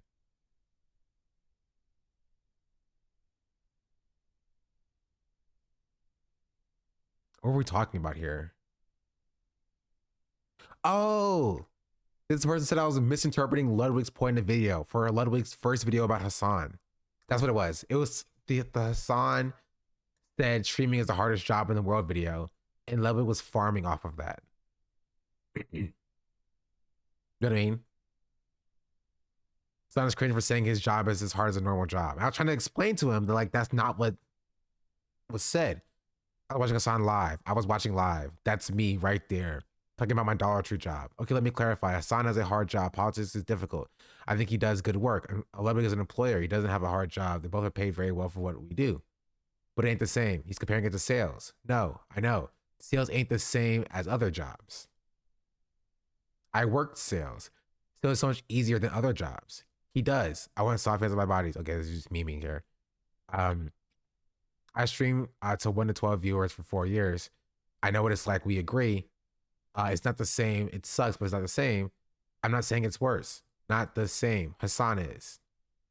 I got banned for chatting with the streamer. I'm trying to make a point. Sean asked me to make a point, but I don't think I did a good job explaining my point. I'm not on Hassan. I'm not mad at Ludwig. At no point did I say Hassan was a hypocrite.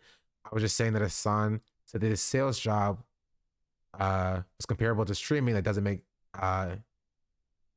make either sales or streaming comparable to other jobs like retail. And he linked the clip. Okay, let's get the clip.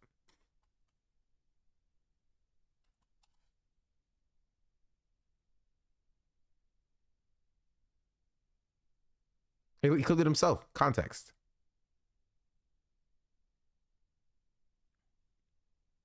No. Yeah, it's funny you now you know how it is with real jobs feel. Yeah, it's funny you say that because I used to have a real fucking job and I was infinitely more social because this is the one area where I absolutely will disagree with you on. Yes, a real job can be gruesome. A real job can make you very tired, but a real job doesn't suck the soul out of you. You know what I mean? In the same way that 9 hours of streaming absolutely will.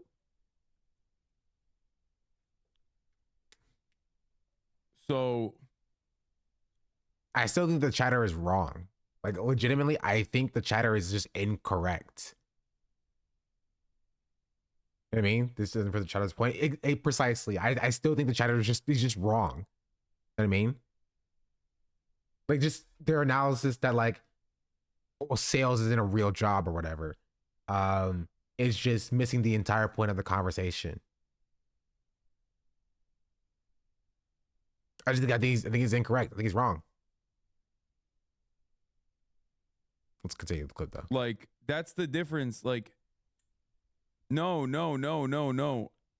Social battery wise, unless you're in retail, unless you're in fucking retail. In which, even in this clip, Hassan draws a distinction between, like, his sales job that he had and retail. So, like, I don't understand what the chatter's point was. I was saying that Hassan said his sales job was comparable to streaming. It doesn't make sense either. Sales or streaming is not compared to other jobs like retail. Like, yeah, Hassan said it in the clip that he linked, that it's not the same. You know what I mean? Unless you're in retail, it's in the clip. Unless you're in fucking retail, it's very different. You're out of touch. I'm gonna die, dude. There's motherfuckers who are accountants in here, and they're misunderstanding what I'm saying. A real job. You know what I mean? It's in the clip that he posted. Yeah, I remember that Demi chatter when they went talking about black people agreeing with white racist stereotypes about black people. I see them going at Sunshine all the time. Chatter is definitely incorrect about what was his. Well, Sun specifically said retail is draining on at least the same level. He said it's more draining. It's one thing to have a crew around you and streaming, but doing it solo is a completely isolated thing. It's definitely not as social to other work. But even disregarding that, even disregarding all of that, like, the problem that I have with this is that he's claiming that Hassan made a point that Hassan didn't make. You know what I mean? And even in the clip that he has for context, Hassan specifically called out retail as a harder job than both streaming and sales. You feel me? So I don't know. What are your thoughts, chat? Deny? Unban? He is too much of a debate bro. I will say, he is very much a debate bro. See any comments? No comments.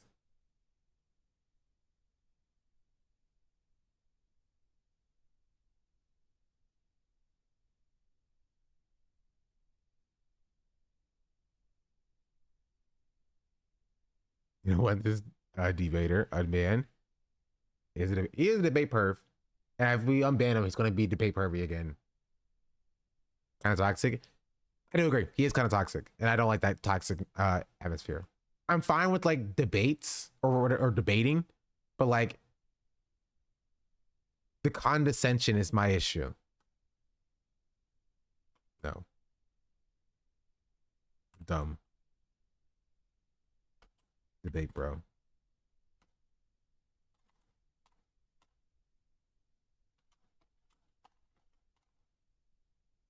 Don't belong here. This is China. Or say I'm a dictator. Debate bros don't belong here. Please go elsewhere. Smiley face.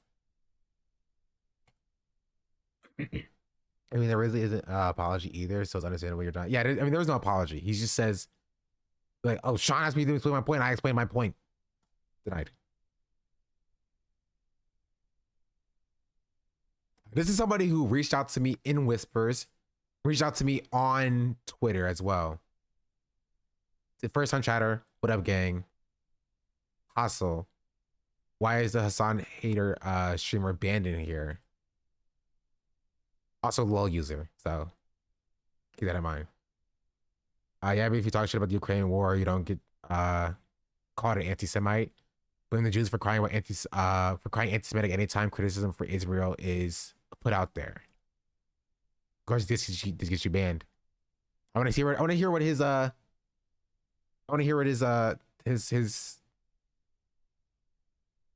what's it called is explanation.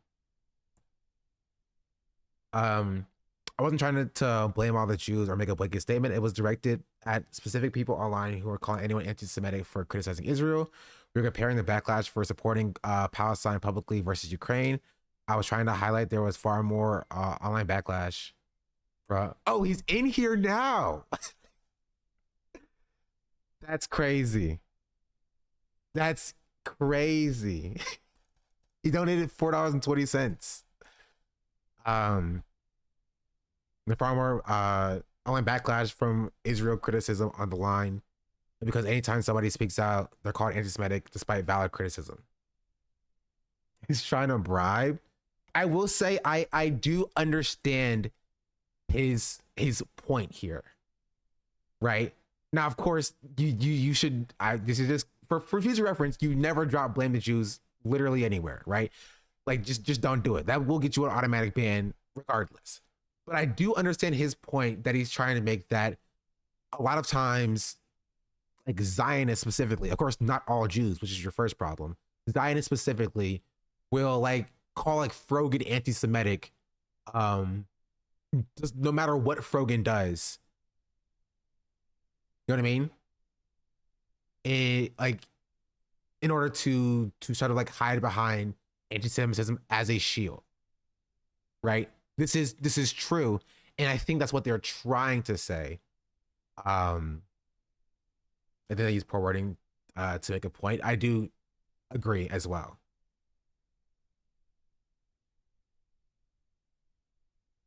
Unbanned. You are unbanned. I will say though, watch your wording.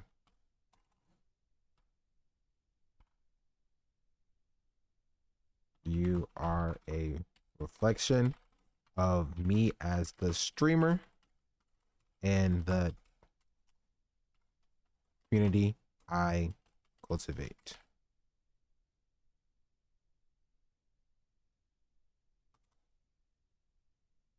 You have been warned and will be watched.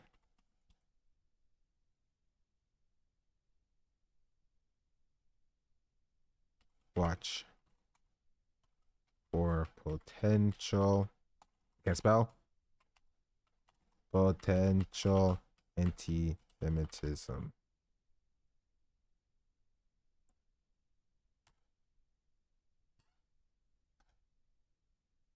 You're back upon me.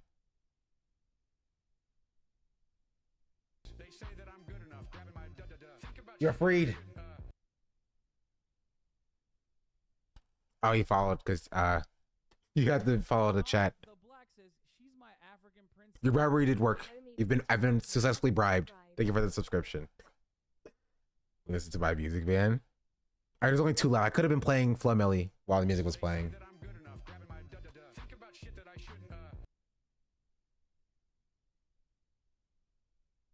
Flow. Wrong.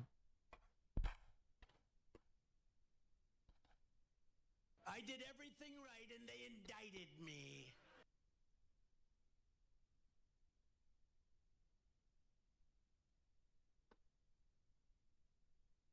Stream with for 200 bits.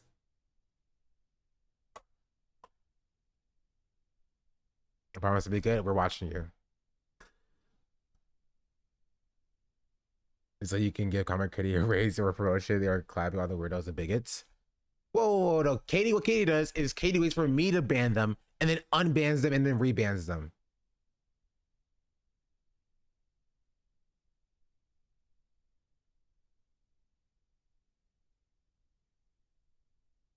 Oh, you guys can't even hear the music. Crazy. Where's my music at? Spotify. Oh, because I don't have Spotify Premium anymore. Because I'm brokey. I'm a broke boy. You ain't nothing but a broke boy, boy. Broke boy, broke boy, fucking boy, broke boy, broke fucking boy, broke boy. Sure.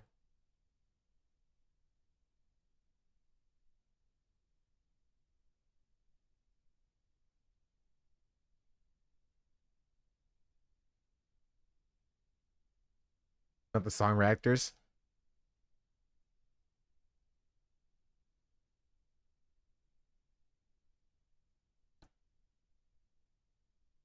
What was the song?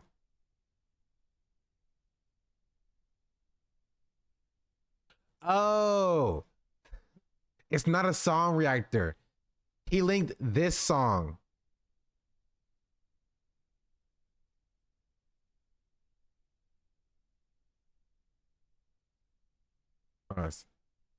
He linked this song, which is the N-word song, chat.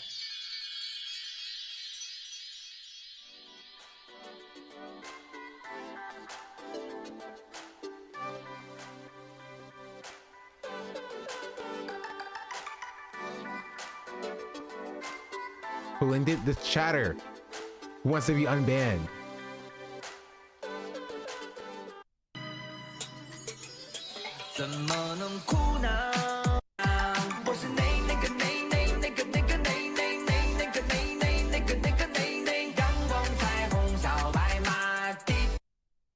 Why is it the song? I don't know.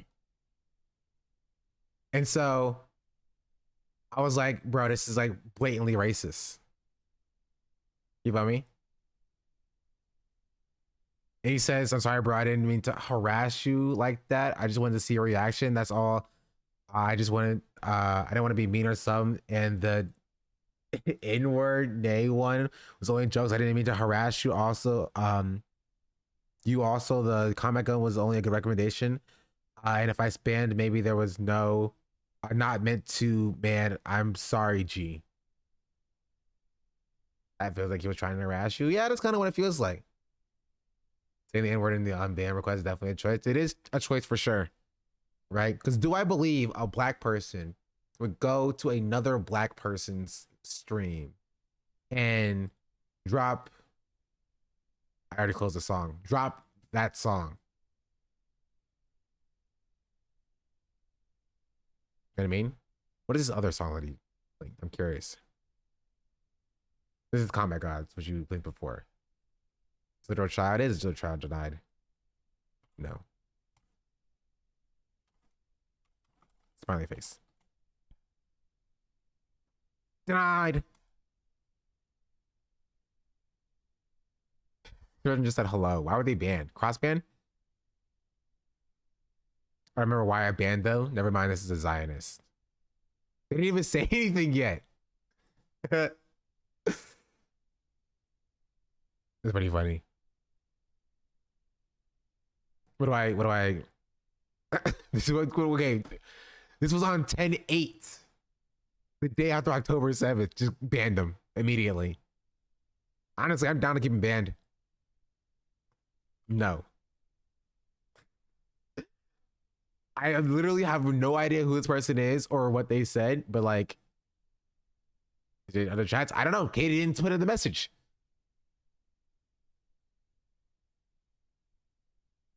I guess this is shared ban info. No, this is Katie. Yeah, I don't know. I say gulag. Just gotta trust me.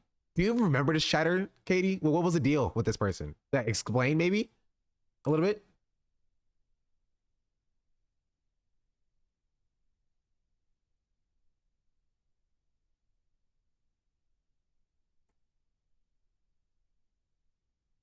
Maybe. No. Was the person calling stream? I don't know. Why is unban request just hello? I have no clue. It's giving me bad vibes all around.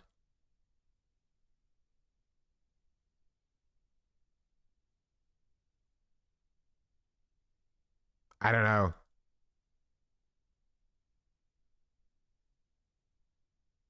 of the mod comments. It's just this person's designess. Oh wait, yeah, it's pretty good. Hi, smiley face. There we go. Yeah, abandoned on chat for typing free. Oh, okay, thank you. That's all I need to know. Well, that's it, chat. That's all of my unbans. They're like 2 unbans, I think.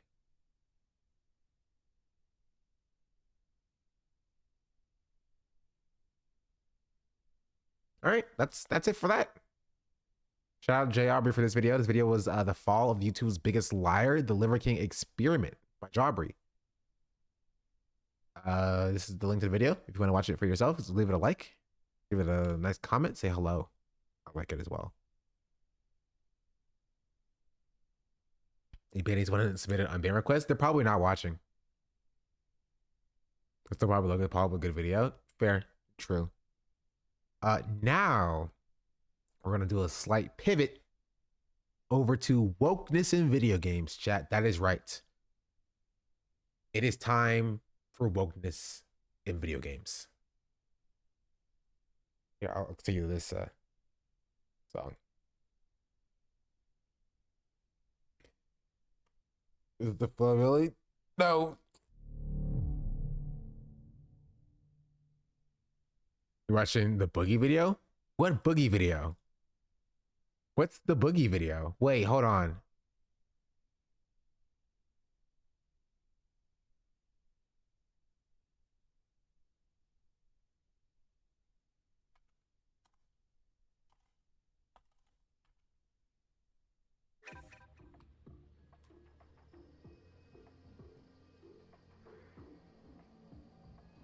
He made a video about Gamergate?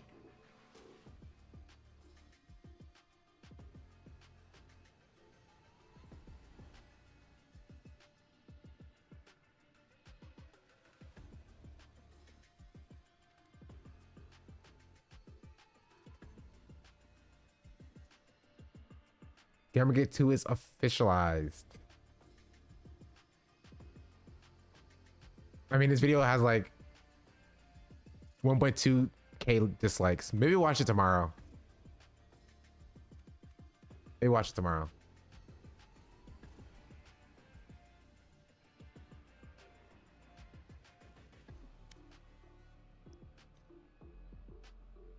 Arcane. What happened, dog? How'd you get bronze 2?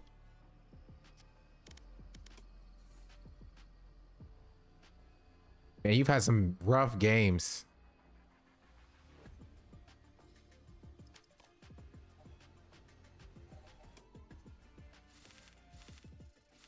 There they are, chat. Clove. I'm so mad because literally 2 days ago, I bought a new agent on this account because I had a bunch of credits. Or I couldn't even do it anyway. I have to keep playing to money. I've got all the time in the world. All right, I want to see.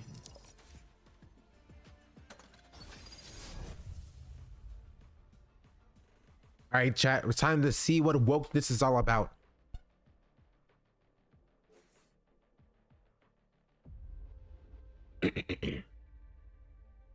You have Game Pass? I did, but I let it expire. I already bought it, so let's show. Clove. I want to see their abilities. That's a heal. You have this, which you throw and it damages.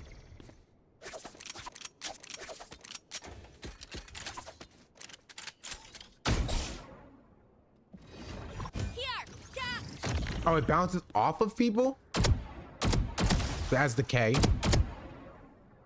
Not a lot of decay, actually. Well, 90. Have one of these.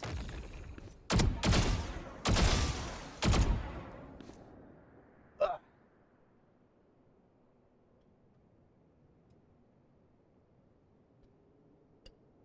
right, gotta focus. I can't use that. I have smokes, like brim smokes. Dropping smokes.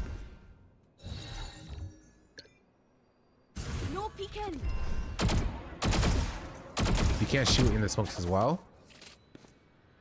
Okay.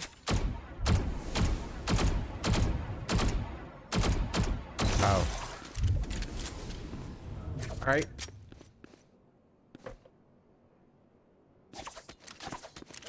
There's a chance ability except for the smokes apparently.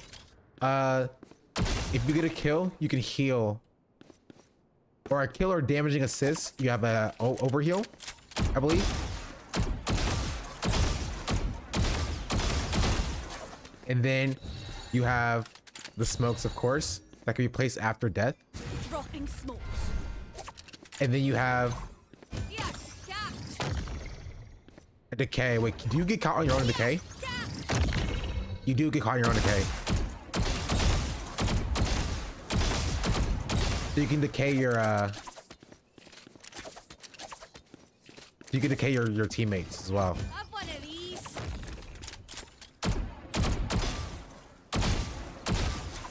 And then you have an ult which revives yourself. Okay, this is loud.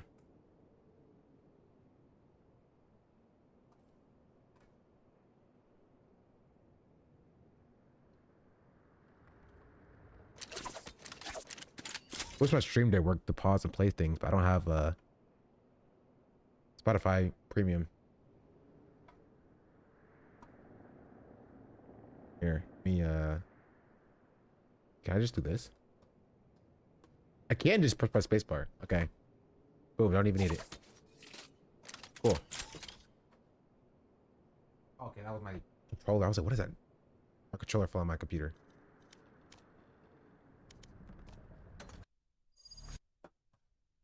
All right, I want to try out this agent. Also, if you don't know, chat, this is Clove. Clove uses they them pronouns. Only they themers around here. Nice ghost. Wait, do we have a new shop? Not really, no. Match found. Katie's in shambles. Ascent. Please don't take Clove. I don't want to Alt F4.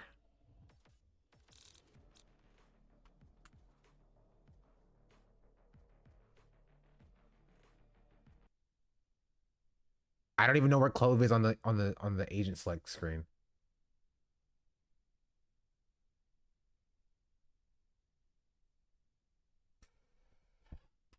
All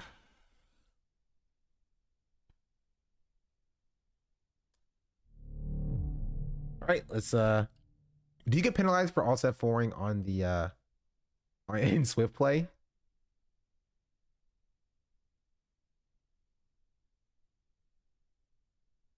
We will see. You do.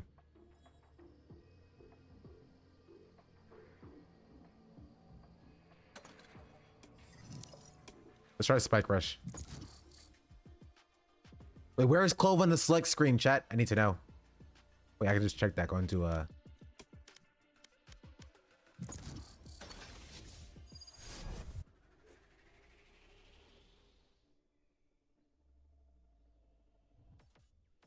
where are they? Oh, right here. Next to Brim. I do that. Okay. I've got all the time in the world. Is it random? No, it's not random.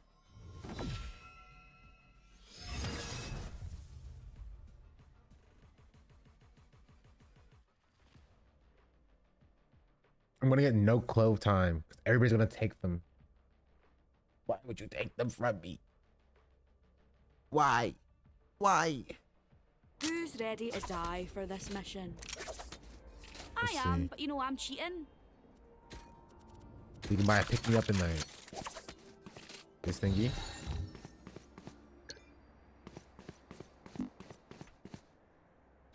We exit out of that. Oh, you exit out. Okay.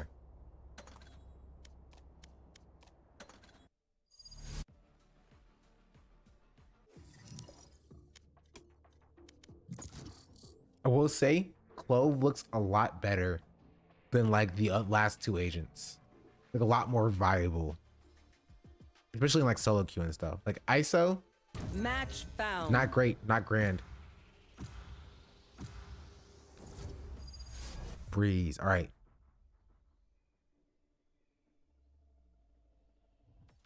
I've got all the time in Got the him, world. baby.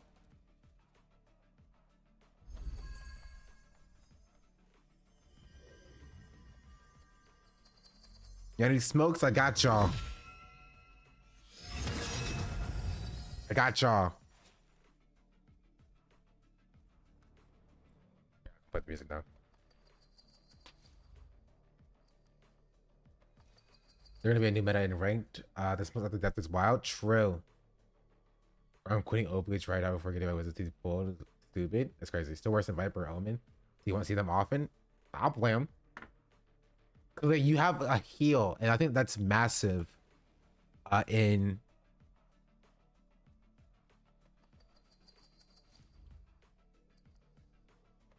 I just doesn't even turn it down.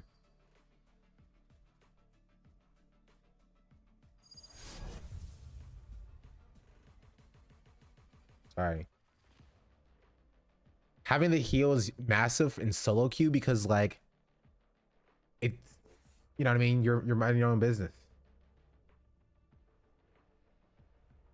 Like, you're not worried about truly helping the team to the insane degree. You get to be a little bit more self-sufficient. Strange experiments and even Whoa. stranger phenomenon litter the What is that color? Go, go, go! Does the color of your chat change based on what agent you have?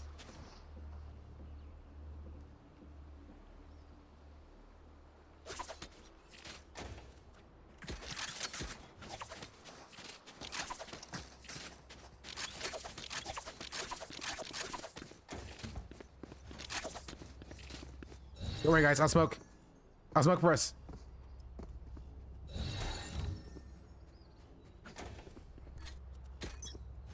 I'll smoke for us. Don't worry. Go, go, go! Dropping smokes.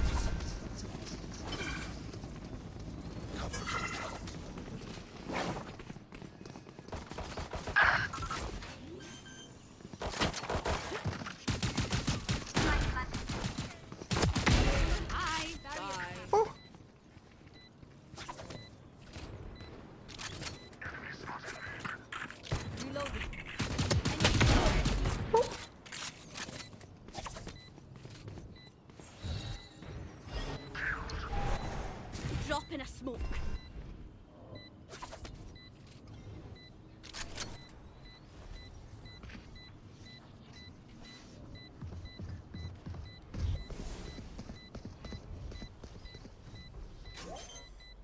One enemy remaining. That's 3.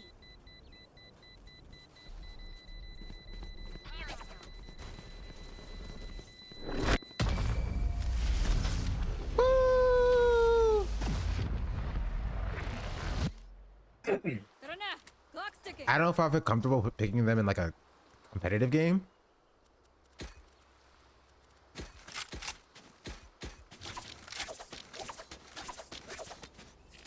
But like, it's so cool, dog. Where are we going? We're mid A? Because I can smoke here. Don't let their ISO separate us. Hey, Ron's, my D1, better than my D1's ready to throw. Thank you. Dropping a smoke. I'm out of here.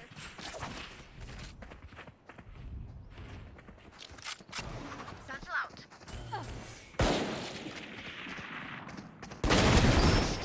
I can't use that.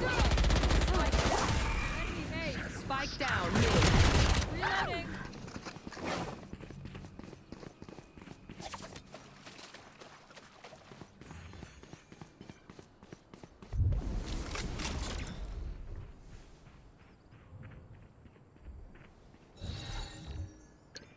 No peeking.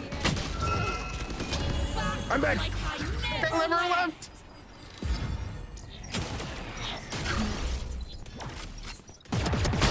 Ah, 130, 130, 130, 130, 130. That's just one tap. Last player standing. Spike down A. He was one tap. Oh, I can smoke. Wait, guys, I can be helpful. I smoked the bomb. I could have smoked. We fight once again. like I never left.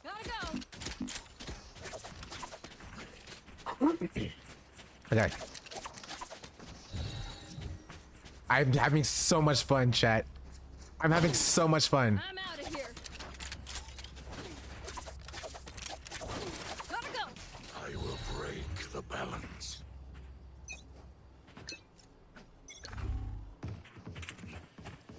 Dropping smokes. This way. Go, go, go. Have one of these. Oh, I missed.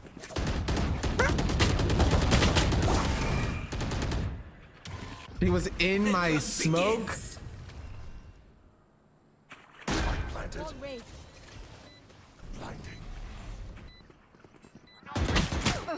Don't worry, guys. I can help. I can help. God, you're fun. I can help. Last player standing. Wait, I can help. Wait. I can help. I got some Clove. Clove is sick. Clove is sick. I'm having a lot of fun. Last round before the switch. Also, my team's kind of bad, but that's okay. Because I'm also pretty bad. I'm out of here. Let's try mid to A. I can smoke. Right there. Here.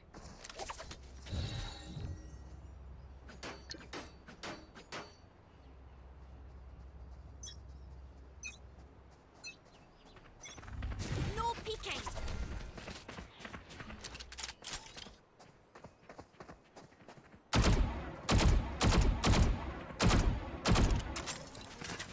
Our spike carrier down.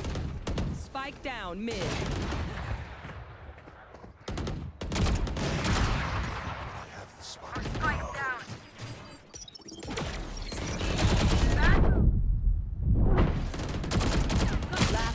Standing. I was so blind, I couldn't do anything, dog. Wait, I can help. It's you and me. Switching sides. When Reina gets started, it's hard to stop her. I'd like to avoid that, please. Bro, we're losing. I love this game though. This is so fun. It's like having a duelist omen. You know what I mean?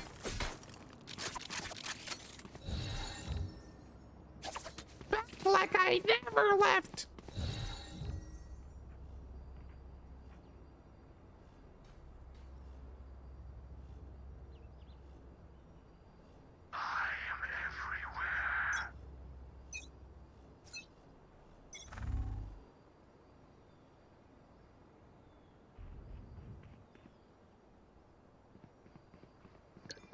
Drop in a smoke.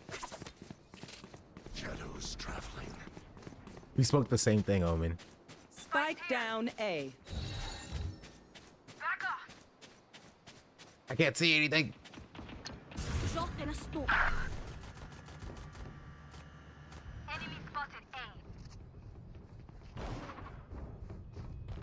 Somebody else.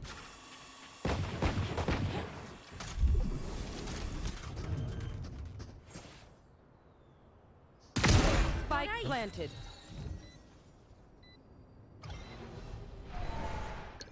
No peeking.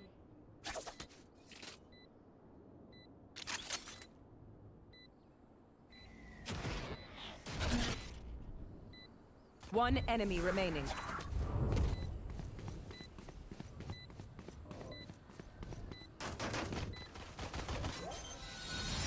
I'm off the bomb. I saved it. I got it.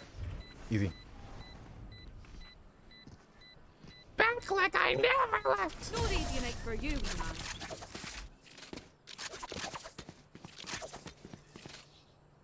I can hear them hollering for their mammies for here.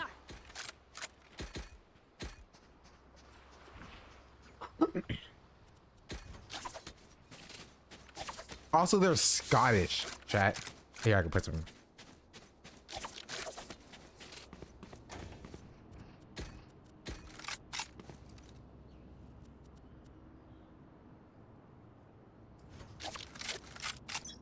Okay. peeking.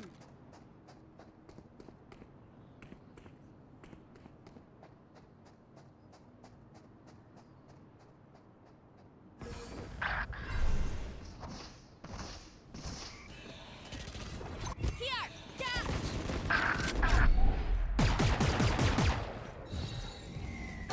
Last player standing. Why'd he push me? I'm in there on the other side. Planted.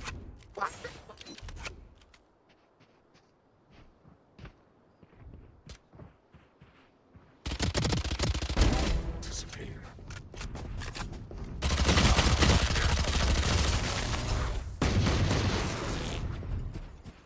Oh wait, I can help. Match point. Fight till the end, no matter what. Gotta go.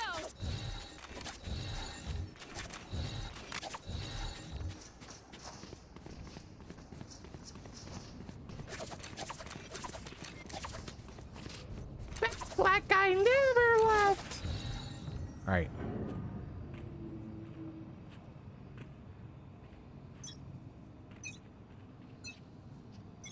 The hunt begins.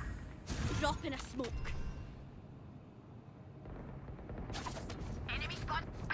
Spike down A. I'm coming.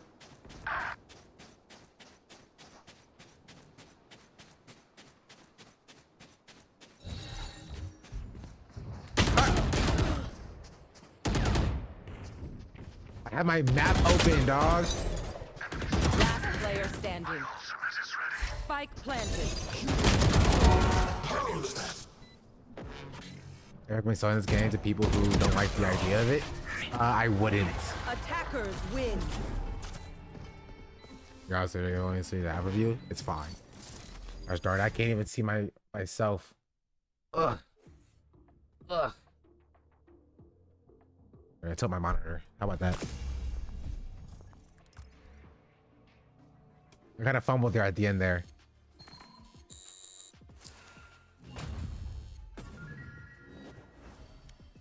All right. Clove is kind of sick, I will say. I would not play them in competitive though. I'm playing Phoenix. But man, maybe I'll pick up some Clove for a little bit, for a little while. I want to see how it is to play with the Clove.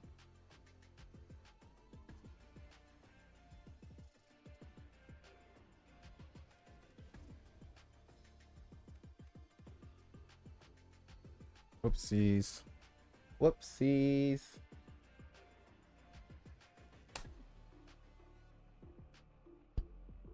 Valor, the first shooter I've seen in a while that's a large open female player base. Oh, yeah, but like it's still very sexist.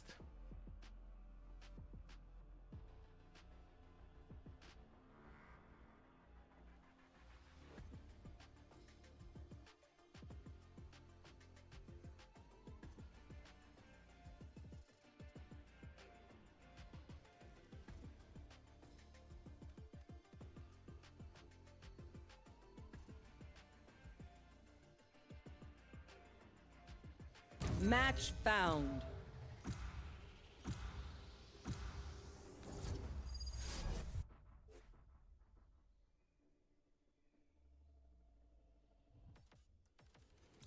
Any cloves? I'm gonna play Phoenix. Just take a seat. I got this. I will say any cloves in comp is usually like, or any new agents in comp, like the day they release is usually like not too serious. But of course we're in freaking bronze, so why does it matter? You know what I mean?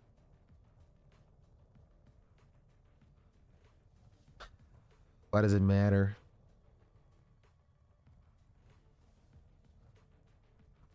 It doesn't matter. We're in bronze.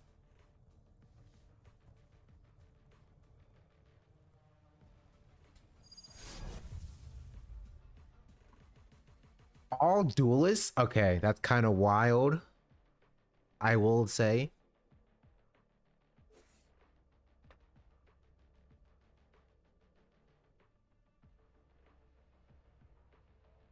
My hands feel like Oh, my hands are cramping up a little bit.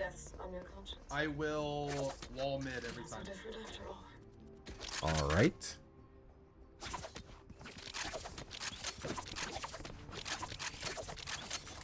Where should I go, chat? How do I play Phoenix on defense? Please. Oh wait, let me move my camera. You know, I'm so famous. People might start stream shapping me and stuff.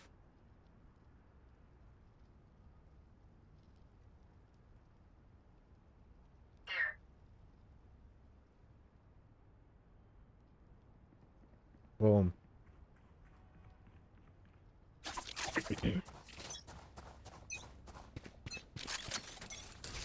Suppressing. Nobody?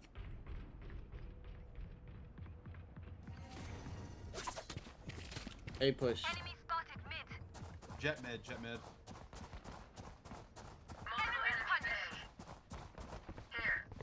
Spike planted.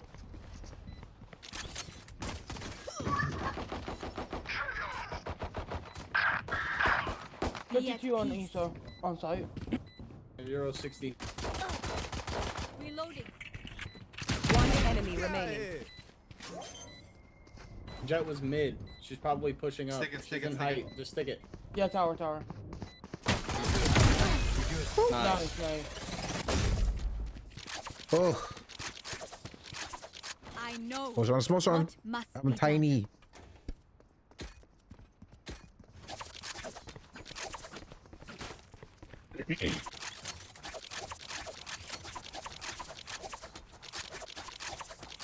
I will say, chat, and this is just my headcanon, I truly do think that Valorant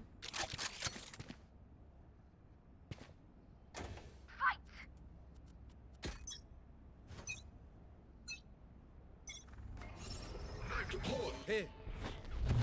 Careful now.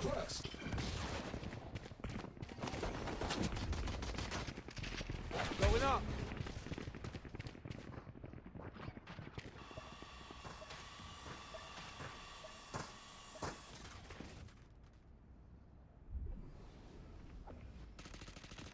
Flashbang.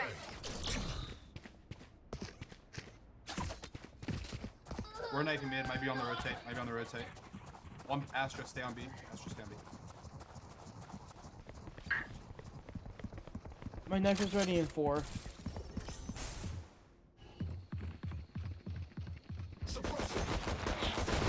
everyone rotate hard, rotate hard.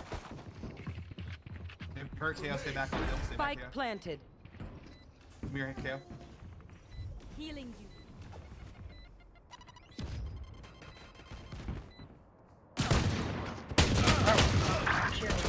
I got body blocked.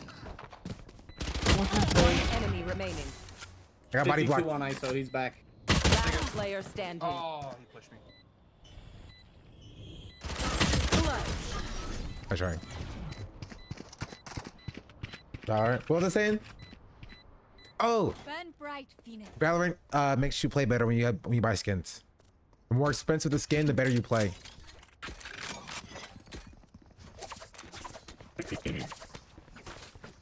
That's what I was gonna say.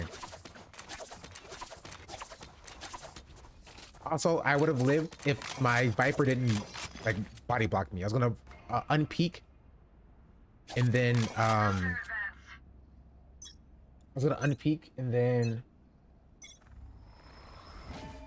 Shutting them down.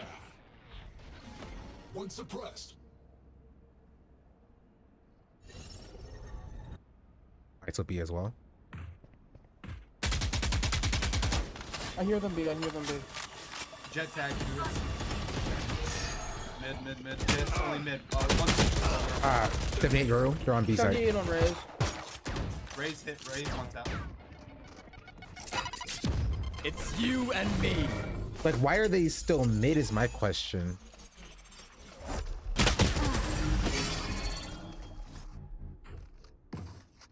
Spike planted. Last player standing.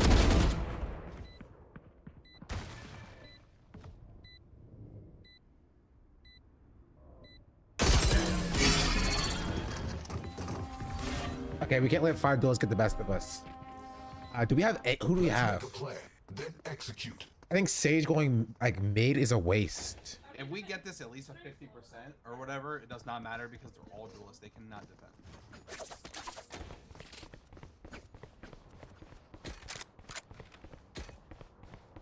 Whoever's holding A, please hold on site and Try. Like why? Hold, rotate. Who's next? Careful now. Rose. That's A as well. ISO's also A. they're already in heaven. They're already in. Cancel.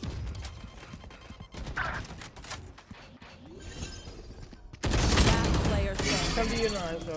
Spike planted. He was last seen screens.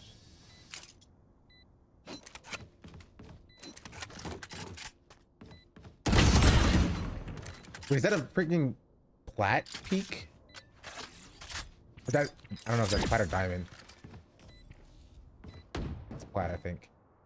Why am I playing with peak plats?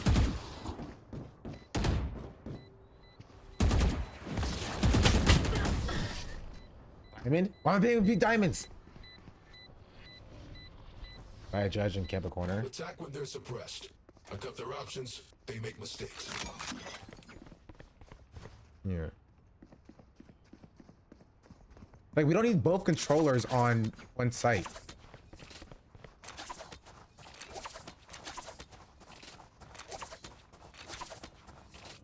Fingers are killing me, dog.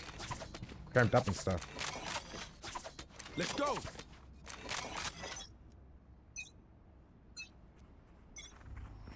Joke's over. You're dead. Careful now. Come on, let's go. On my way, on my way.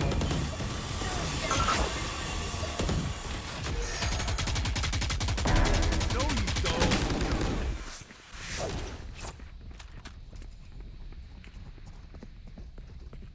Think they're leaving? One mid, ISO mid. One back site. One back site. 81 of Spike down B. One enemy remaining. For you. Nice. Nice.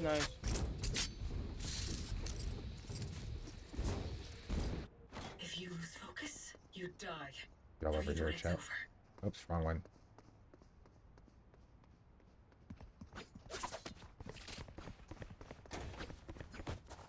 I got no money. I'm a broke boy.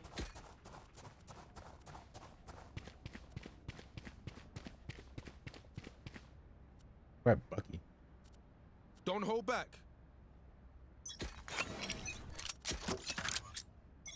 Get out of my way!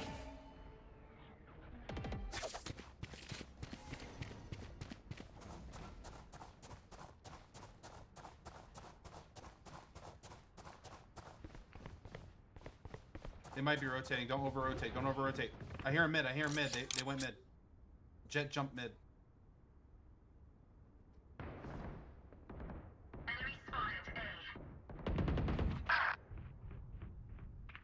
Adder coming heaven.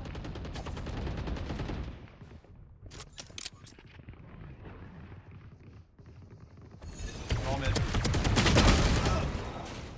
Got one. Spike Got one, down baby. B. Got mine. Got mine. Got mine. Shutting them down. Too suppressed. Got mine, baby. Flash. Spike planted. Obstacle removed. Last player standing. Why the ADS there? Poison orb emitting. Poison's off.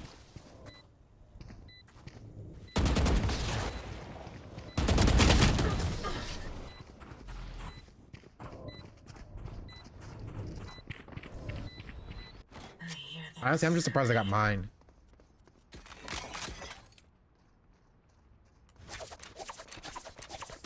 Alright, just make sure you don't over rotate. 2 on each side. Stay heaven until we see them all and/or spike and/or on site. Okay, I caught the rotator. I had a freaking sheriff.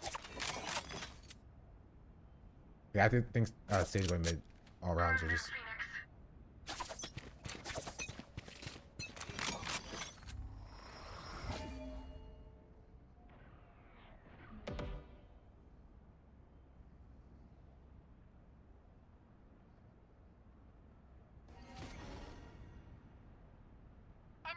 I got jet mid. I got jet mid. It's you and me.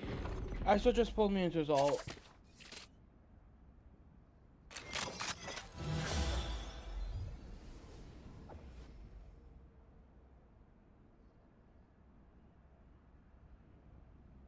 My ult's ready. Spike down A. I got spike. Everyone rotate.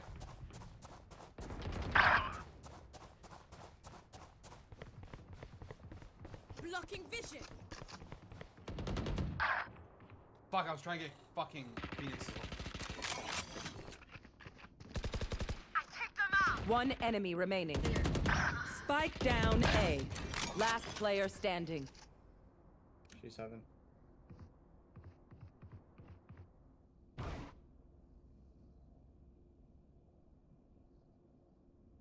Thirty seconds left.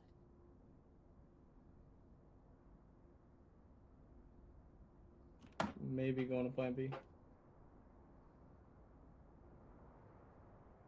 Maybe not though.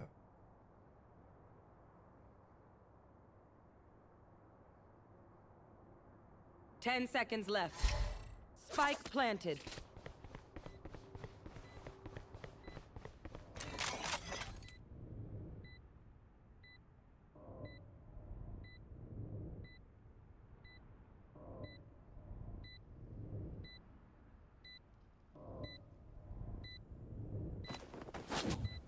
Going up.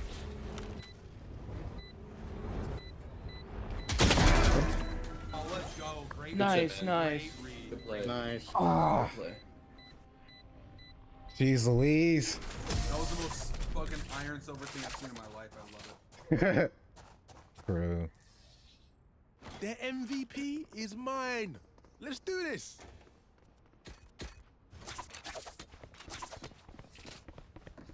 All right, chat. That wasn't terrible. That wasn't bad. Hold on.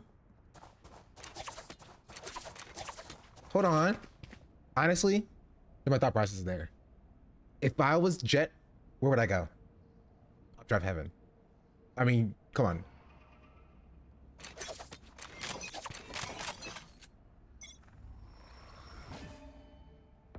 Mid, all mid. All? Yoru's A, but he might just be scrapular. Giving up heaven, giving up heaven. My ultimate's ready. Spike down B.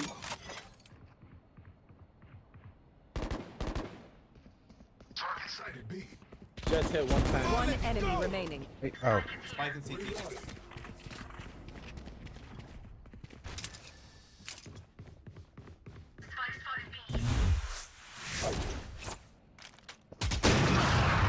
You made? Don't overswing him. If Spike's in heaven, then play Spike. KO, I have that bomb smoke. Just play here with me. Watch your ass.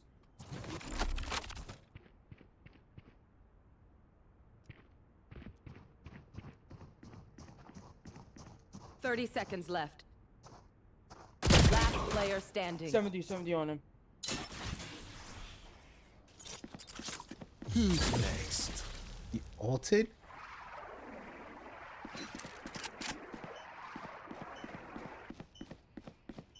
Poison's off. 10 seconds left.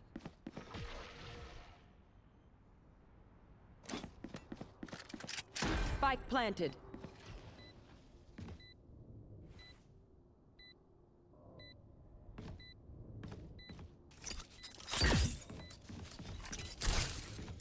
Toxins going up.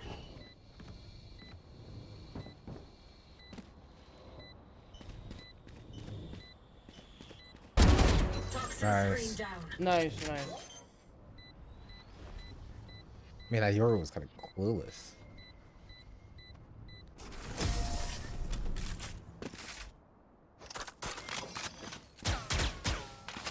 It's my gun. Stand tall. We are Valorant. We are fighters. Can someone get this? I did waste my ult. Can you? Makes me kind of sad.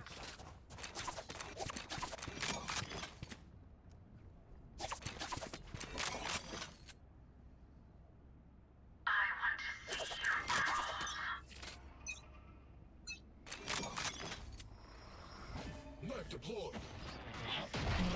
3 suppressed. Careful now.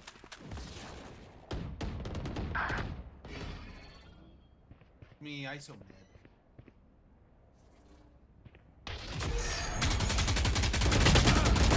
Got him.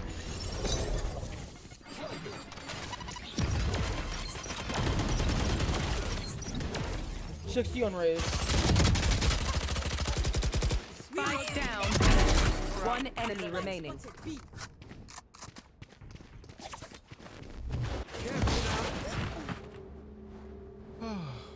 Last player standing. 39, 39, 39, 39. I swung like an idiot. Relax. I'm about to say, relax. Nice. I'll choke their sight. I don't know why you peeked there. Honestly, chat, I have zero clue. Zero clue why the Viper peeked there. It's 2-1. Just stay heaven until I finish healing. You can hold an angle. You feel me?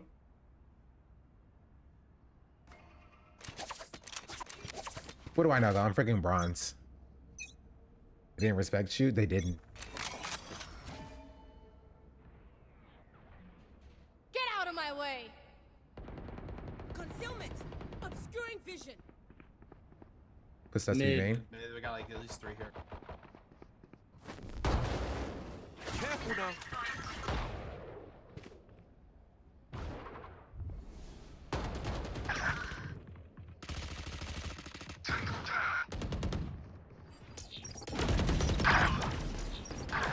$428 on Phoenix. One enemy Oh, you ain't remaining. coming back. Spike No down charges mid. left.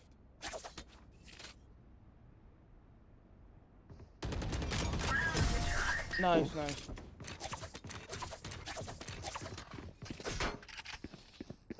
Let them try to get through me.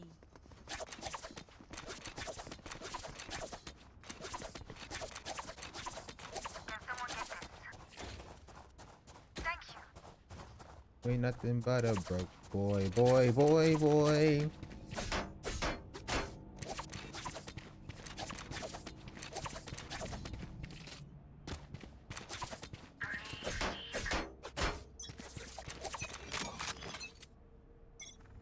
Joke's over. You're dead.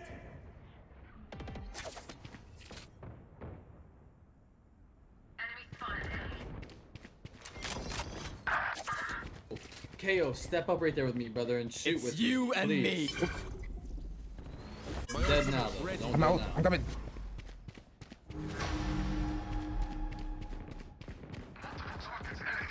I'm coming. Spike down A. I'm coming. There's 2 on side. Spike planted. Last player standing. Come on, let's That's go. heaven. Watch your eyes.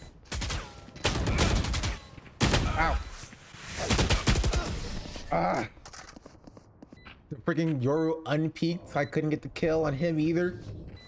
Last round in the half. I had to try something. I had to go somewhere. Spend it. Can someone get this? I guess I could have saved my ult for this round. I thought that was last round. But hey. What do I know? Thank you.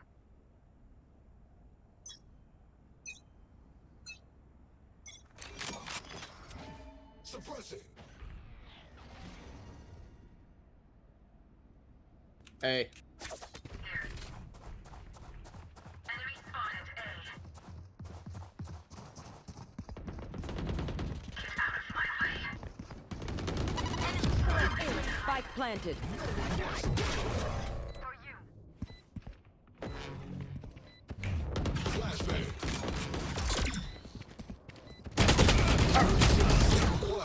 Are you joking? He blocked me. One just ran right next to me. Your screens. About to push out. About to push out. He blocked me, chat. I thought he was gonna flash. I was gonna run in, and then I was gonna flash. Then we both run in and get the kill. But he blocked me, and then the Phoenix pushed out, and then sprayed blind. I'll shut them down.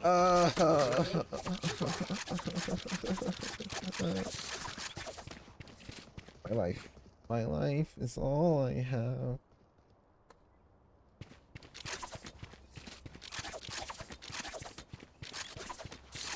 Listen, we're gonna push A hard as fuck. We're gonna see if they can handle it. I'm down. Reckless abandon, baby.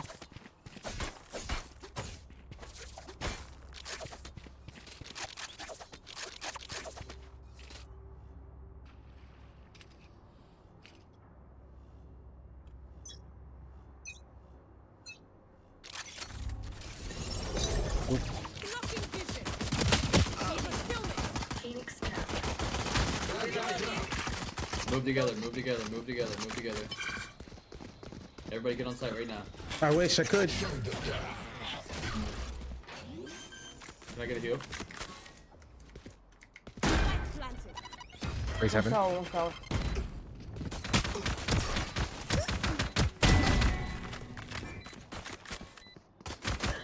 No, fuck. Last player standing. One enemy remaining.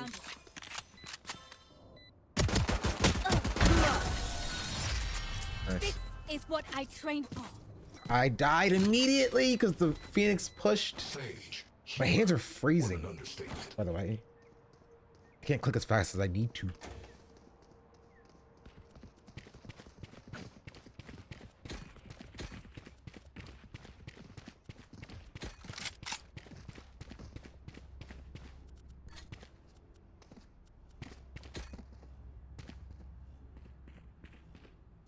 Advance.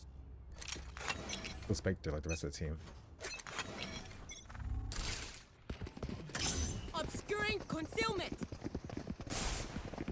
Knife deployed. One suppressed. Healing you. One dead. Reloading. Careful now. Oh, two on TP, two TP.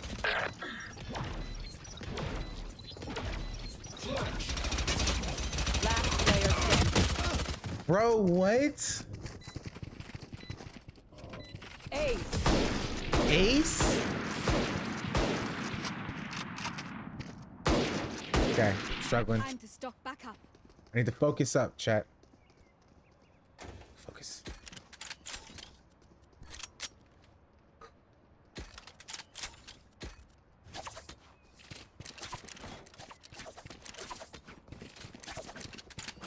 Wait, why am I red? Does the game think I'm dead, chat? You see my Phoenix on the tab?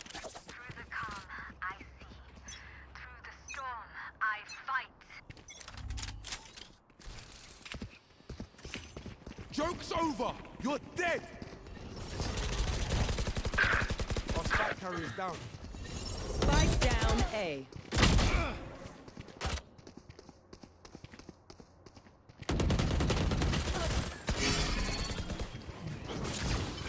Reloading. Last player standing. There's so many of them. There's so many of them. There's so many of them, bro. Once more into battle. I'm not. They have so much like blinding I have you. an idea. Look. Viper, go A, throw your wall. We all just slow play B. We all slow play B. There you go. Boom. Don't even peek this. We wait right here at garage. Don't even peek it. We wait right here. We wait to hear them rotate and we push on site. Can someone get this? So broke. I'm so broke. I have no money. All right, don't even peek. Stay right here. Viper's gonna throw the wall.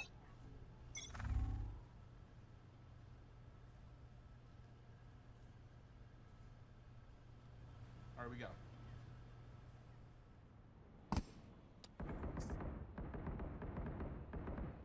Barrier created.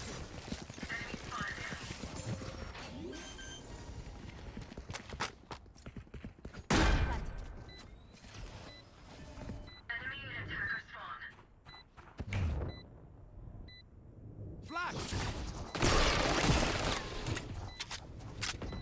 Eliminate. My ultimate is ready. Enemy spotted. B. One enemy remaining.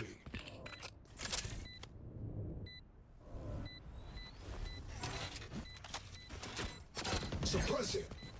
He's here. He's in the garage. For you. Reloading. Repair it. Enemy spotted. B.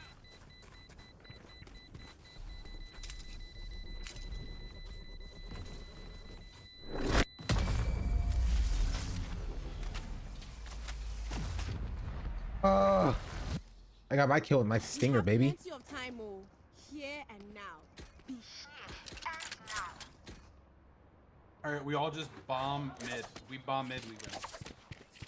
They don't have anyone to cover mid with a wall or anything. They have flashes, so we can just bomb mid.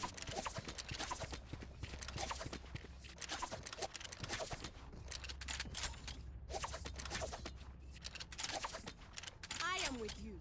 We are strong.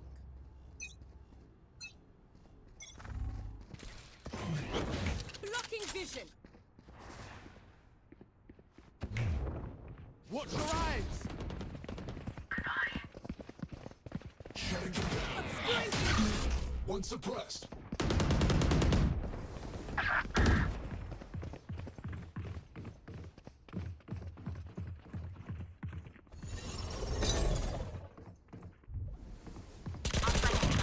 Useless individual. Spike down B.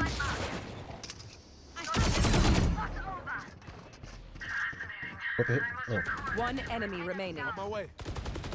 He's right there. Charlie, I face one. I kill it. I want to say both were here. We can This is leave. fun.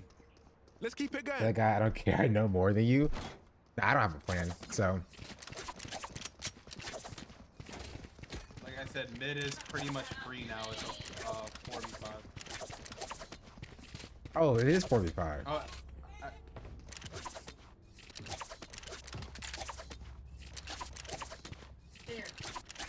I have your back.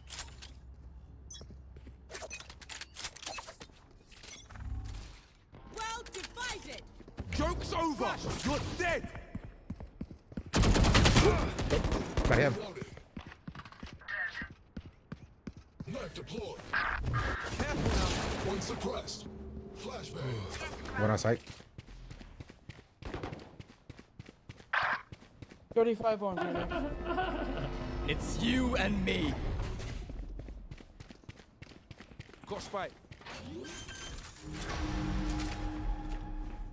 Planted. My ultimate. Last player I tried to get away. One enemy remaining.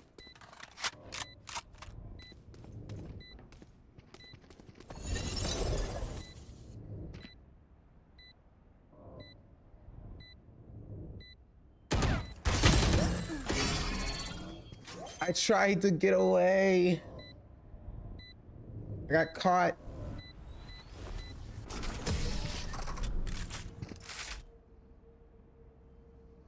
There's a couple things I could have done there. I could have helped. Bragging rights if you get first pick. I could have helped the KO.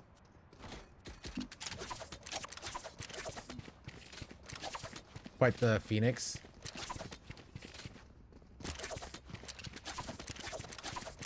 we ult site here for B. We get on site and then we push mid for the rest of the game. And I think we just win. Phoenix, can you do me a huge favor and ult and then push in here as fast as you can. I will hold up the sky. Yeah. Like actually as fast as you can. Oh, right now. Go!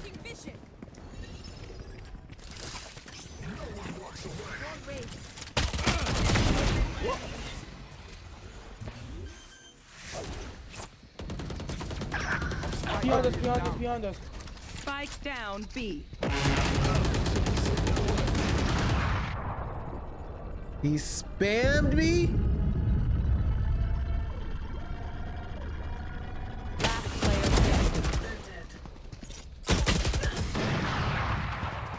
be fair, did I clear that out? No.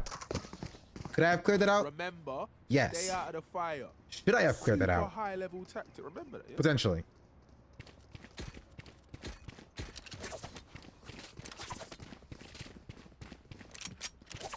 I was gonna fully clear out sight, but I was like, but like, the person dropped behind me. That's the whole thing. Don't worry about it.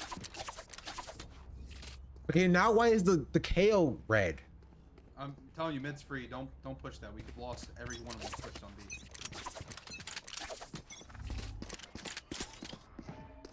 Concealment. Remove.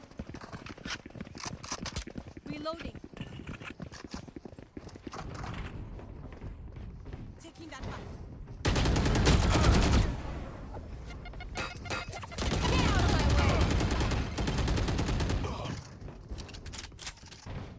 Joke's over. You're dead. Last player standing. Spike down A. Ah!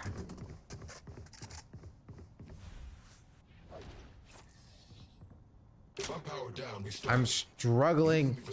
Now why am I red? Chat, tell me, is there a glitch or something? Okay. They are doing insane amounts of defense here, I will say. Don't push this. Stay back like this. Stay back right here. They're gonna throw all their abilities right here. And we have to save. We really have to save this round. Woo! Let's start.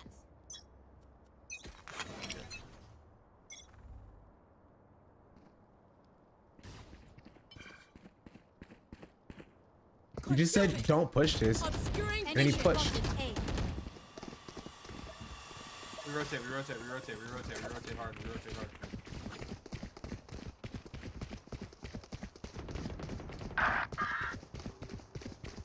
Viper did not rotate hard.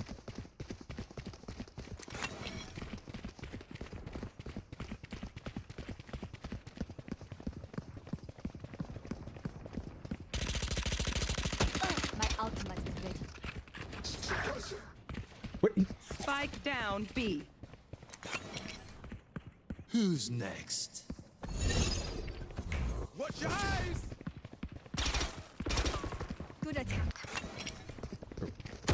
Last player standing. Ah! It's you and me. Where was he? Okay.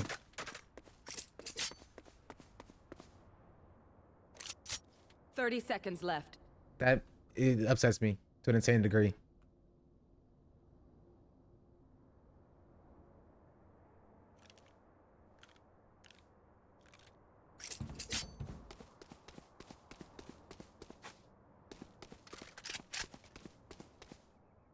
Ten seconds left.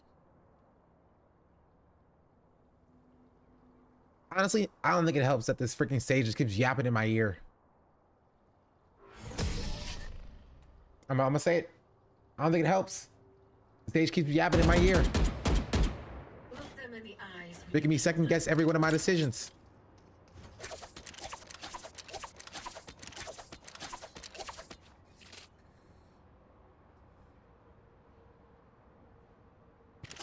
You didn't win. You're right. Funds to spare? Thank you. Problem solved. Need to focus. Rise and bring glory.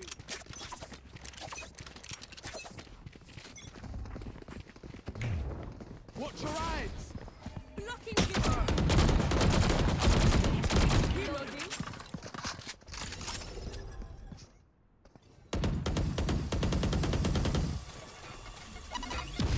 Spike carriers down. Spike down. I have the spike. What's in our spawn? Barrier here. Here. Your duty is not over. Oh, we got B. All right, we can.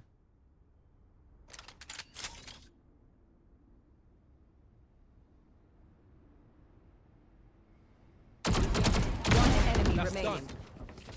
Reloading. Shutting them down.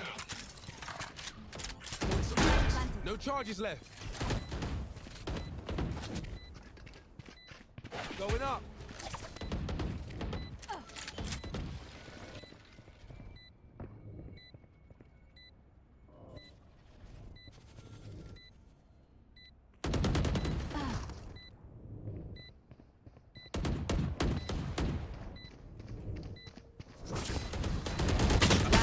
I tried to run. I tried to run. Time to die.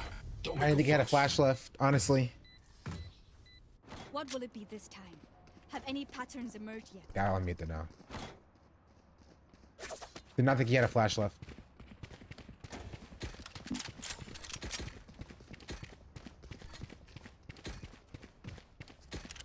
Again, mid.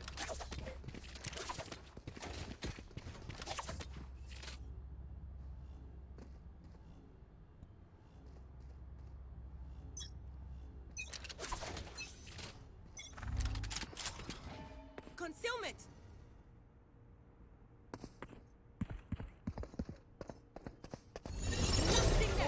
Come on, let's go.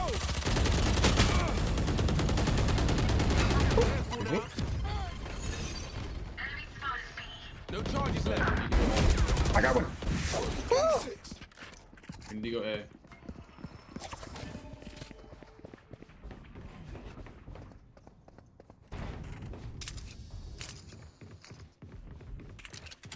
Reloading.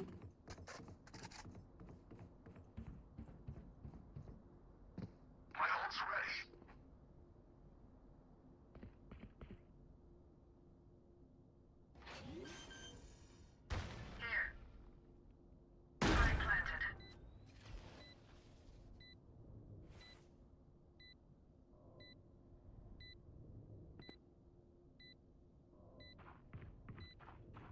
Here. Flash. Going up. Try 7. Tower is pushing down. Emergency side. Required. On side, defusing. 7. Last player standing.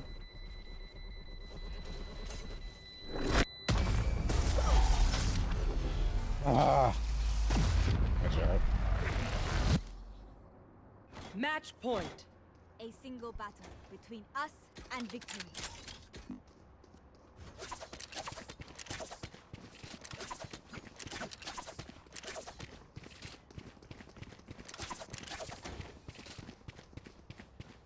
I figure out how I died again. Oh, the jet. I was running from the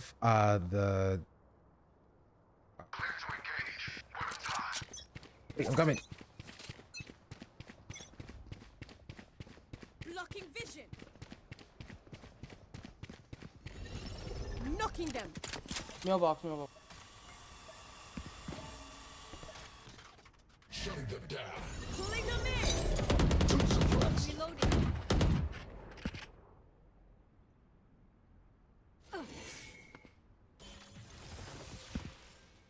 Reloading. Target sighted mid.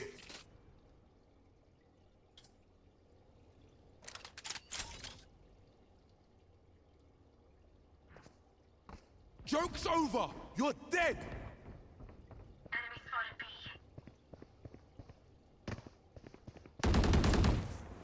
Target sighted mid.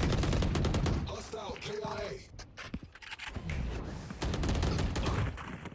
Mailbox, east on 34. Don't extend. Phoenix, stay back. Phoenix, we're rotating A. Yeah, just come water.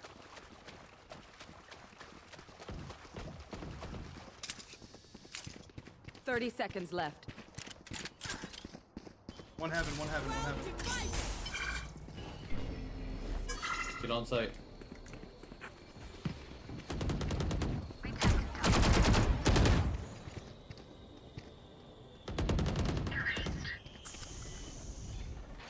Ten seconds left.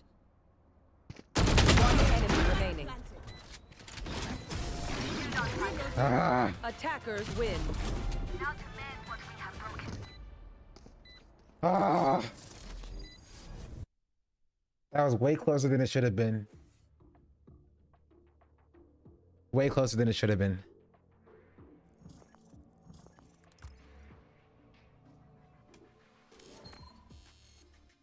Thanks for the 11 RR. Honestly, chat, I don't know how people can play this game for a long time. I played one round and I'm exhausted. I don't get it. I don't understand it. I don't understand it.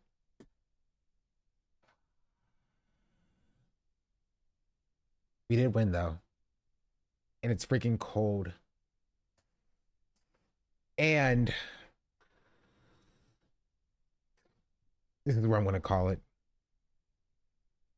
We covered quite a bit of news. Some other stuff. Unless there's more stuff to talk about. But it's lunchtime. I want to eat.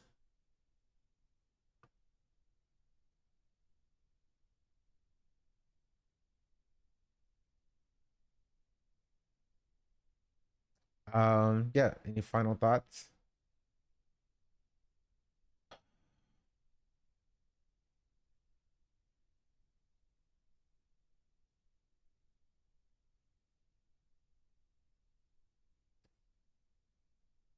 Oh, it's freezing cold.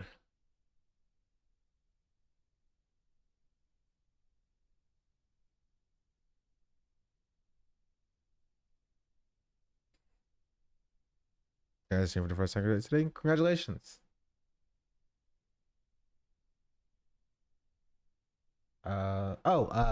Finality. Watch Three Body Problem on Netflix. It's a sick movie or show. I don't know. I need more anime to watch, chat.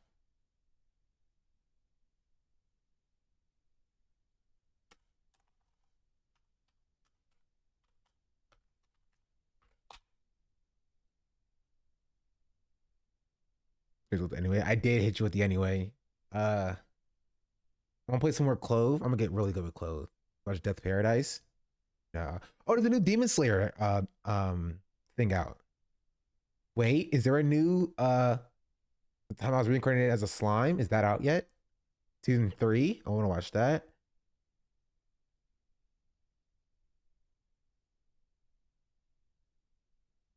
Baki? I've watched Baki. Some of Baki. I'm also trying to watch Fire Force. Maybe I'll finish it eventually. Maybe I'll finish Fire Force. That sounds like it's fun. Let's see. Let's see top anime. I'm curious.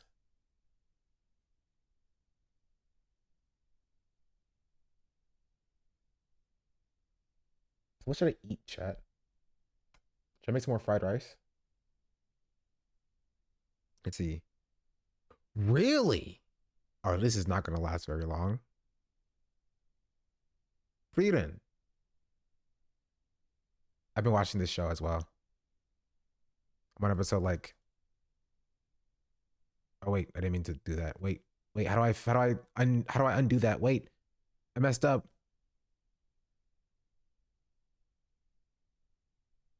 Whoops. Okay. Well, rip. Soul Leveling. I've been watching Soul Leveling. It's great. I haven't watched it though. It's a bit slow.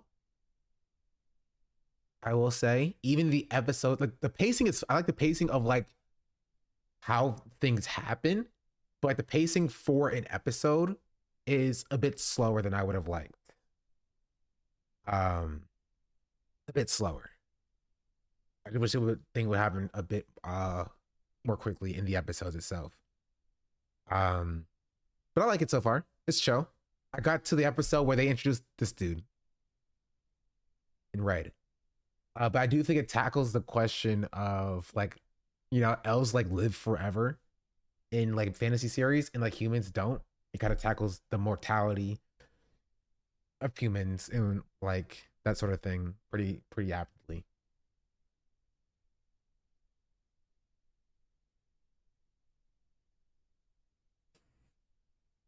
I've watched season 1 of Dr. Stone. Oh, actually, I have to watch this as well. X-Men 97, but I forgot my Disney Plus login. So I'd watch this as well. But yeah, that is me hitting you with the anyways chat. Thank you for being here. I'm gonna go get some food. I'm gonna work on some other work for my other job so I can get some money. We're looking at some more houses tomorrow, chat. We will do more house hunting tomorrow. Trust and believe. Am I gonna buy any of those houses? Probably not. Just so I can see what I want and find what I want. But yeah. Last thoughts for the houses in Albuquerque. I have no idea where that is. I've heard of it before, but I have no clue. Truly.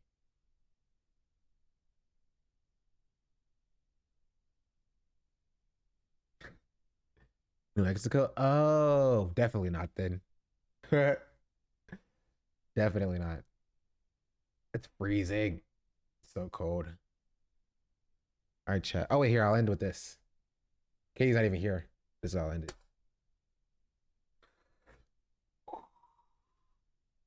Final thoughts? I already asked that.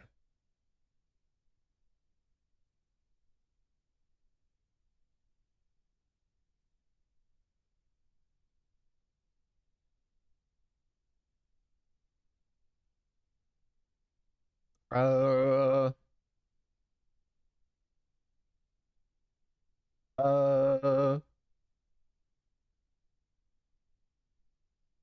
man, I'm cold. There.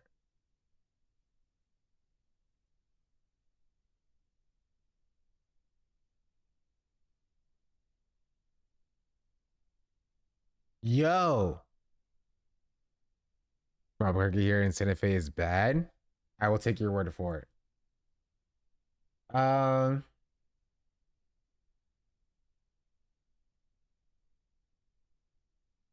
Yeah. All right. Adios, chat. Oh, New Mexico, I tried to be even true. Art Peril, thank you for the follow. Thanks for being here, chat. I'll be back tomorrow. We'll be house hunting. Maybe some cone, potentially, how I feel. Maybe more gaming. I don't know. We're just fly by the seat of our pants. I need more consistent, stable content, I will say. But trust, I'll think about some stuff that I want to get done. Play Tekken. I play Tekken. Is that Cardi B? All right, sorry, chat. Adios. Wait, is there any music in my ending screen?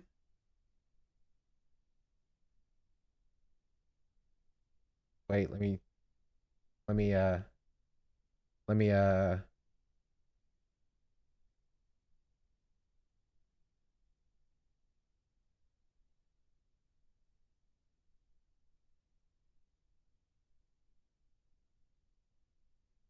it's not working.